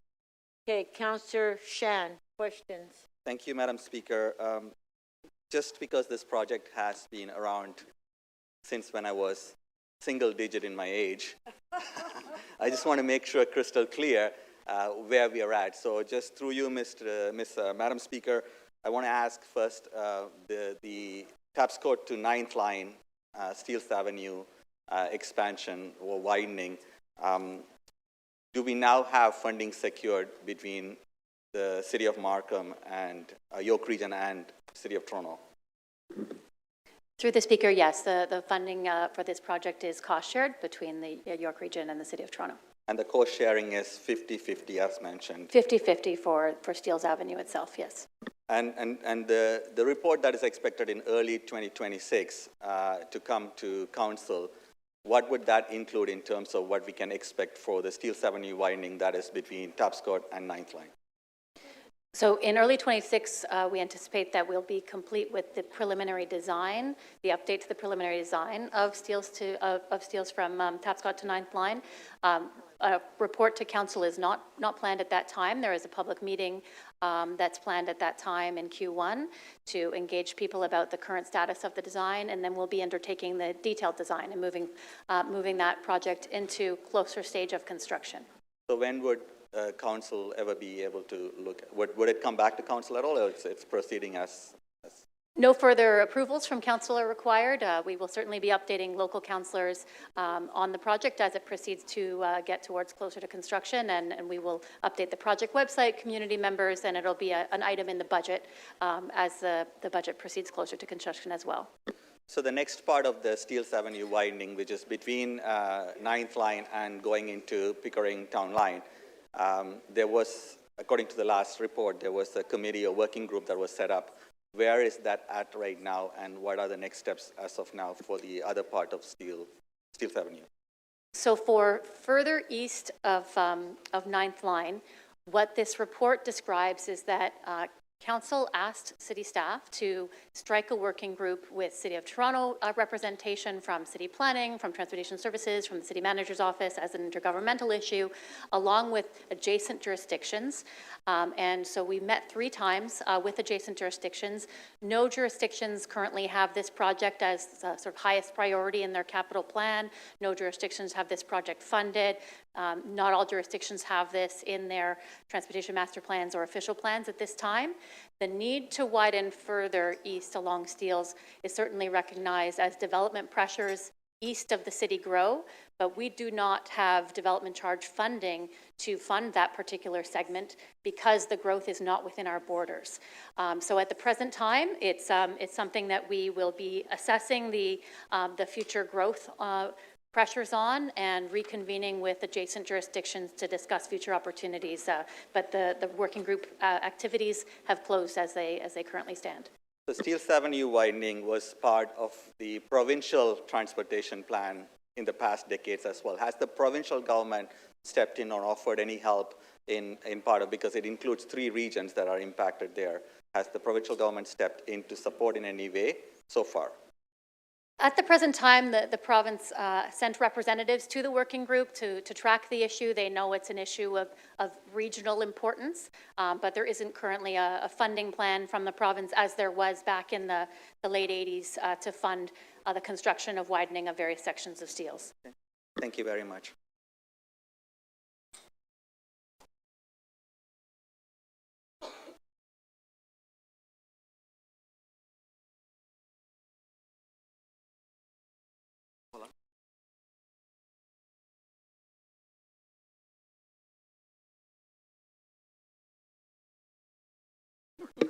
Sorry, I'm not used to being up here. I don't know what to do anymore. Yes? What am I doing? You finished? Oh, thank you very much, Councillor. I appreciate that. I do. Oh, yeah, thanks. You're still here. Okay. Councillor Mantis, go ahead. Thank you, Madam Speaker. Through you to Jacqueline, just a quick question. Would we not be able to widen the road up until the Pickering town line, which is in our jurisdiction? Through the Speaker, Councillor, we are currently undertaking the detailed design to widen the segment between Tapscott and 9th Line, but the section of widening between further east of 9th Line to our jurisdiction is not designed. There is no environmental assessment approval. It's not funded, and no jurisdiction has put it at the top of their priority list. It would require interjurisdictional cooperation and a funding strategy. Okay. All right. Thank you so much. Is that it, Councillor? Councillor Madam Mantis, Speaker. are you finished with your questions? Yes. Yes. Thank you. How about speakers? Councillor Shan, you going to speak? Thank you. Go ahead. Thank you, Madam Speaker. As I said, it's shocking for many people to think that there is part of Steeles Avenue within the City of Toronto that is single lane, without very narrow lane, without a sidewalk that's existed and has been prioritized in various ways in reports since late 80s, which is when I was in single digits in my age in elementary school, and I wasn't even in this country. So people in this community have had, thousands of homes built around. South Markham has expanded, North Scarborough has expanded, Pickering has expanded, but this local community has been left out of because of lack of prioritization of this by all levels of government, including City of Toronto in the past as well. So I'm glad City of Toronto has now done its part and moving forward with the expansion that is necessary, that takes care of a part of the area that helps both Markham residents and York Region residents as well as people who live in South Scarborough. It's important to note that this particular promise has been made for many decades. As I mentioned, there are studies here. You could see 90s being listed as studies, 2000 being listed as studies and so on. So there is finally a sense of hope that we are moving forward with the preliminary designs in early 2026. The other thing that happened is the Morningside expansion as well. These are critical infrastructure-related expansion that should have happened before we approved thousands and thousands of homes in those areas. I have to say, I live in that part of Morningside Heights, and it takes me 1 hour and 40 minutes to get here during rush hours. 1 hour and 40 minutes. If I went the other way, I would probably end up past Kingston sometimes, right? So it's important to note that some of these infrastructure struggles are real, and it's creating a major headache for many people. So I want to thank the staff for working through this, and the final collaboration between York Region and the City of Toronto sharing 50-50 is a welcome position, and I hope the provincial government steps in support of City of Pickering, and so we can actually have the Steeles Avenue widened all the way to the end of the city so that people can have those lanes be used. And in fact, the widening that's being proposed by the city for us is 2 lanes to 6 lanes. So I definitely appreciate the fact that we are looking at a major expansion and looking forward to having this completed in my lifetime before my kids are talking about how long they had to wait. Thank you very much. Thank you, Councillor. Councillor Myers wishes to speak. 1 second, please. Go ahead. Hi, this is Councillor Myers. I just wanted to add my appreciation to the staff for getting this over the finish line. This has been, thank you. As Councillor Shan said, this has been a 17-year or decades-long wait for a lot of residents in the Morningside Heights community. This area has grown exponentially over that time, especially with the introduction of the Amazon Processing Center and the Canada Post, which means traffic is definitely an issue for these residents. I'd also want to just send a special thank you to former Councillor and Deputy Mayor Jennifer McKelvey, who was also very hard at work on this issue in getting us to this point. I know the residents have been waiting for this moment for a very long time, and it's exciting to see this progress finally happening. So thank you. Thank you. That's it. Any other speakers? No, seeing none, we'll move to vote. All in favor? Opposed? And that's carried. There you go. I don't know how old you were when you started, but now, however old you are now, you have that. Thank you. Next one up is IE 26.12, accepting a donation and entering into agreements with the Chinese Cultural Centre of Greater Toronto for an Asian Garden project at Cynthia Lai Park. You held that, Councillor Myers. Did you wish to speak or move that? I just wish to speak, please. Okay, go ahead. Thank you, Speaker. So I'm so pleased to speak in support of IE 26.12, which advances the Asian Garden project at Cynthia Lai Park in Ward 23, Scarborough North. This project is about more than design or landscaping. It is about recognizing the important contributions of Asian communities who have made Scarborough North home for decades. Scarborough North is one of the most diverse places in all of Canada, and communities here deserve permanent, meaningful cultural investments that reflect who we are. The Asian Garden will become a cultural and community landmark celebrating Chinese heritage while also fostering broader multicultural exchange, and will be right beside the Chinese Cultural Centre of the Greater Toronto Area, which attracts about 250,000 visitors every year. Council is being asked to authorize the necessary construction, fundraising, and long-term management agreements to bring this project to life in a responsible and transparent way. The proposed management model includes a 20-year agreement with renewal options, ensuring long-term stewardship, maintenance, and programming. I want to acknowledge the extensive community engagement that has taken place, including a well-attended public meeting, household outreach surveys, and ongoing updates with feedback that was broadly supportive. I also want to thank the Chinese Cultural Centre of Greater Toronto Area for all of their hard and continued work on this project, and also my colleagues from all levels of government who have written letters of support in support of this important project. Residents also raised thoughtful questions about design, operations, and programming, and were very, very receptive and supportive of the idea. The project also includes practical improvements for the area, such as additional parking to support the park and the adjacent Scarborough Community Complex, which includes the Burroughs Hall Library and Rec Center. Cultural projects like this help strengthen civic pride, create spaces for learning and gathering, and ensure our parks reflect the people who live around them and who use them. I'm proud to support the item and continue working with community partners to ensure the Asian Garden becomes a lasting asset for Ward 23 and for Toronto as a whole. And with that, I'd like to ask for a recorded vote. Please and thank you. Thank you.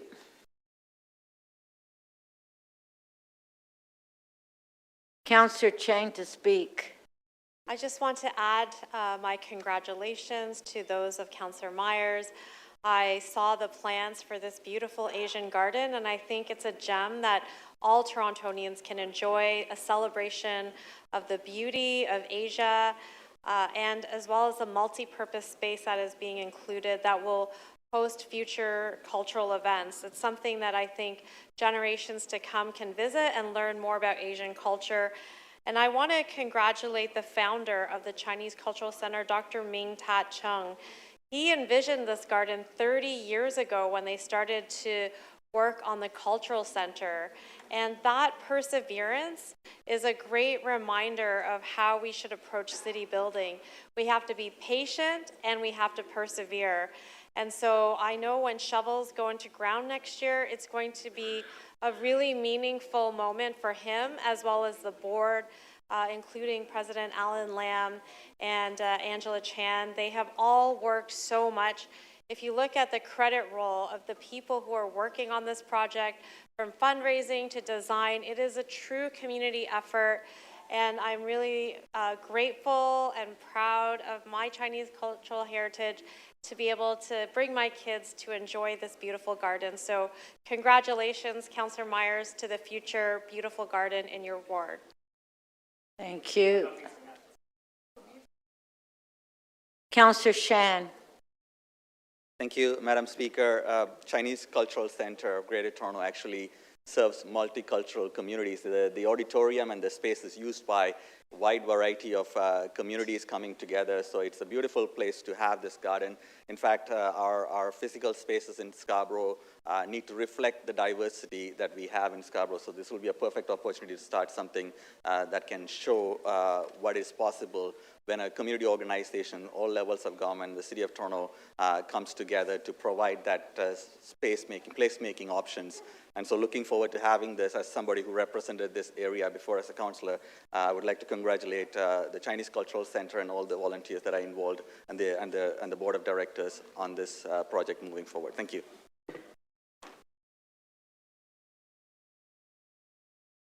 Mayor Chow. Yeah. Madam Speaker, this Asian garden, actually, they call it, has been on the books for several decades even. This garden have been talked about and designed and redesigned for a good number of years. And finally, just very, very pleased to see it landing here. It is very close to being able to get shovel in the ground. I believe they can, in fact, do that early next year. The architects, the design is done. The funding had been obtained from other levels of government, and it has many aspects of it. It's intergenerational. It has tea houses, it's a brook, it has a garden, it has green, of course, it has water. There's a ceremonial tower. It has many different aspects. It's a place where people can come and reflect. They can connect with each other, learn about culture, heritage, but also really have a grand time. And it's very elegant, and I have no doubt that the community would be able to get the funding because they are in an active donation, fundraising campaign, and is seeking donations. So I am very pleased to see it right in front of us that we could support it, and the construction will start next year, which will be fabulous. It's a multi-year dream coming true. So it's a very, very exciting moment for the Asian community, especially for a Chinese Culture Center. Dr. Alan Lam and of course Ming Tak Chang that Councillor Lily Chang talked about. That was the original concept the idea when they have that piece of land, when they built the culture center, this was a companion piece on that. And it is now a dream coming to be a reality. Thank you. Recorded vote.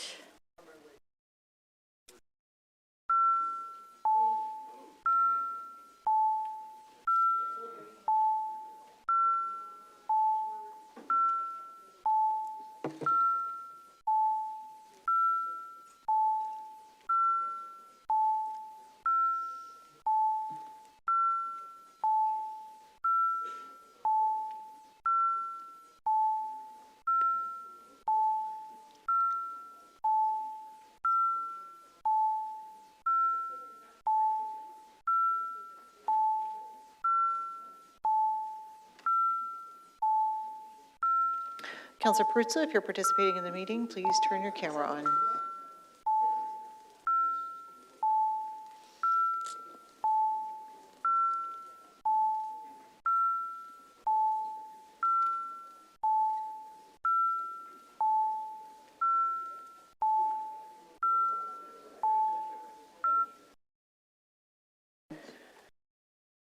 The item carries unanimously, 22 in favor. Thank you. Our next item is PH 26.4. Councillor Perks, you held it down. Housing Action Plan Avenue Policy Review, Phase 2. Do we have questions to staff? Do I have questions for staff on this item? No? Speakers? No? Oh, Councillor Chernes-Lynn. Chernes wants to speak. No, I have questions of staff. Oh, okay, I just asked that. Okay, you have questions of staff? Okay, go ahead.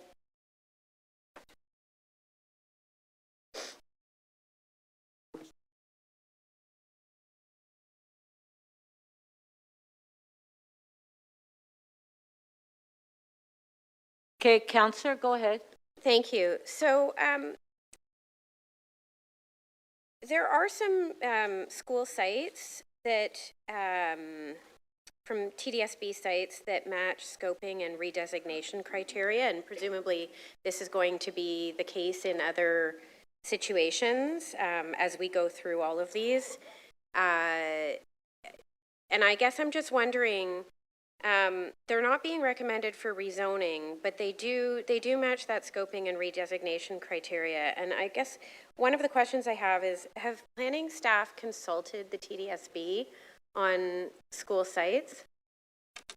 Through the speaker, yes, we have standing meetings with the TDSB. And are they in, have they provided any input on this? Yes, they've provided input. They've provided communications on this item and past items on the Avenues Policy Review, and we continue to stay in touch with them. Okay. Is there any concern that this could open up these sites to redevelopment, especially like without sort of, there's no oversight from school trustees because there are no school trustees at the moment because the province has the two big boards in the city under supervision. So I guess I'm wondering about that challenge. Thank you for the question. Through the speaker, the city's official plan has a number of protections built in for school sites. And so those policies would be in place no matter what the designation. So the redesignation of the properties would not affect that. Further to that, in speaking with the TDSB, they've indicated that the two school sites that were being proposed through this amendment are active school sites with capacity to take on new students, so they aren't interested in doing anything other than continuing to use them as schools. Okay. The second question I have is with respect to consultation. In the summary of the consultation, it indicates that there was one online public meeting and one in-person meeting on draft reasoning and redesignation. Going forward, are there any specific community consultation meetings rather than batched meetings, like ward ones, or are you consulting with councillors about what would be appropriate for their wards? Because I seem to remember that was part of the discussion when we looked at the Avenues policy. That's exactly right. Staff have gotten direction from council to work with the local councillors in each study area. So that was the case for both wards 9 and 11. We worked closely with Councillor Bravo's office and Councillor Sachs's office to make sure that we were reaching out to the right folks, using the right communication methods. So we posted in over 30 locations across the 2 wards, for example. We sent out 40,000 postcards to folks who are along those avenues to make sure we're getting as broad an audience as possible. Okay, thank you.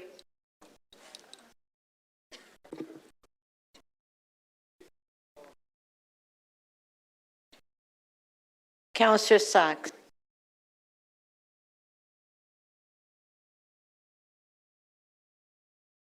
Yes, thank you very much. Staff, just please confirm there are no schools in my ward that are proposed to be either redesignated or rezoned, correct? Through the Speaker, that's correct. Thank you. Okay, speakers, please put your name on the list.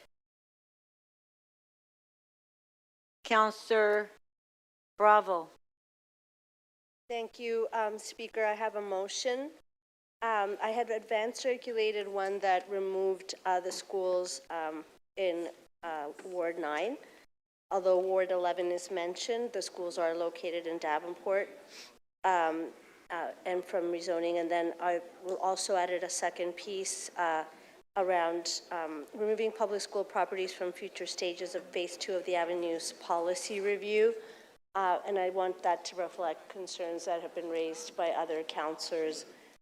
Shan, Candavel, Sachs, and Chang have spoken with me, and I just checked in with Councillor Chernoslin. Not surprisingly, the former school trustees very concerned. It's true that the reported change of designation was recommended for the school site areas. That doesn't in itself indicate that redevelopment is planned, imminent, or encouraged, especially given that no rezoning was proposed. But concerns specifically about what the provincial government would do in terms of overreach to try to pressure school boards to sell off these important assets have been raised in Davenport from many residents, organizations, and I think many other councillors have heard these concerns. That's why moving to maintain the current land use designation for school sites, and particularly that would be the schools in my ward. But in addition,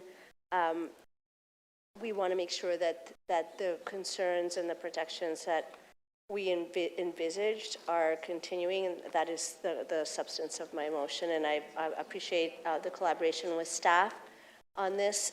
Thank you, and I hope that councillors will support it.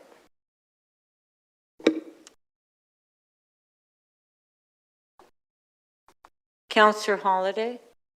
Speaker, before I begin, if you could just hold that for a second and just raise a point of order, because the second half of Councillor Bravo's motion disappeared from the screen, and it's important because I'm about to talk about it.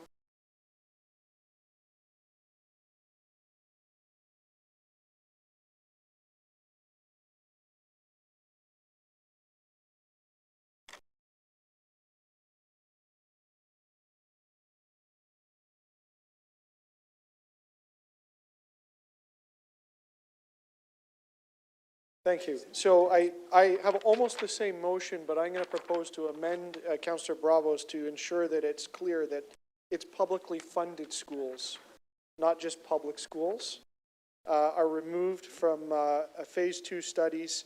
And based on the advice from staff, I'd like to also amend it to add the words "from this initial study." That was the motion that was worked out. And that was their advice on how to structure the motion.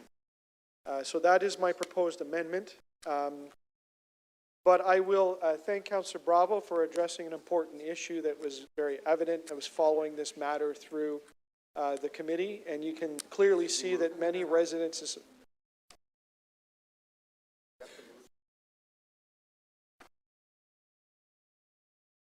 Speaker, there's some chatter going on here. I'm not really sure what's happening, but this is an important matter, and it captured the attention of many residents' associations. It's evident in the materials. Members know that I've been really worried about the official plan amendment that went through, that is the overarching policy on this. and also how this project has worked its way through. McCarthy. And I don't know, I think that a lot of people have aspired to live in Toronto, and it feels like it's becoming the city of shadows. And so, Speaker.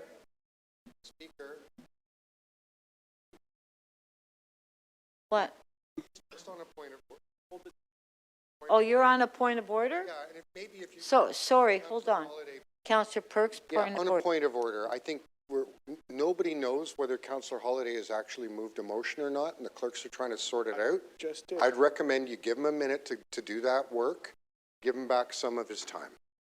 Because I don't understand whether he's giving a speech, amending Councillor Bravo, or moving his own motion, and I don't think anybody knows that. Well, I And believe he's you supposed to said, get that fixed at the beginning, so just to make it easy for everybody. oh, we're still working on the motion. Yeah, Oh. so you're supposed to move your motion at your beginning. I did. But no, there's no motion in front of us, Councillor. That's Well, the problem. The staff have, Share it with you. Councillor Holyday, the staff are saying they don't have your motion drafted up yet. Well, they provided this to me, which is almost identically Okay, worded to hold what on, was Councillor put on the Holyday. screen. They said they have it, but they, I understand. it's not ready yet. It's a dynamic chamber, Speaker. You know, if we have to stand it down, I'm fine and get it sorted out. I think I'm being constructive Let's with the just motion. take a minute. Thanks. Explain it. Yeah, no, that. No one. Agreed. I take you back.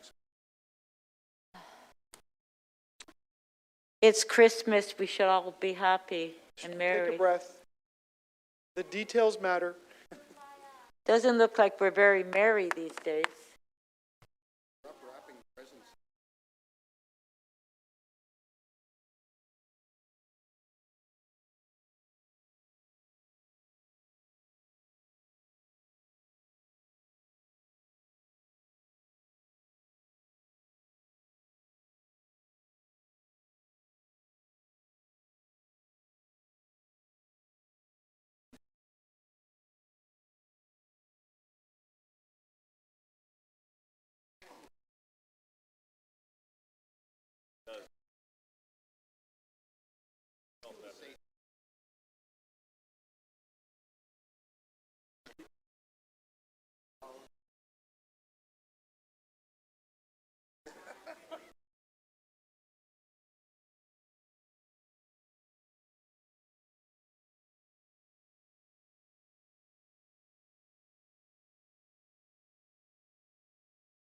I don't know what happened.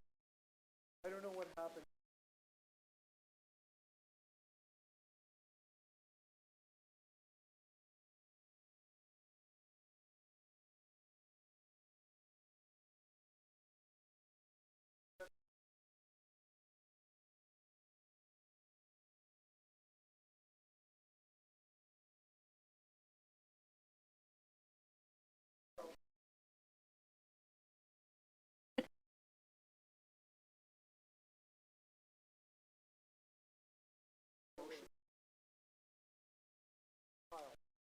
Kyle, come over here. Not you. Sorry, that Kyle. I want the smart one.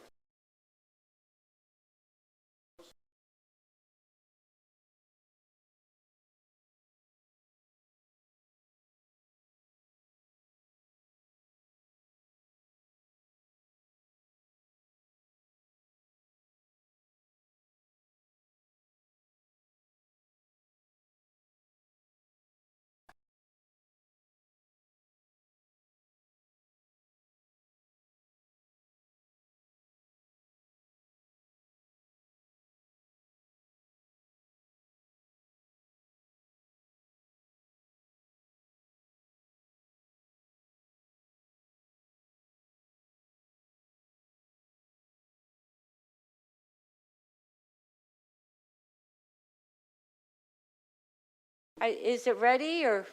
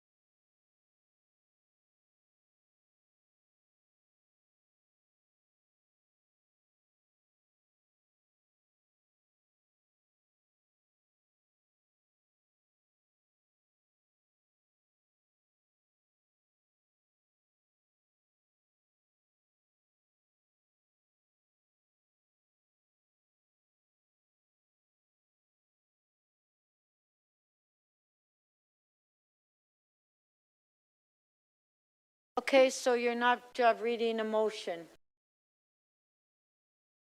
Okay, go ahead.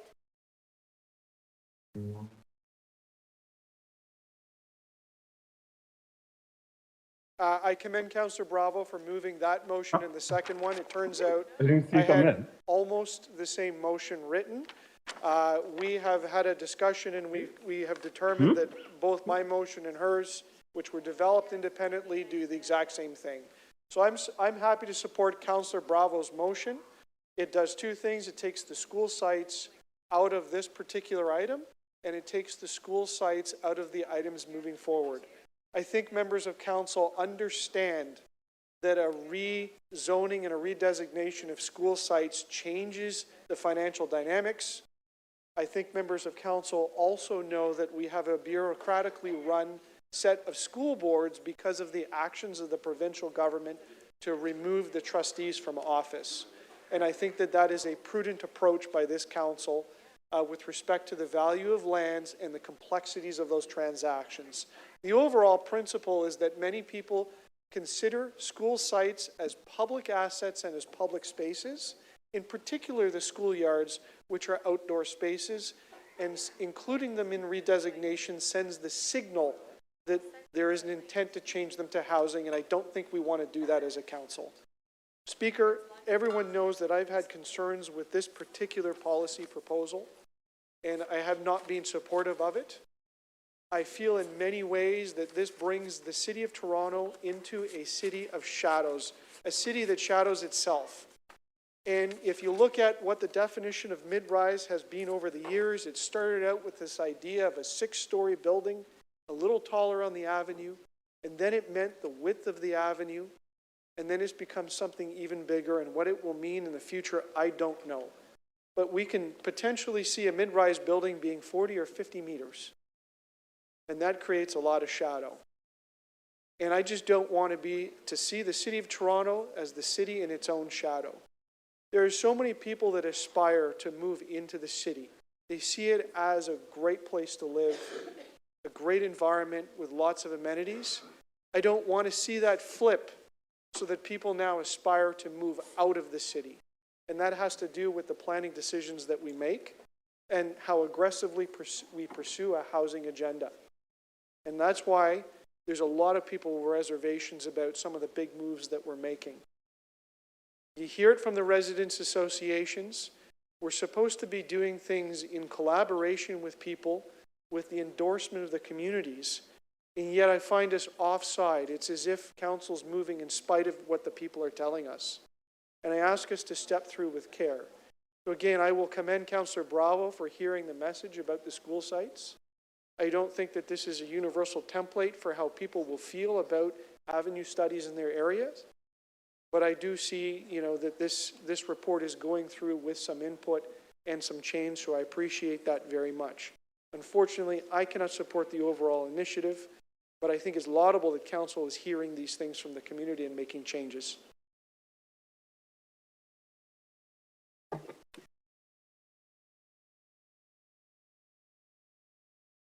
Last speaker, Councillor Perks. Listen, if Councillor Holyday is supporting Councillor Bravo, I've got nothing to add. Okay, so on Councillor Bravo's motion, on favor, yeah, we'll put them on the screen.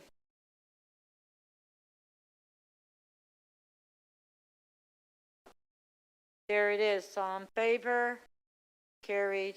Second motion. On favor, carried. Item is amended. Recorded vote.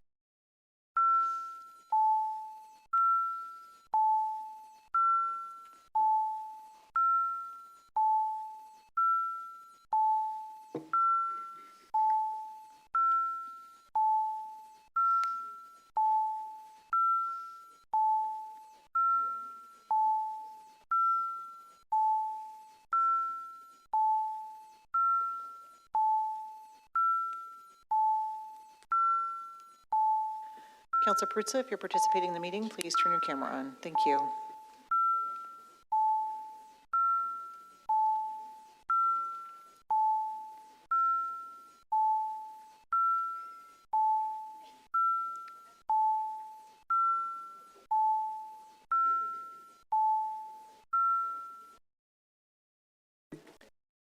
The item is amended carries. The vote is 22-1. Okay. Our next item is PH 26.10, permanent closure of a portion of a public laneway. Councillor Morley held it down. Do we have questions to staff? If you do, please put your name on the list. Councillor Shan, you had your name there.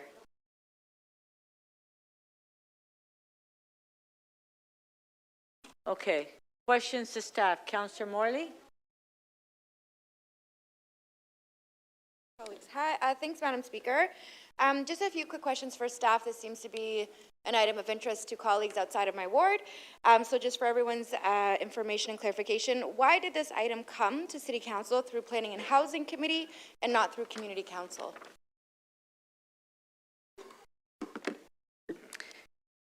Through the Speaker, given this, this closure is required to enable the development that was in the decision adopted by City Council in July at Planning and Housing Committee through PH 23.3, which recognized the new municipal shelter as a project of citywide significance. This report was submitted through Planning and Housing Committee for consideration with the recommendation for council approval. Were the public notice and public meeting requirements met? Yes, they were. The closure of this portion of the public lane does not have any negative impact on the existing laneway itself between 3rd and 4th Street. In fact, that laneway will be widened by 1 meter. Is that correct? That is correct. Is there a functioning laneway in this parking lot currently? There is not. Has there ever been a functioning laneway in this parking lot? Not to our knowledge, no. Does this portion of the public lane provide access to anything like a business or a residence? No, it does not. So closing it does not remove or restrict access to anything. Is that correct? That is correct. If the city were installing a new public parking lot today with the same conditions as the existing lot, would we designate any portion of that lot as a public laneway? No, the designation of laneway in a municipal parking lot is not a practice that we undertake today. It seems to have been a practice from the old City of Etobicoke processes, which are no longer in effect for the City of Toronto since amalgamation. And so to clarify that point, the reason the portion of this existing lot designated as a public laneway is because of outdated sort of policy in Old Etobicoke. Is that correct? That is correct. Great. I'll leave it there. Thanks, Madam Chair, and thank you to staff. Are there any further questions? Councillor Crisanti.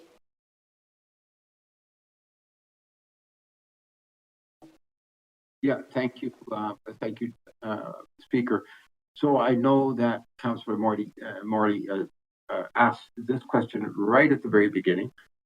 The response from staff, for me anyway, respectfully, wasn't very clear. I know that these type of items typically come to your community council.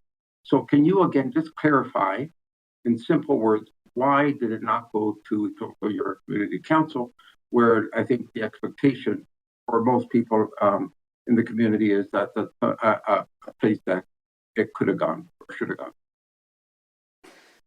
Through the Speaker, Councillor, apologies if the response earlier wasn't clear. I was catching my breath a little bit from coming into the chamber.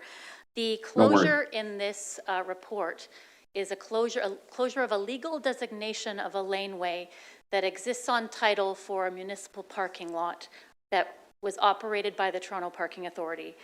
You're right that typically the process for laneway closures goes through a community council process, but the decision is made by City Council because that is where the decision lies for authority in the municipal code. There is nothing in the municipal code that otherwise compels the consideration of a report for a right-of-way closure to be considered at community council. In all cases, however it comes through the process, it would need to be made a decision by City Council, and so that is part of the reason why it is before you through Planning and Housing Committee. The second is, as I described at the outset, the decision of the closure of this laneway is required to enable the development that City Council had already decided upon within PH 23.3. Okay, but in terms of the public process, the public had if it went to community council, they'd have the opportunity to go to community council to depute. In this case, they had the opportunity to go to planning and housing to do the same. That is correct. They have the same ability to depute remotely or in person or submit written statements to either Community Council or through Planning and Housing Committee. Thank you for the clarity. Appreciate it. Thank you. Are there any further questions to staff? Okay, speakers. Councillor Morley. Thanks, Madam Speaker. I am supporting this item as I have consistently been supporting the city building initiative on this site. I know there are many folks in the community who continue to be dismayed by the city's taking advantage of an opportunity to support services and supports for the most vulnerable within our homeless community. But this is a priority and a really important city building priority of mine, and I know is shared amongst the majority of council here. We recently had a very devastating situation in my ward where a woman who was encamped up against a building that we had previously looked at for a shelter. And there was big protests and pushback from the community before delegated authority, and that unfortunately did not materialize. A woman was attacked and set on fire in her tent, literally up against the building that previously was looked at for an opportunity for them to have a safe and supported space to get back on their feet. For folks who continue to sort of argue whether or not this is an important piece of work for the city, I continue to stand in a position of support. I do believe that this is an important way forward, and this is a very technical part of an already approved city building project.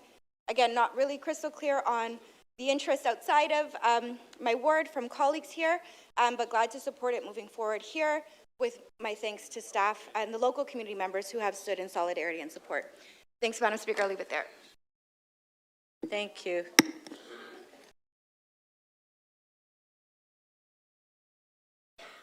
Councillor Holiday to speak. Thank you. I have a motion. My motion is to refer it to the EYCC for consideration. Members, I think everyone knows the complexities of this matter and how sensitive it is. And it was very sensitive at the Planning Housing Committee. And I've certainly heard about it, you know, from a lot of people. And there's been lots of correspondence on the item. I've been consistent. I don't think council has it right in how they consult with people on infrastructure projects, including shelters. And this is connected with the development of a shelter in that area. It is, I think, is the Achilles heel of what the municipality is attempting to do with its infrastructure plan. And if there's an opportunity to give people a chance to depute locally on it, because it is a local impact, then I think we should take that. And I don't have any illusions that that will be a difficult process and a tense one, but allowing people to have that opportunity, I think, makes it a better overall process. And if these facilities are controversial now, imagine when they open, the possibility of that. So to allow people to participate in the process in the way that works for them, the way that they've highlighted in their communications, I think makes for a stronger process. And I hope council will consider that. Thank you. Okay, members, let's ring the, oh, well, hold on. I think, okay, you want to speak on the referral. Then I got Councillor Bravo up to speak. Councillor Perks, 2 minutes. Members, just be absolutely clear in your mind. I'm the chair of the Planning and Housing Committee. I was there when this went to the Planning and Housing Committee. No, there were not a whole lot of deputations. No, there was not a whole lot of controversy. No, this is not complicated. This is just changing the paper designation of part of a parking lot that happens to be called a lane. Not hard. Trying to make it into something else, frankly, if you don't like shelters, vote against the budget for shelters. If you don't like shelters, when the shelter plan comes, vote against it. But don't play silly buggers trying to pretend that people don't have a chance to make a deputation at the Planning and Housing Committee. You can sign up and do it online. You can come down and make deputations. I will tell you, we have dozens and dozens of deputations every meeting on items that affect different parts of the city. It is a normal, legal, and inclusive way of making sure that items that have to do with planning hear from the public. Councillor, I'm sorry to say this, Councillor Holiday is tossing us a load of red herrings, a whole barrel full of them. So, vote against this referral. It's nonsense. Okay, on the referral, recorded vote.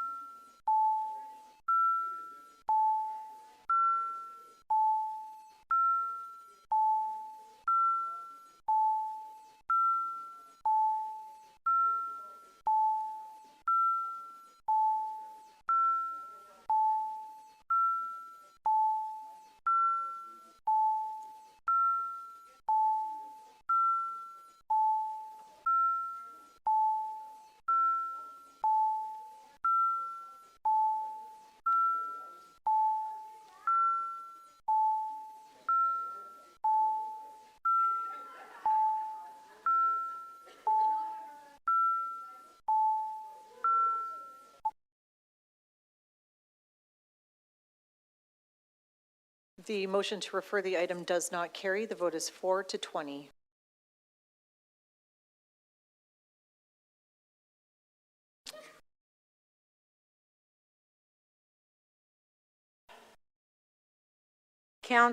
Councillor Bravo, did you want to speak on this?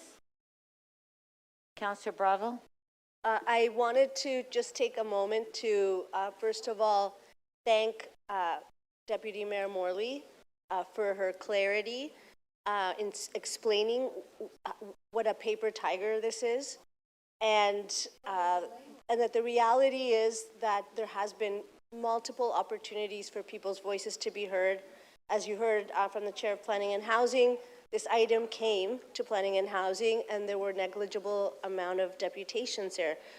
Everything that we're doing with respect to the delivery of these sites, the HSIS sites, the Shelter Capital Plan, is being done completely transparently and with significant resources spent in community engagement. But I also wanted to add that, just like Councillor Perks said, if you don't want to shelter, etc. I'm saying if you ever have an encampment, if you ever are concerned about an encampment, if you don't want to see them in your parks, then please don't pick up the phone and call the encampment office for removal when you don't support the building of right-sized, safe shelters that are going to produce better outcomes and better value for money for taxpayers in this city. Because it takes the kind of moral fortitude, leadership, and hard work with the community in her ward that Deputy Mayor Morley is doing. And so I want to thank her on behalf of my residents in Davenport and on behalf of everybody in Toronto that cares about a woman losing her life in this way and about all of the other people whose lives are at risk from exposure. 1,600 people are living outdoors in this city right now. The City of Toronto is doing everything it can, and what we need to do is actually stand together and support councillors who are doing the right thing, who are doing the hard work, like I'm doing in my ward, talking to people that have fears and resistance, working through the challenges. Thank you, Deputy Mayor Morley.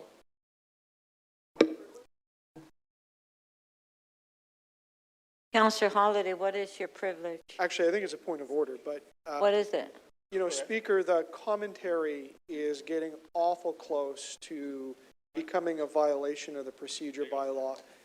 I think what I just heard a moment ago was just over the top, and I would just ask you to ask the councillor to mind some of the comments. So what Councillor Bravo said was that a councillor that doesn't support certain initiatives shouldn't call for help if they find someone in a park.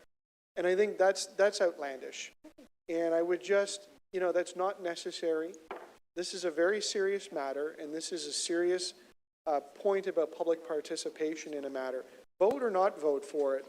To go that far with a commentary, I think degrades council and degrades individual members of council, and it's not necessary. Okay. Councillor Bravo? Yeah. Councillor The reality is that I know that councillors will still make the call, but I was perhaps in speaking to a frustration that many of us feel when this plan is for the entire city, and to actually resolve the encampment question, we all have to work together. So it's never been my intention to limit the capacity of councillors to represent their areas, simply to highlight the contradiction. Councillor, I don't believe that that was even a point of order. Okay, on the item, on favor, recorded.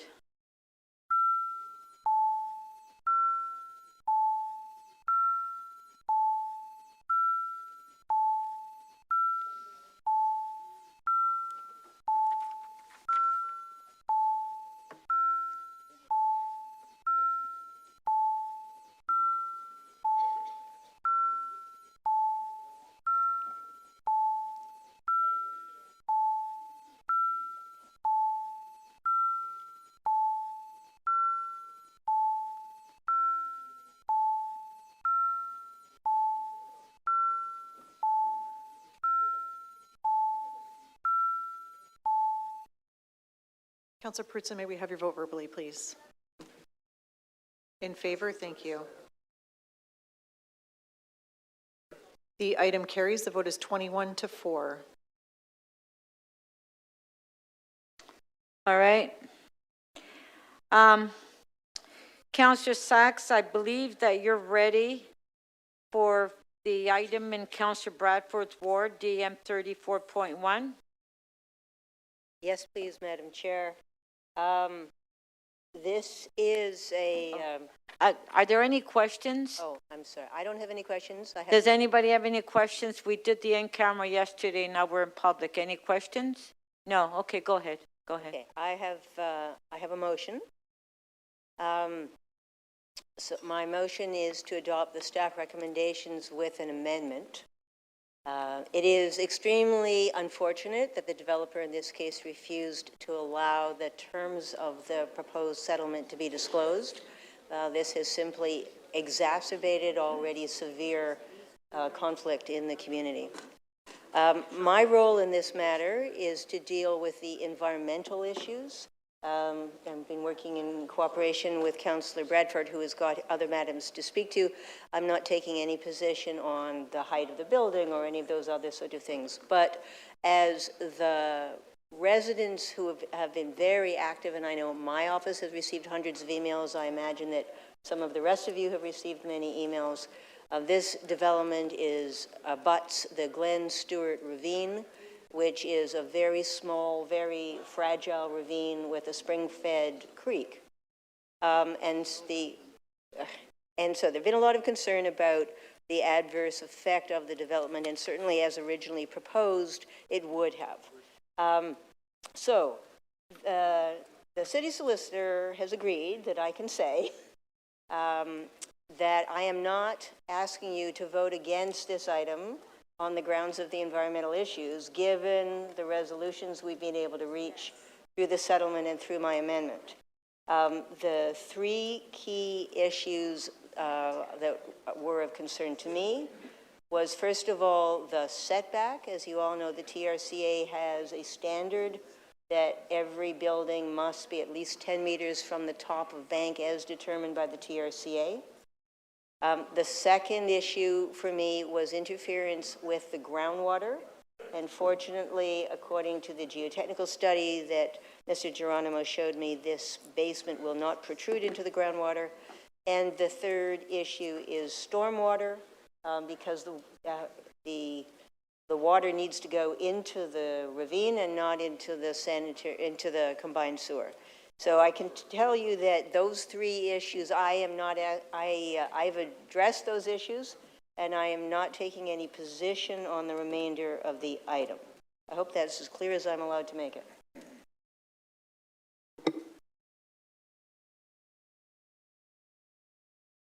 Councillor Bradford.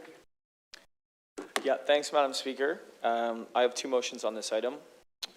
First, I've been consulting with various stakeholders related to this item and the use of the adjacent ravine as a ceremony site for the Indigenous community. I'd like to direct staff to continue with those consultations. I appreciate that Jamie was able to be in the room with us today and continue those conversations here in person with the Indigenous Affairs Office. So made the trip down, and we'll have more of those conversations. What can I say about our in-camera discussion? I'm not satisfied right now with the answers that have been provided to the stakeholders here, including the residents and the Indigenous community, and I hope that by moving this motion, those conversations can continue and better address the concerns with clearer answers and a commitment to the relationship building that we heard about. Second motion here, it must remain confidential until after the vote. And, you know, I think that speaks to part of the frustration of this process that many of you can appreciate. This application originally came forward in 2016, so that was 2 years before I was elected. But it's evolved many times over the years since. The proposal has changed, and perhaps more significantly, major changes to the provincial planning regime, some of the biggest ones that we've ever seen in the history of the province. And it's made both the communication and the consultation and the meetings on this item challenging from a statutory perspective. Ever since the applicant brought forward the position to take this to the Ontario Land Tribunal last year, we've been working very closely with members of the community, with friends of the Glen Stewart Ravine. We've got Sherry and Sheila here today and folks watching online. They've been very engaged, and the goal, of course, was always to prioritize the protection of Glen Stewart Ravine, which is directly adjacent to this site. That's continued to be my top priority, and I don't know where Councillor Sachs went, but I'd like to say thanks to her for some constructive improvements that will make this better. So thanks for your help with your amendments on that, Councillor Sachs. I think with any sort of confidential mediation process, you know, that we're prescribed by the province, means that there's a lot of things that we can't share right now with folks who are very interested in this application, which is frustrating, and I can appreciate that. I will tell you, yesterday we had a robust discussion, but because of the confidential nature of being in camera, you know, we're limited in what we can say here. But I would just conclude by saying that recently members of the Indigenous community have shared information about the significance of the ravine, some of the ways that the community, their community, has been using it for ceremony. And there have been some new letters and concerns that were raised really just over the past month. I have made sure that staff have reviewed that City Legal has reviewed that, and that they're engaged as council considers this matter. So on behalf of my community, I bring these additional amendments and motions forward. Thanks, Madam Speaker. Okay, so if we can vote on the motions. Okay. I'll be dead before this. Oh, no, for sure, I don't. No, I'll be dead. Motion by Councillor Sachs. On favor? Carried.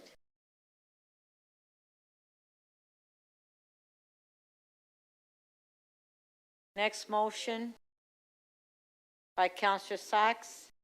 On favor? Carried. Next motion.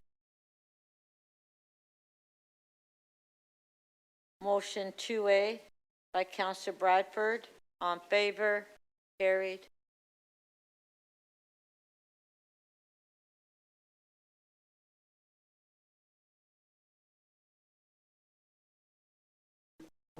Motion 2B by Councillor Bradford. On favor? Carried. Item? Yeah. Oh, that's the item. Okay. Next item, PH 2617. Pardon? No. PH 2617, 444 Logan Avenue. Councillor Fletcher? Sorry, my motion now, 444, sorry, all the chirping here. Okay, hold on. All the chirping. Oh, hold on.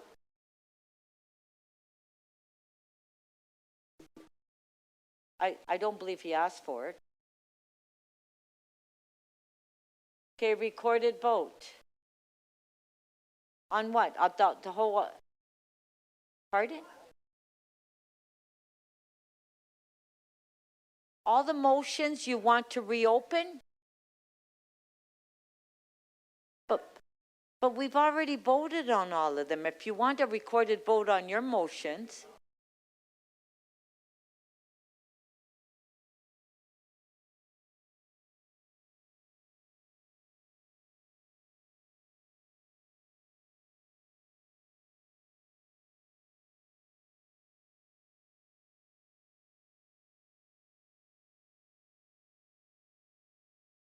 Well, okay, Councillor Bradford, you should have been, no, hold on. You should have indicated at the beginning of the meeting what you wanted.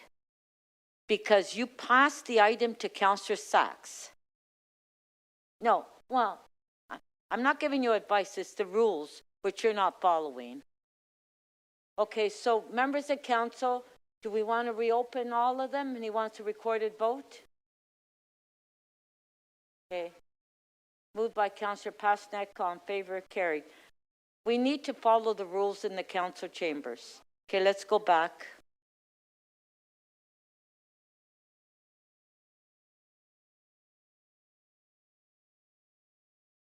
This is what happens when people don't pay attention what's going on.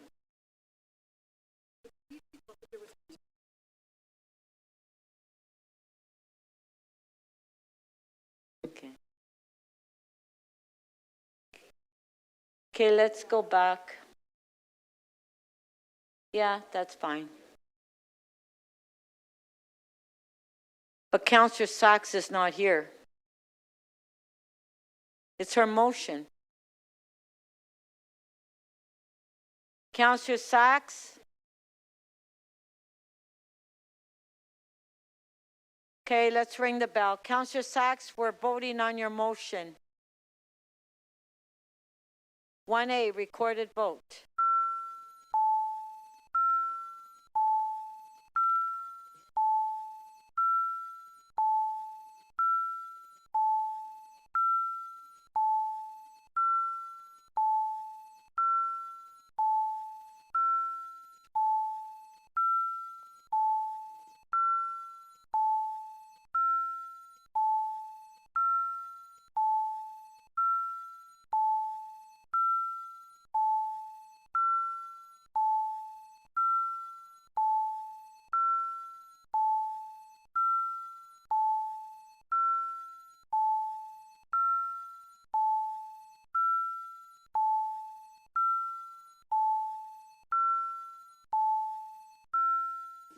Councillor Cole, your vote, please.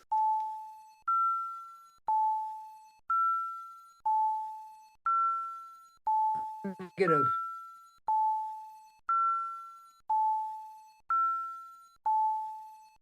Sorry, Councillor Cole, can you please repeat that for me? I'm opposed. Opposed, thank you.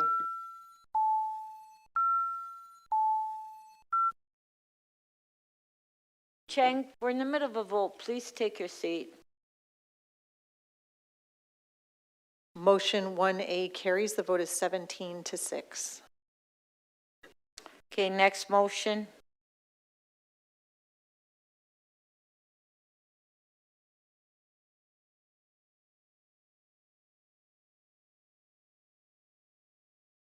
One B, recorded vote.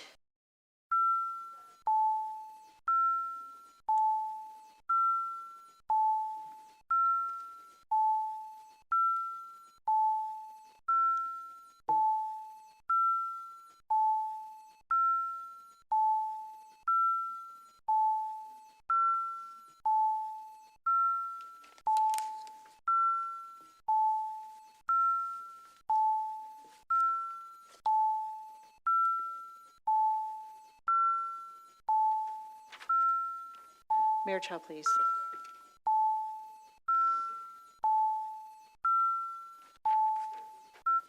Councillor Cole, maybe have your vote verbally, please. I'm in the negative. Negative, thank you.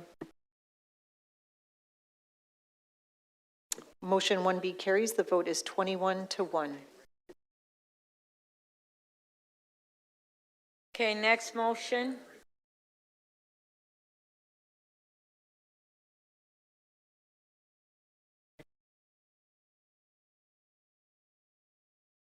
Yeah, that's what Councillor Bradford asked for, recorded vote.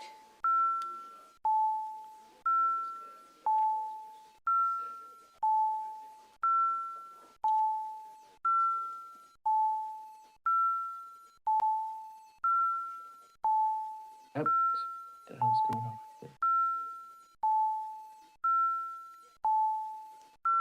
CMP login.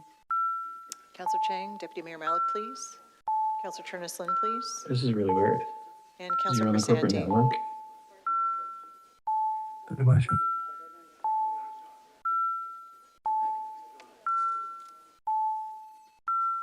Oh, and you're on, yeah, but you're also texting, but you're not counting, are you? Councillor Cole, may we have your vote verbally, please? I'm positive. Affirmative, thank you. Motion 2A carries unanimously, 22 in favor. Is that it? To be.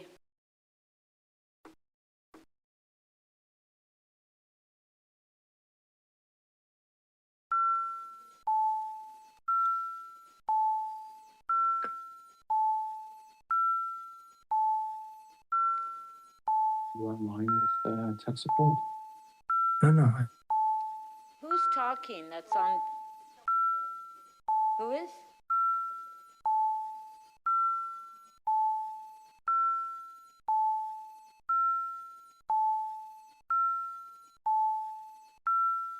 Councillor Chang, Deputy Mayor Malik, Councillor Candival, please.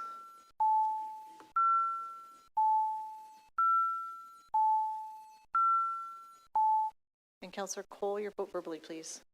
I'm positive. Thank you.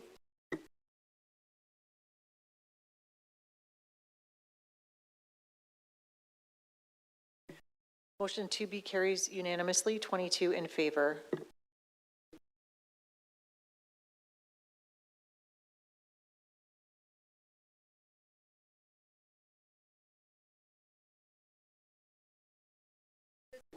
You're up, Logan Avenue.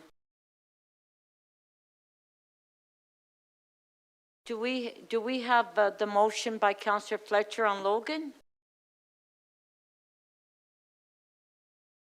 No, they don't have the motion. Oh, okay. Yeah, put it up. Yeah. Are there any questions to staff? No? Okay, Councillor Fletcher. Go ahead. Yeah. Ready? Very simple amendment.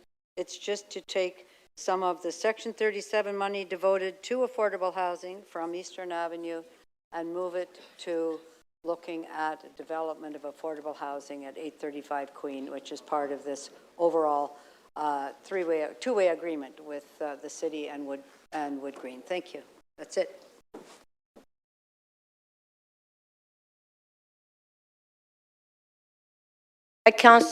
Councillor Fletcher, on favor, carried. Item is amended, on favor.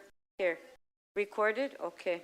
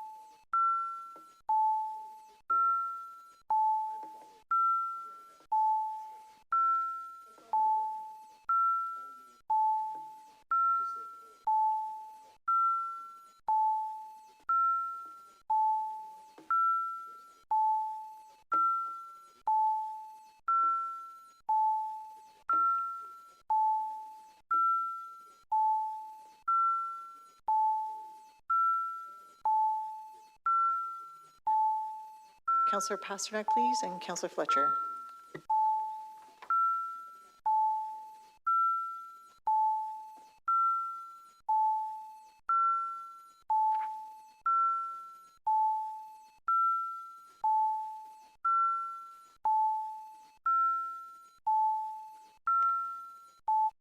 Councillor Perruzza, may we have your vote verbally, please?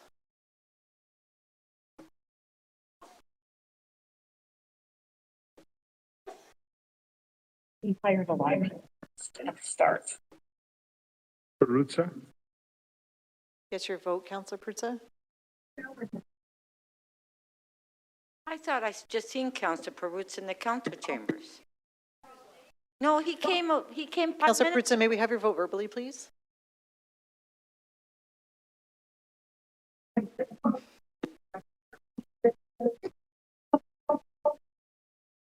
Can I vote?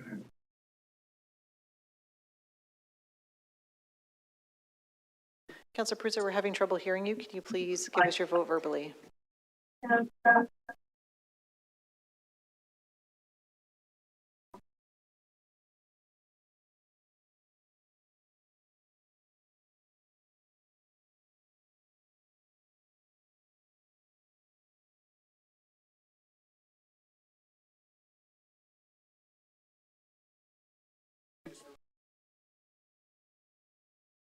The item as amended carries unanimously, 22 in favor. Councillor Chang, you're next. Perruzza, I wanted to vote. I was on camera and I was indicating I wanted to vote in the affirmative. Okay? Sorry, we already voted, Councillor. No, but I called in a couple of times. You heard me. Okay, Councillor Perruzza, why don't you just come down to the council chambers? Councillor Chang, your next item, NY 2815, 45 to 47 Shepherd. Go ahead. Motion? I think they need to show. Are there any questions to staff on this? No. No? Okay, Councillor Chang. Speak. I'm just waiting for the motions to show on the screen.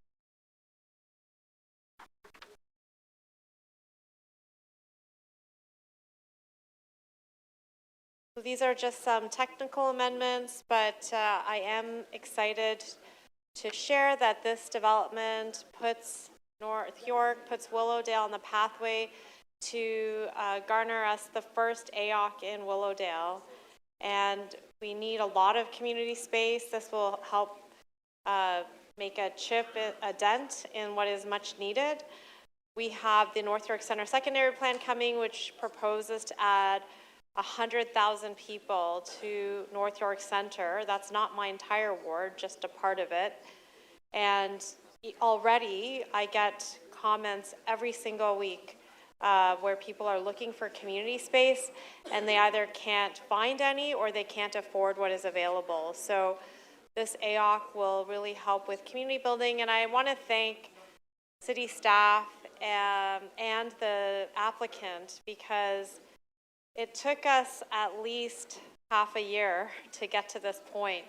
A lot of negotiating to try to secure the space, to try to get the funding sources, and also the addition of a park to the neighborhood. So these are big city building objectives, and we need to work creatively.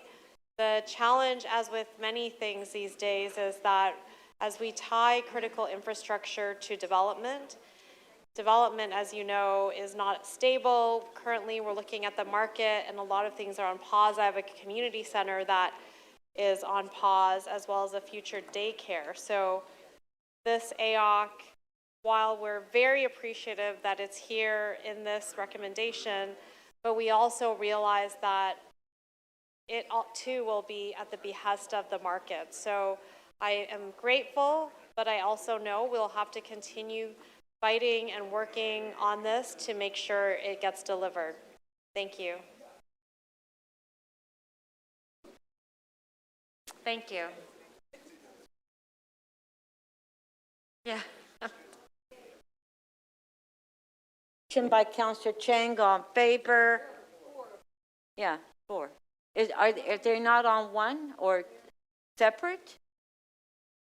Okay, put the motions on the screen then. Okay. On the motion 1A, on favor, carried.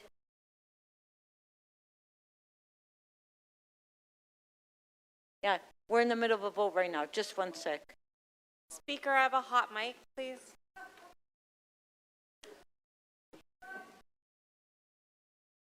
Motion B by Councillor Cheng, all in favor, carried.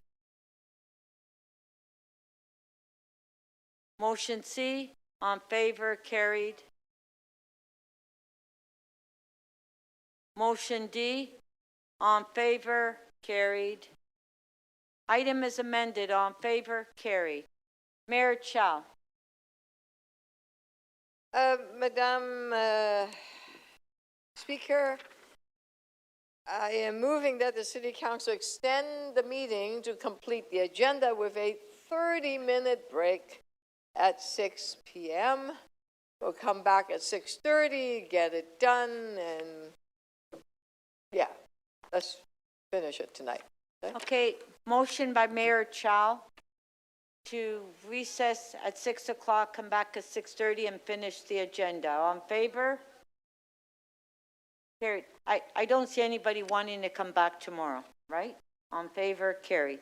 Okay, we will now go back to EC 25.9 shelter pressures. Councillor Bravo, I understand that you have your motion. I just wanted to release the item.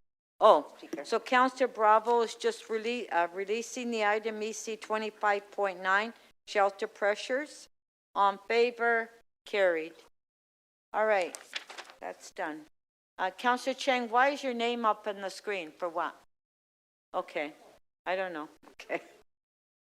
All right, so the next three items is T 27.6, 7, and 8, and they're all Councillor Sachs. So, Paula.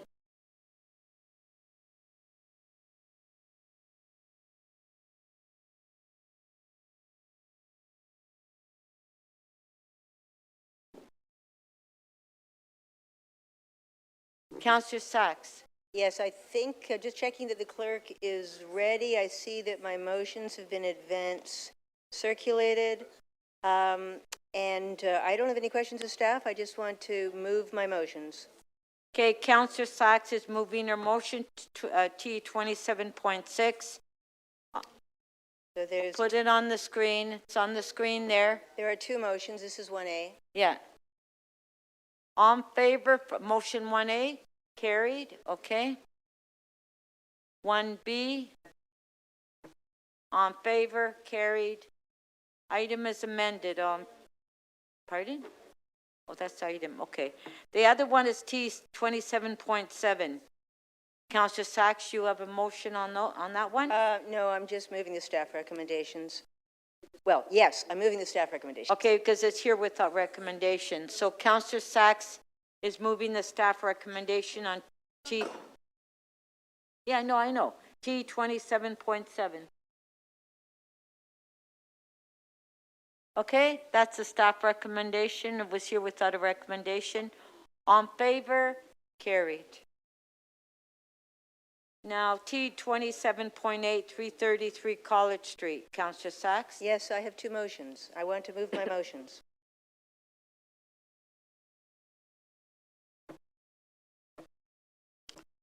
Okay, do we have them? Oh, there it is. Okay, motion 1A by Councillor Sachs. It's on the screen. On favor, carried. And the other motion? Yeah. Motion B by Councillor Sachs. On favor, carried. That's the item. Okay. Thank you, Madam. Thank you. Oh, sorry. Yes, Go ahead. One other item. I'm holding CC 35.7. I am not feeling well. I'm going to go home, so I'd like to transfer that to somebody else. Perhaps the mayor can hold it. Well, who wants it? Well, I thought Councillor Bravo wanted it, but she's not here. Well, if nobody wants it, why don't we just move it? Because there's an amendment. Oh. Okay, the mayor will take it. Okay. Thank you. Thank you. All right, so our next item is T 27.59 on-street electric vehicle charging. Councillor Fletcher, you held the item down. Do you have questions to staff?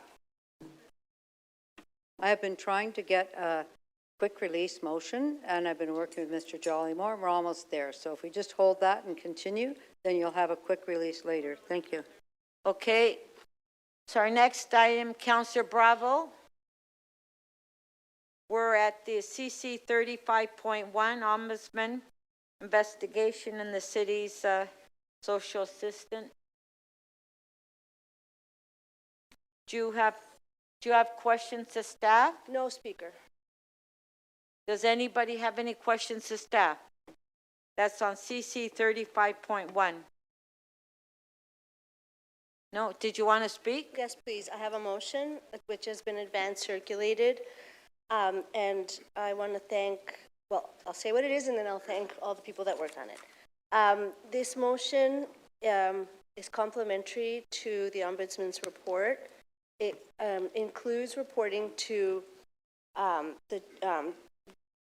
Economic and Community and Development Committee in the third quarter of 2026 with a status update on the implementation of the Ombudsman's recommendations, and that would be done by the General Manager of Toronto Employment and Social Services.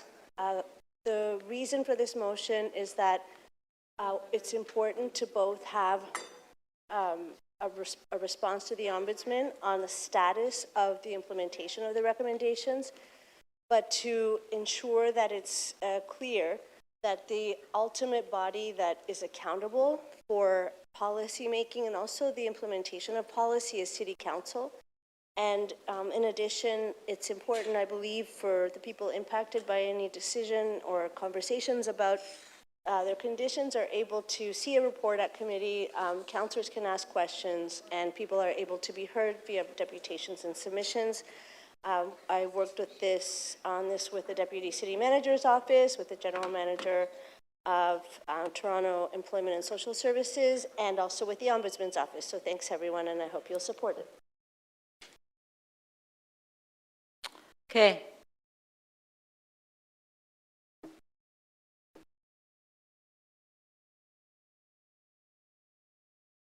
Okay,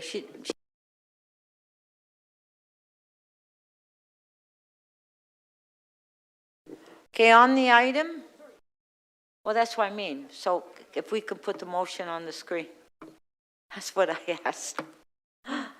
There's the motion by Councillor Bravo, motion 1.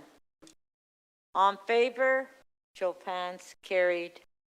Item as amended, on favor, carried. Thank you.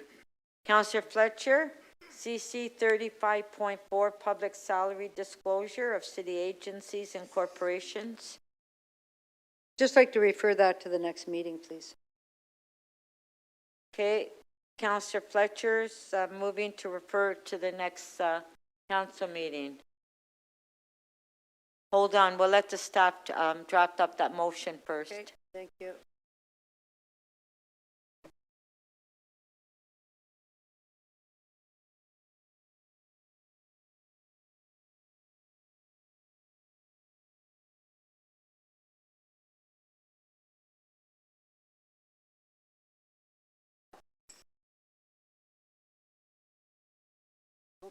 Wrong one.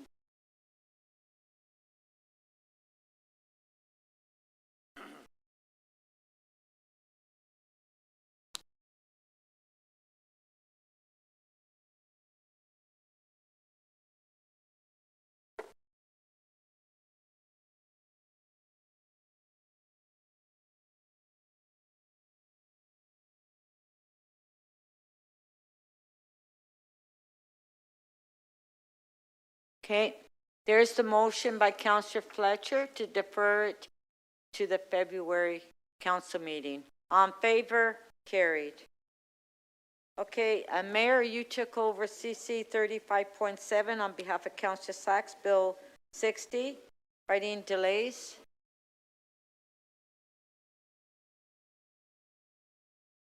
Fighting delays on Building Faster Act. There's a communication that's been added to this item.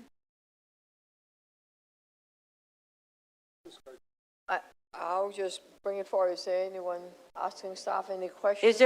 Is there a communication that the mayor needs to move? Yes, there is. No? No, there isn't. I think there's a motion. There's no motions?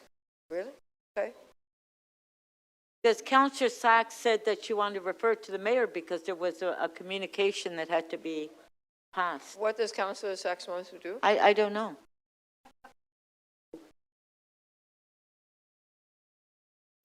Oh, there is a motion, but the staff just received it. So we'll have to hold the item down.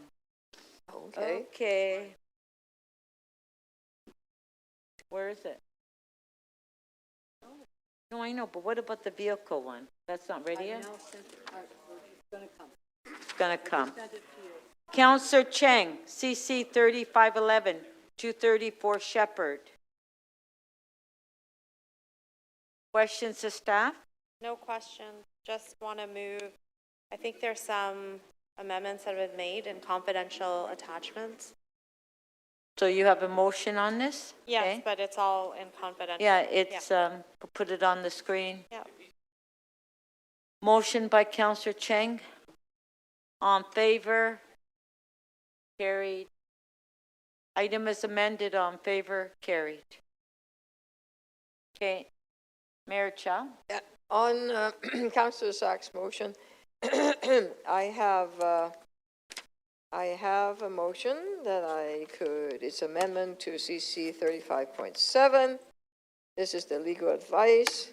No, hold on. According to staff, they don't have it. They do have it. They have it, but they haven't processed it yet. So can you just give it a minute? Okay. Okay. Thank you. Okay. Councillor Cheng, you're next. CC 3515, 3386, and 8898 Bayview.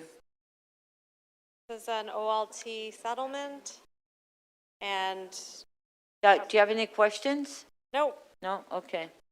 confidential attachment. Okay. Yep. So the motion is there by Councillor Cheng. On favor? Carried. Thank you. Item is amended. On favor? Carried. Okay, so we'll just give it staff to draft up that motion. Have it? Oh, okay. Mayor Child, they have it. Okay, thank you. Okay. Here we are. Okay, just a bit of history. You may remember last month, right at Council Chamber, we talked about the provincial legislation Bill 60. It is making it easier for landlords to evict tenants and weakening appeal rights and cutting compensation for people forced to leave their homes. What you see, the motions in front of you, is asking if there's a public interest that want to challenge Bill 60, is launched. If that happens, then we would provide support and joined if we get the intervener status so that we could join in if there is such a group to appeal this Bill 60. If not, then we won't be able to do so. You do know that the City of Toronto have a host of programs, whether it's the rent banks, the eviction prevention, and the community tenant support programs, and it has, through the years, done phenomenal amount of work.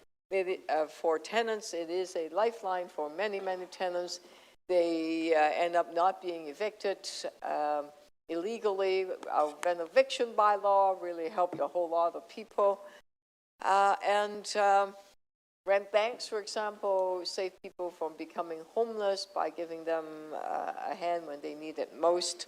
So at that time, we said, let us request the city solicitor this last month to review legal options, and the options is in front of you. It's in camera.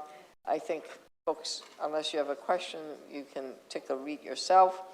And I hope you do take a look.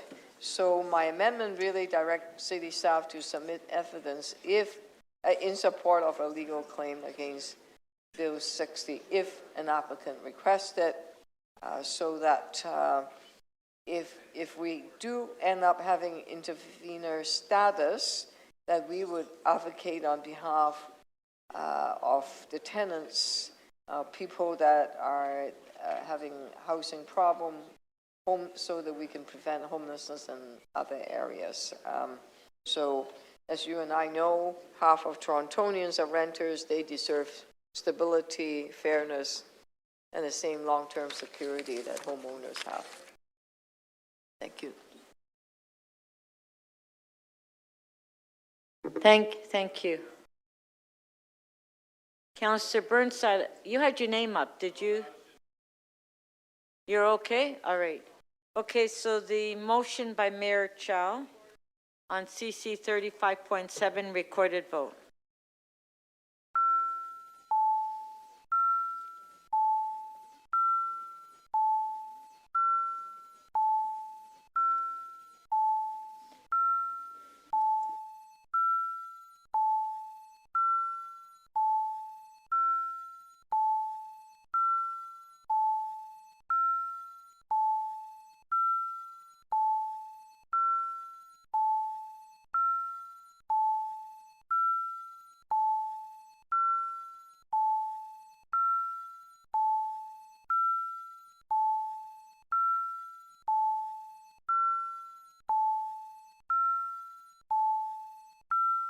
Deputy Mayor Malik, please. Councillor Kenneville, please. And Councillor Turneslin, please. Councillor Pasternak, please.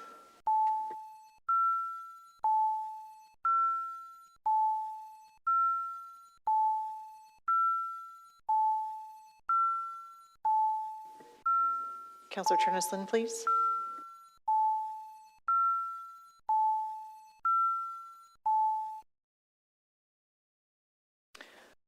Motion 1 carries. The vote is 20-1.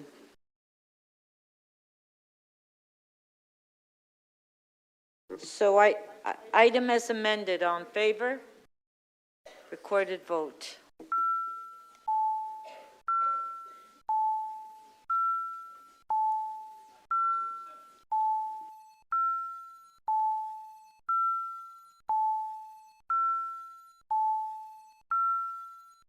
And I just want members of council to know, I'm cutting off if anybody wants to introduce a new member's motion.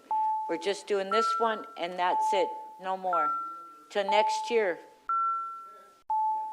Okay? So we'll do what we have and then the rest will be in 2026. Deputy Mayor Malik, your vote, please. Mayor Chow. Councillor Pertsa, please.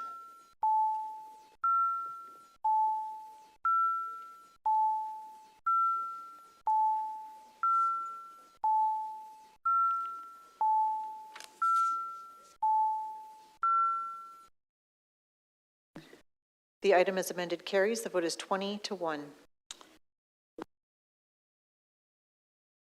Okay, who? Okay. Because then I'm cutting it off.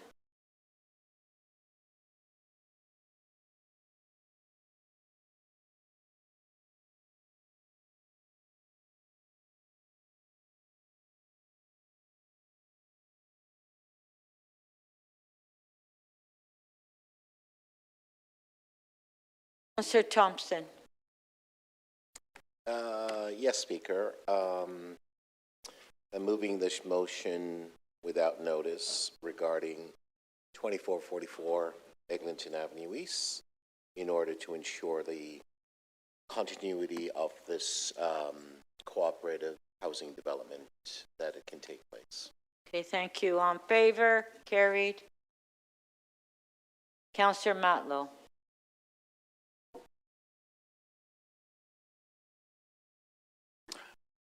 Madam Speaker, this is the moving the city-initiated zoning bylaw amendment to 10 Rose Hill Avenue.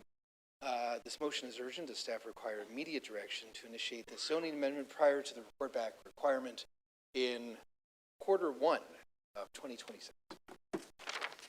Okay, on favor? Carried. So that's the last one for 2025.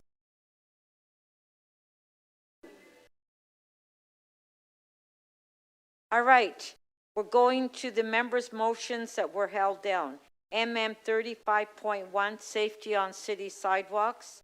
Councillor Bravo, you held it down. Do we have any questions to staff? I do not. I just have Okay, just a sec. I want to ask everybody else. Does anybody have any questions to staff? Councillor Candavel, question. Thank you, Madam Speaker. Does the city collect or have any avenue to collect data on the frequency or the qualitative nature of these behaviors or these realities? Through the Speaker, we don't collect any data on that, no. Are we aware of the current practice by the Toronto Police on the request in this motion?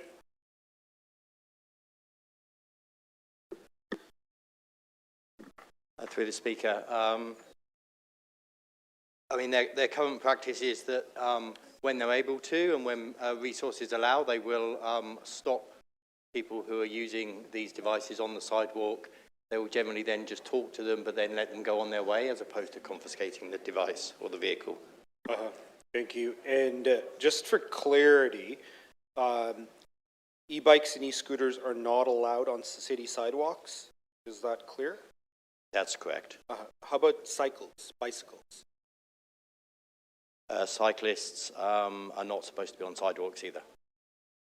Okay, so for clarity, e-bikes, e-scooters, scooters, bicycles are not allowed on sidewalks. That's correct. Okay.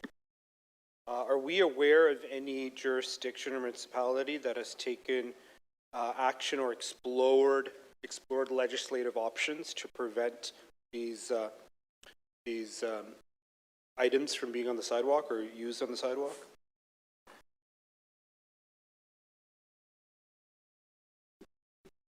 So these devices generally aren't allowed on sidewalks in any jurisdiction. Sorry? These devices aren't generally allowed on sidewalks in any jurisdiction. No, sorry, my question was, are we aware of any municipalities that have pursued legislative options for them to be apprehended by police? Through the Speaker, no. Okay. Thank you. Thank you to staff. Thank you. Councillor Holiday, you have a question? Thank you, Mayor. What are the circumstances that police would, what are the circumstances that would exist for police to seize a motor vehicle? Just in general. Anyone know? Through the Speaker, I'm not sure I'm qualified to answer that question on behalf of Toronto Police. In theory, what does the Highway Traffic Act say about what permitted vehicles are allowed on a road? Let's say I had a NASCAR in my garage and I thought I'd take it out for a spin and the police stopped me. What could they do? Could they seize the vehicle? My understanding would be probably yes. And that would be because the vehicle's not compliant with the Highway Traffic Act. It doesn't have the safety standards. You know, it's not a street legal vehicle. It didn't have a license plate, that kind of stuff.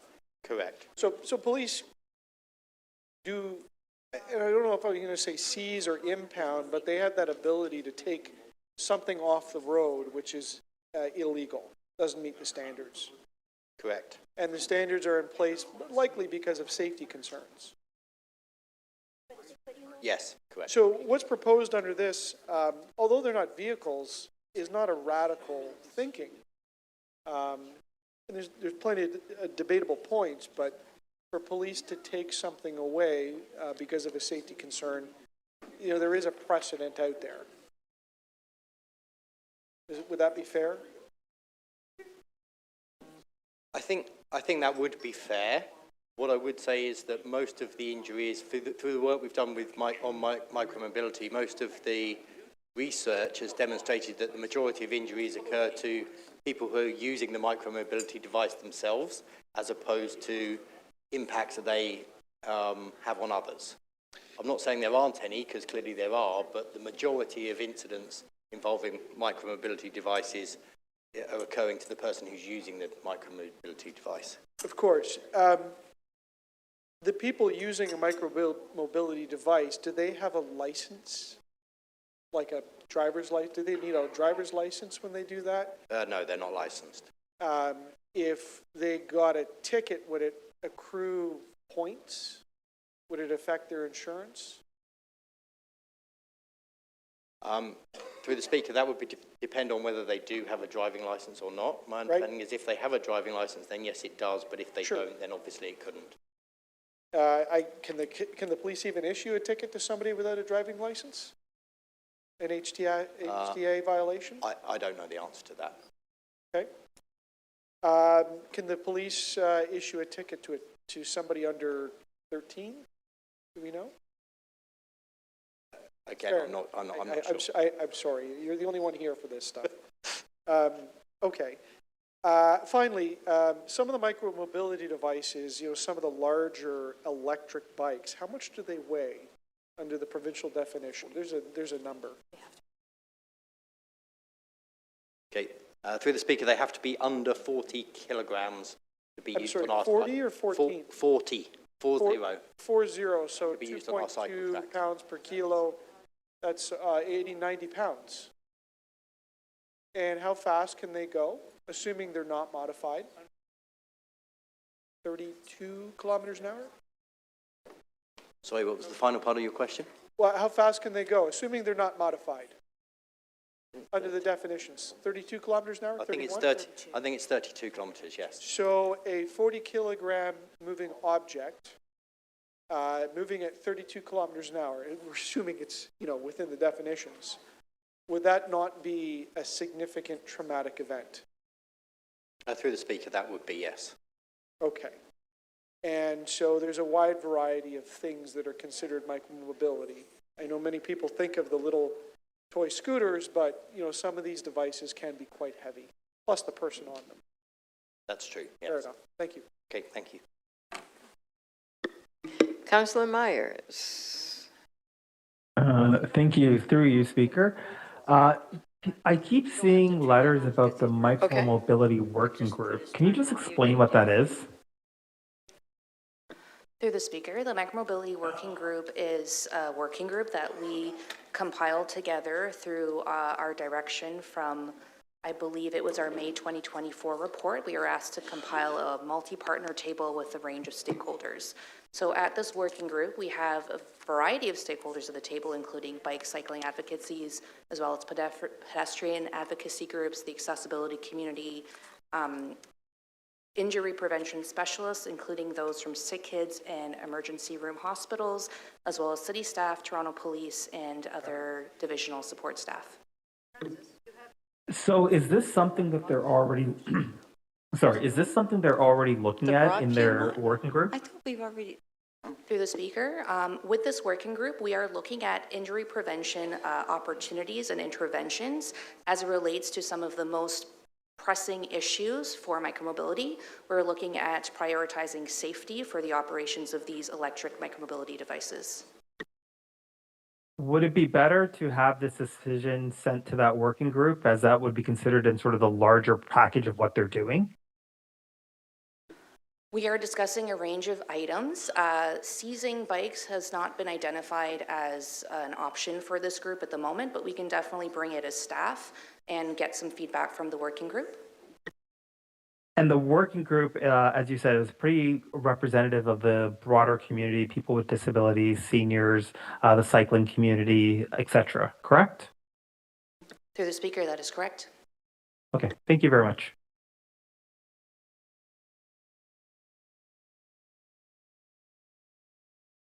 Is that it, Councillor Myers? Okay. Councillor Burnside. Sure. Oh, hello there. Thank you. Through you to the good folks in transportation. If you're riding a motorcycle, do you need a driver's license? So basically 2 wheels propelled by gasoline.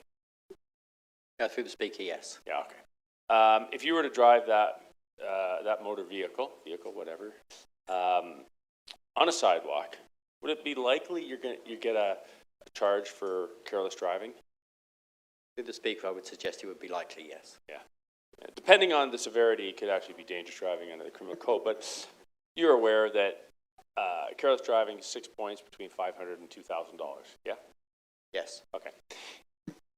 For these devices, powered by batteries essentially, you don't need a driver's license, right? That's correct. Okay. So notwithstanding the fact some people might have licenses and they could, you know, if they identify themselves and all that, they might get a careless driving charge. Vast majority, though, don't have licenses.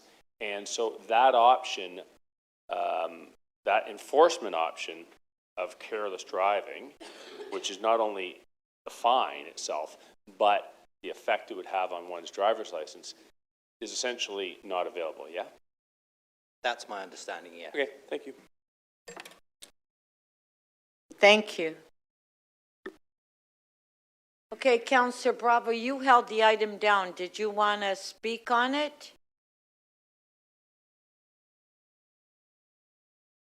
Oh, apparently you have a motion and it's not ready. So, Speaker, I'd like to just hold this down because we are working with a number of councillors to make sure that it is a motion that can respond to the spirit of the original motion. okay, we'll hold it down. Thank you. All right, Councillor Fletcher. Apparently they had it, but we failed to introduce it, so you have to introduce it. So we apologize for that. I did see it. I've got a good memory. I know you do. Okay. Thank you. I just have this notice that. So we'll introduce it. So if you can just introduce it, so. Thank you. Motion without notice. It's been prepared by the 838 Broadview. 838 Broadview, prepared by the CDO. And we have a space that we need to determine how we're going to use now. It's Okay. failed. Thank you. On favor? Thank you. Carried. Yeah, it was, we had it, but it wasn't included. That is the last one, yes. Okay. MM 35.4, Councillor Bravo held it for the mayor. Mayor Chow, 35.4, protecting the Ontario Science Centre building. Councillor Bravo held it on your behalf. Councillor Chow. Thank you. Just 1 second here. Do you have a motion? I do. All right. Oh. Do we have, 11. hold on. Amendment. Do we have questions to staff on this one? MM 35.4. Oh, Councillor Holiday has questions, so hold on. We'll have to go to questions first. Councillor Holiday, questions? Yeah, only because I don't know the space that well. There's a assertion in the motion that there's an outdoor amenity area. Can anyone tell me what it is? It says something about recreation.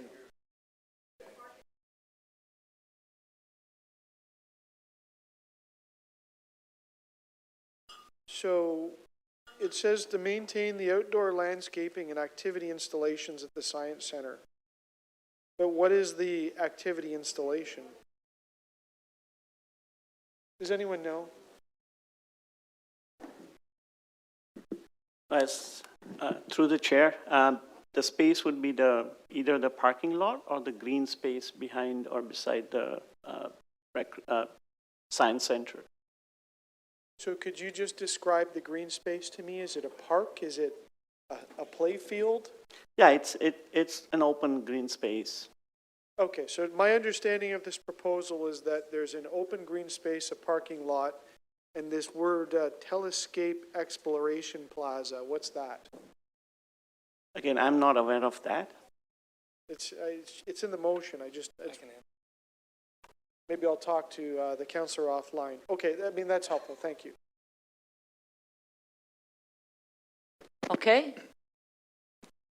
All right. So, okay, do we have the mayor's motion on this? Okay. Mayor Child, the motion is ready for you. We are requesting the province of Ontario, consulting with the city of Toronto, local stakeholders, erect and maintain, including necessary capital and operating funding, temporary off-season facility in 770 Don Mills Road, Let me describe the space because Councillor Holiday asked a very good question. If you don't know the area, right now, the Science Center is closed. You and I probably spent some childhood years visiting. My grandkids certainly enjoy that place a lot. However, it's closed. The local neighborhood also spend a lot of time. The kids, a place for them to go, a place for them to go after school, a place for them to gather. Since losing that space, they are very cramped in their local neighborhood. That whole area is surrounded by very dense high-rises and with a lot of people living in the area. So what we're asking is that that they create a temporary community space, possibly putting up a dome, like, you know, one of those bubble domes, so the local residents can have some badly needed recreation and gathering spaces. I've visited some of the malls in the area. They, because they don't have the space, they divide themselves into 5 or 6 small rooms, and they would have 3 shifts of prayers on Friday. And the young people themselves said they really literally don't have enough space. Yes, there's a local library, everything is jam-packed. So given that there's an empty parking lot that's been sitting there, why not use the parking space, use the space for the time being, because we are winter, that if they could put a dome over it, and you've seen it in different places, then they could use it as a place for the young people to gather, to play soccer, to play any number for the community to meet, and also perhaps even some of it could be worshiping space. You know, it's multi-use. So that's what I've been hearing from the local residents, and that's the request. Now, we don't have the funds to do so. The Ontario Science Centre really belongs to the provincial government, and we are just reflecting what the local community is asking for and see if that's possible. The space is just basically empty right now. The parking lot, that is. Thank you. Okay, we do have a question for you. Councillor Burnside. Yeah, I just wanted to thank you for all your work that I wasn't aware of, but in my area. But which parking lot are we talking about?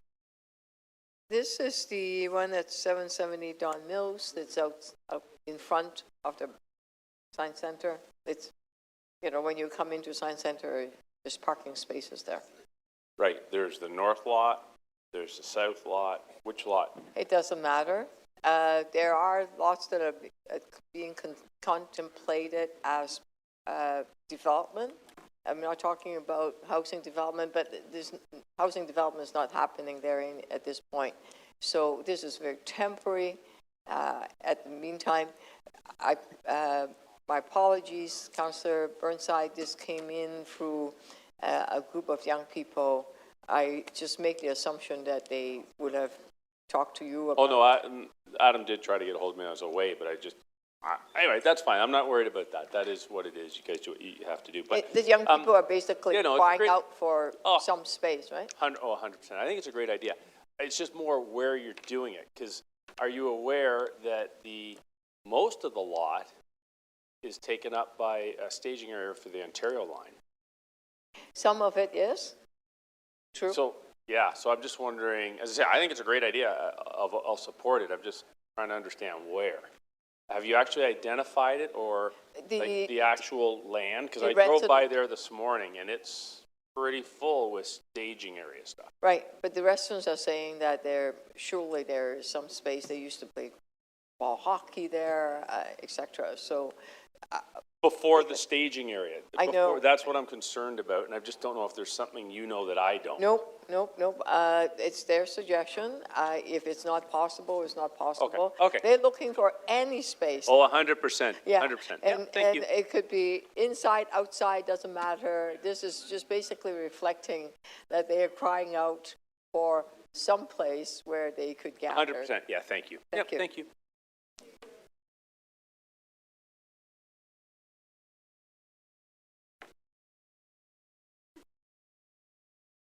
Councillor Matlow to speak.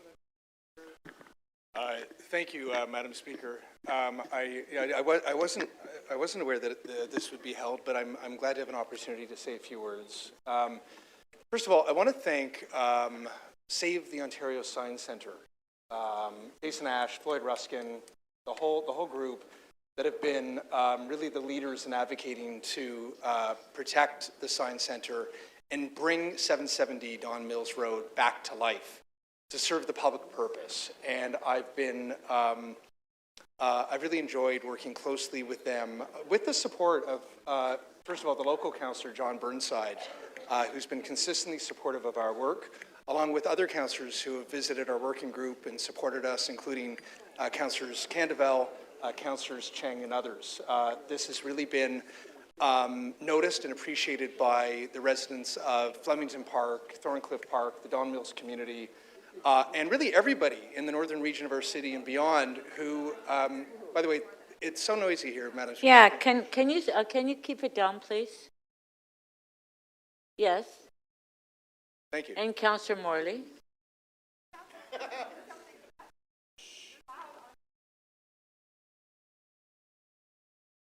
Okay, please. My time's been ticking. No, I'll give you more time. I appreciate that, Madam Speaker. The support has been noticed by residents who were never consulted by the Doug Ford government before they shuttered the Ontario Science Centre nearly 2 years ago under false pretenses. They suggested, they said, they claimed that the roof was imminently about to collapse. We know now that the roof has not collapsed winter after winter. In fact, the roof has more integrity than the Ford government itself. And meanwhile, my kid, our kids, our communities have been cheated out of this important cultural institution in the northern part of our city. And while Doug Ford says he wants to now open up kind of a temporary site and permanently have a much smaller science center right next to his Austrian private spa, is it necessary to have every important cultural institution downtown or at the lakeshore when we have areas of our city far beyond who don't have access to these important places to bring their kids, their families, and to learn? In fact, Flemington Park saw the Science Centre as a place that provided jobs, that provided learning opportunities for their kids, growth opportunities. Part of a cultural hub, including the Japanese Cultural Center in Aga Khan. That has been ripped apart by this government, and it's wrong. But while this was done under false pretenses, and the buildings have been sitting there all this time, we need to know, as the landowner, along with the TRCA, are these buildings being kept up at a reasonable state of good repair? Are they even keeping the heat on? Is it possible in the future to repurpose these buildings and bring them back to life? Whether it be a natural science museum, whether it be whatever it can be that can provide educational opportunities, cultural opportunities, job opportunities to this community once again. So that's why we need to know, as the landowner below,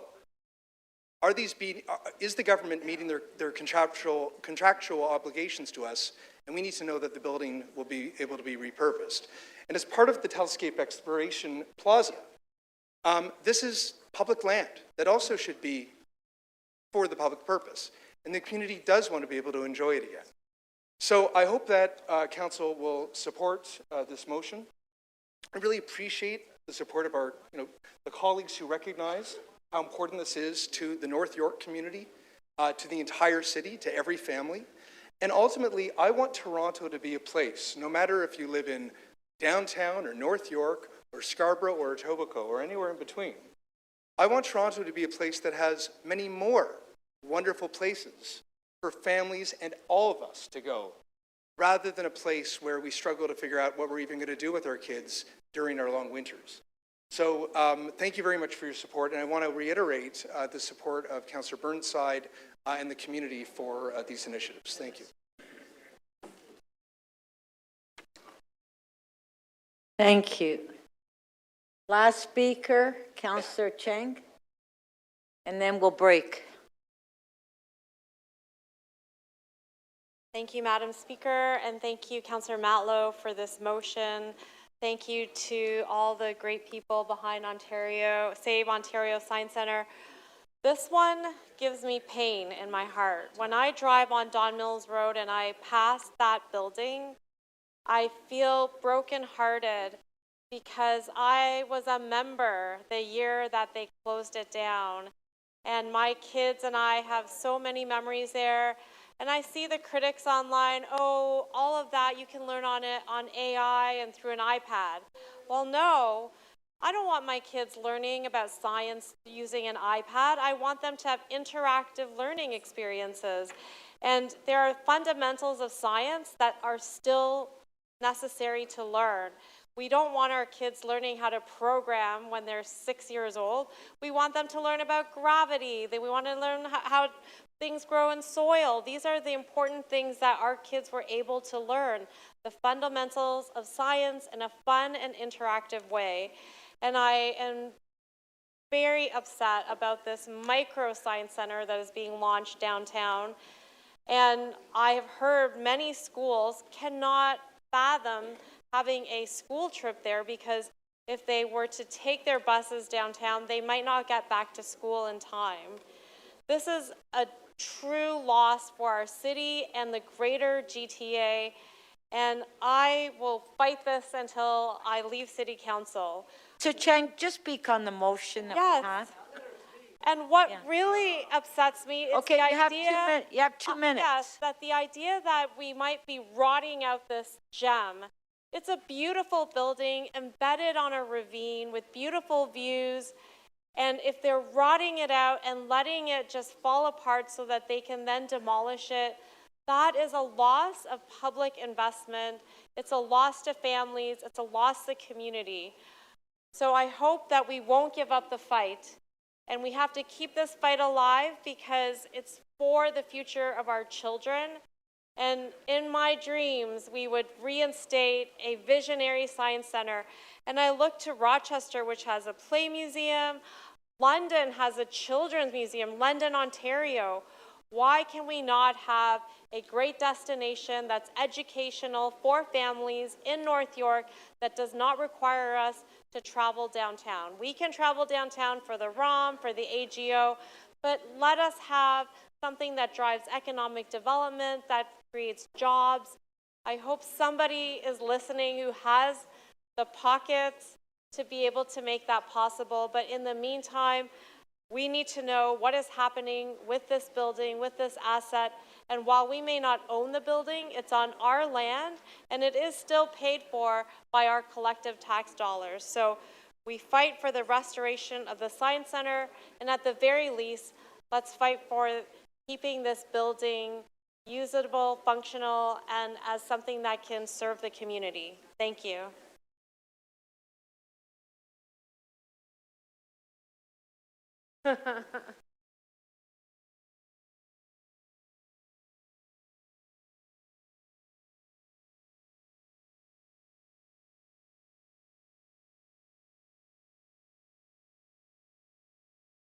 We're going to break to 6:30.